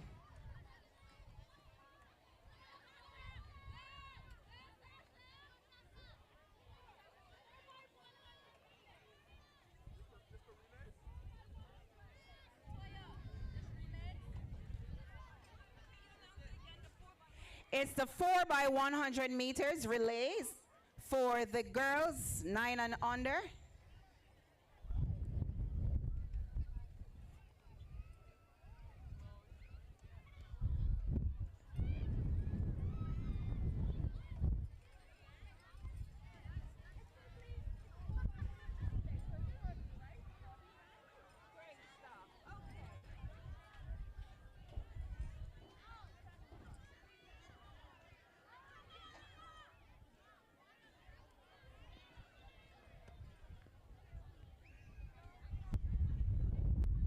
Next, we have receiving the silver medal is the Enid Capron Primary School for the girls 9 and under 4 by 100 meters relay.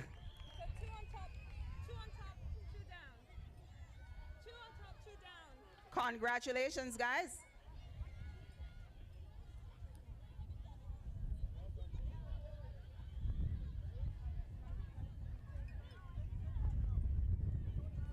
And next, receiving the gold medal from the Ona Clinton Primary category for the girls 9 and under 4 by 100 meters relay. Ona Clinton!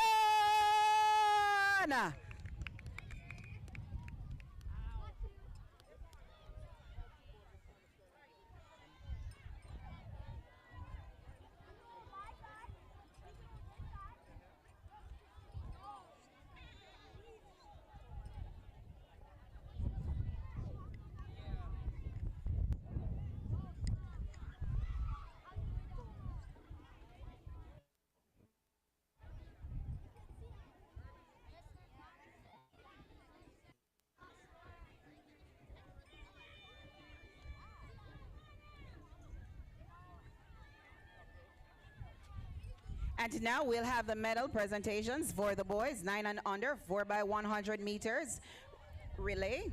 In securing the third place is Enid Capron Primary School.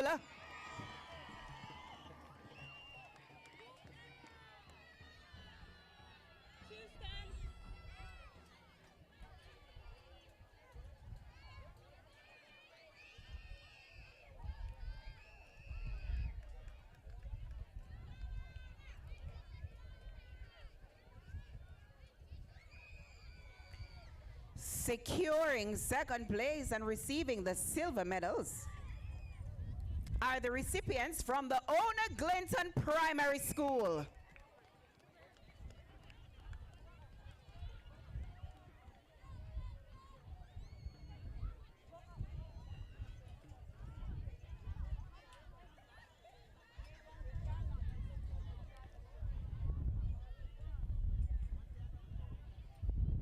And receiving the gold medals for this category, the boys 9 and under 4 by 100 meters relay, is the Thelma Lightbourne Primary School.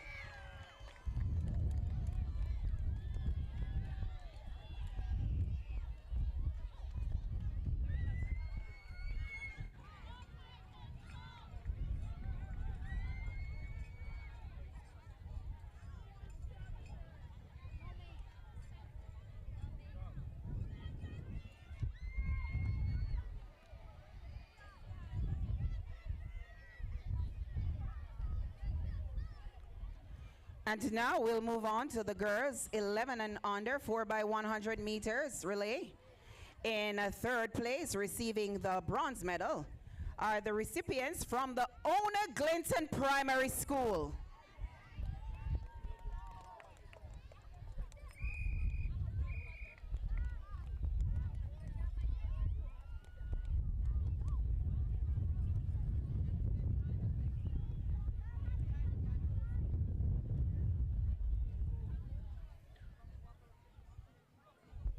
Receiving the silver medals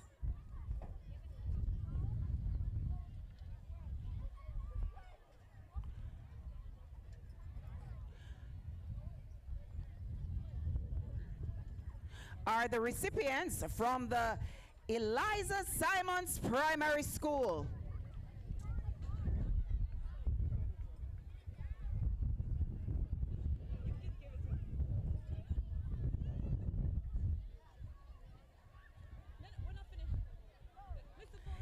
And receiving the gold medals are the recipients from the Enid Capron Primary School.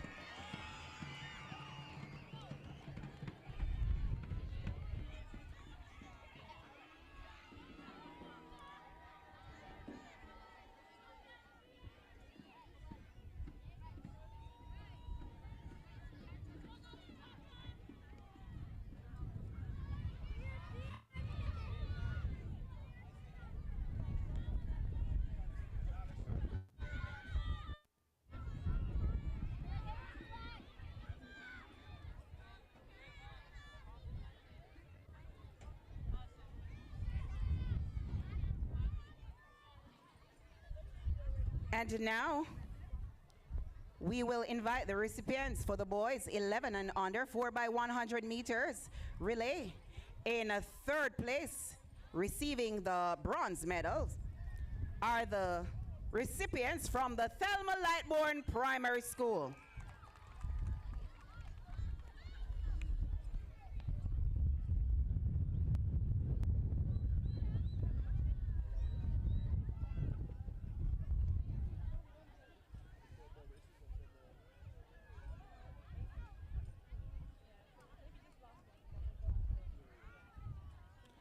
Next, receiving the silver medal for the boys 11 and under 4x100 meters relay is the Osita Jolly Primary School.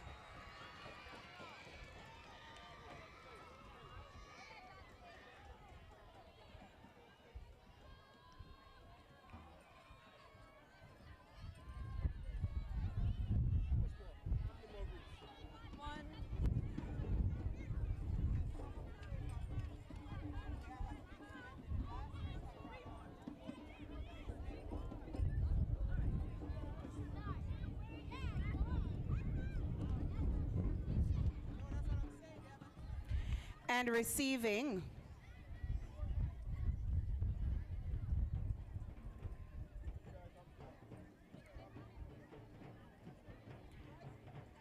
the gold medals for the boys 11 and under 4x100 meters relay are the recipients from the Enid Capron Primary School.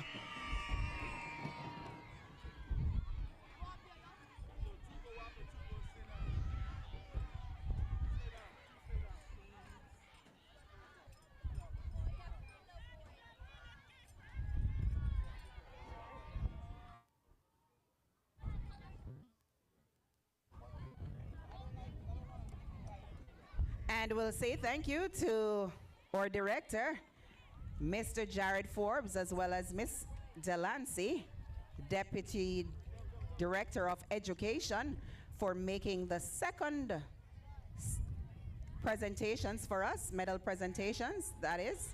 Thank you so much, Mr. Forbes and Miss Delancey.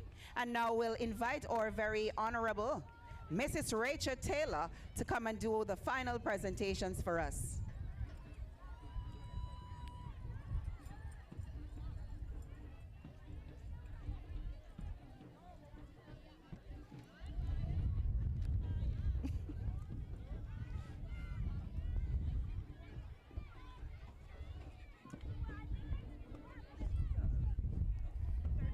And now we'll move to the girls 13 and under 4x100 meters relay. Securing the third place, receiving the bronze medal is the elite school system. Please cheer them on. And we'll invite a representative to collect on their behalf. Securing the silver medal are the recipients from the Enid Capron Primary School. They're feeling hot.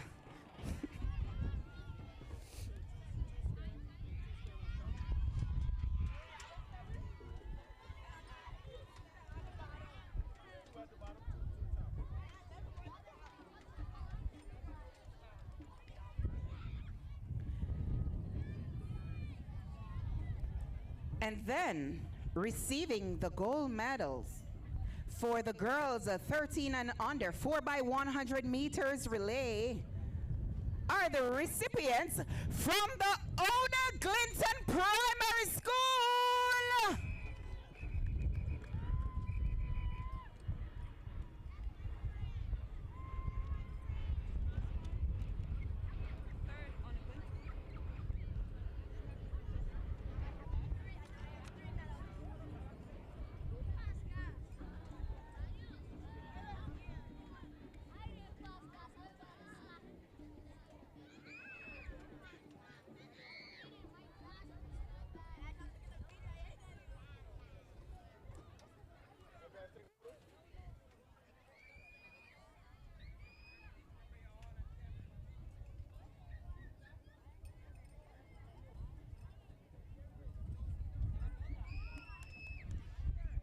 And now we'll call on the boys 13 and under 4x100 meters relay. Securing third place, bronze medal, are the recipients from the Ona Glinton Primary School.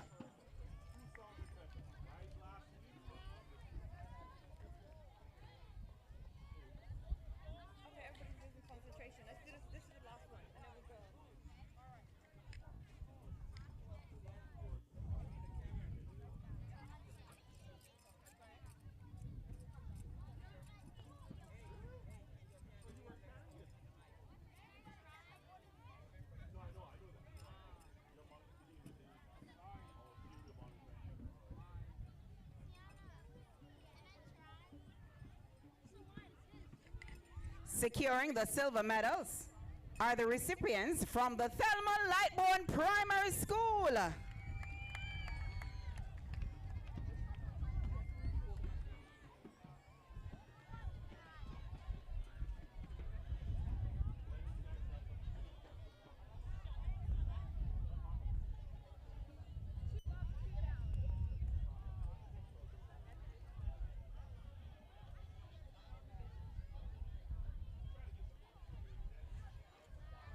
And securing the gold medals for the boys 13 and under 4x100 meters relay are the recipients from the Community Christian Academy.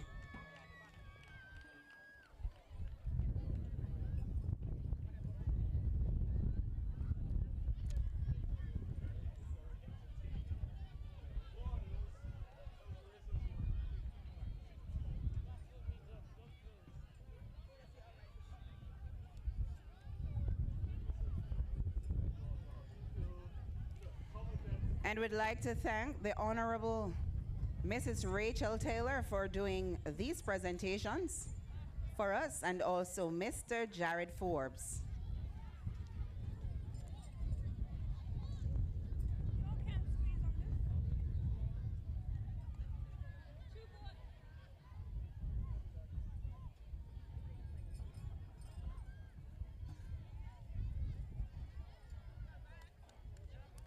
Thank you so very much. And now, the time that you have been waiting for is finally here. These are the team rankings through event 46. Are you ready? May I have some drum rolls, please?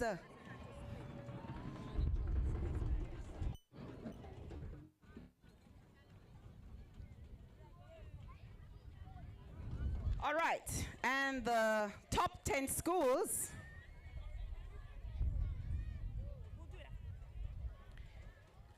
in 10th place, securing 47 points, is Elite School System. In 9th place, securing 89 points, is the Community Christian Academy. Securing 8th place, having 116 points, is the Ianthe Pratt Primary School. Securing 7th place, having 126 points, is the Adelaide Amler Primary School. Securing 6th place, having 185 points, is the Richmond Hill Preparatory School. In 5th position is the Thelma Lightbourne Primary with a 202.5 points. And securing 4th place, having 216 points, is the Osita Jolly Primary School.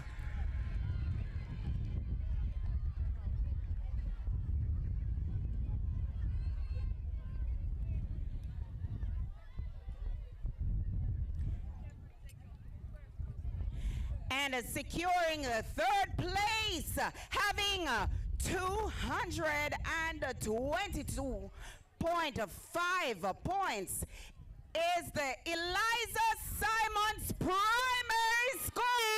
Let me hear you, ladies and gentlemen, boys and girls.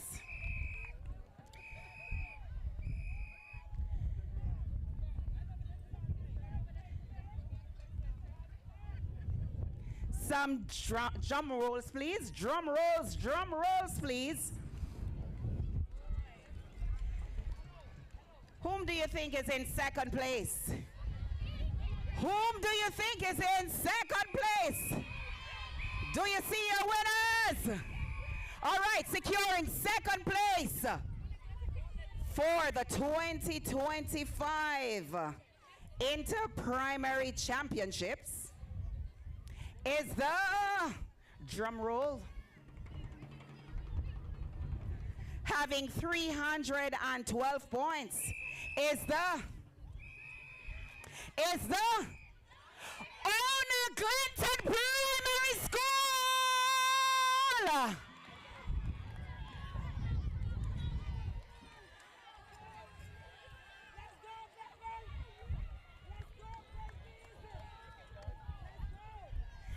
And now, our winners, our champions, our winners for the Inter-Primary School Track and Field Championships are none other.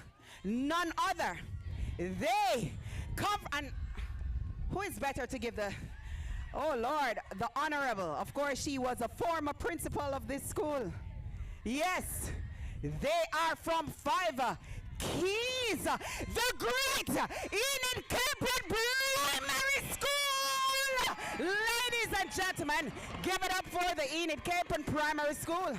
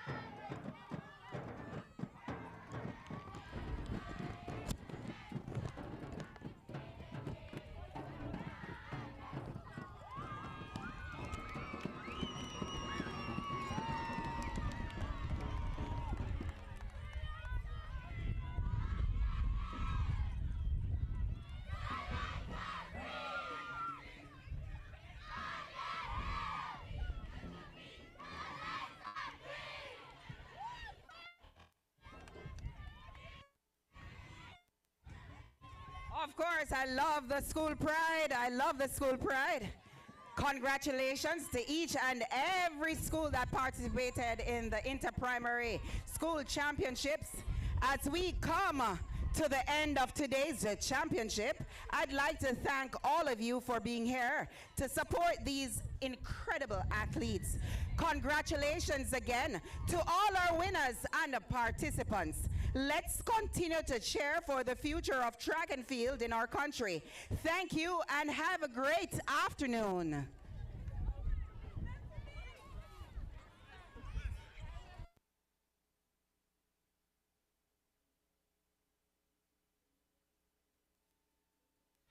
All right, just reminding you about the fight night tomorrow. Come out for boxing right at the Gustavus Lightning Center. Tomorrow at 5 p.m. All right, looking forward to seeing you.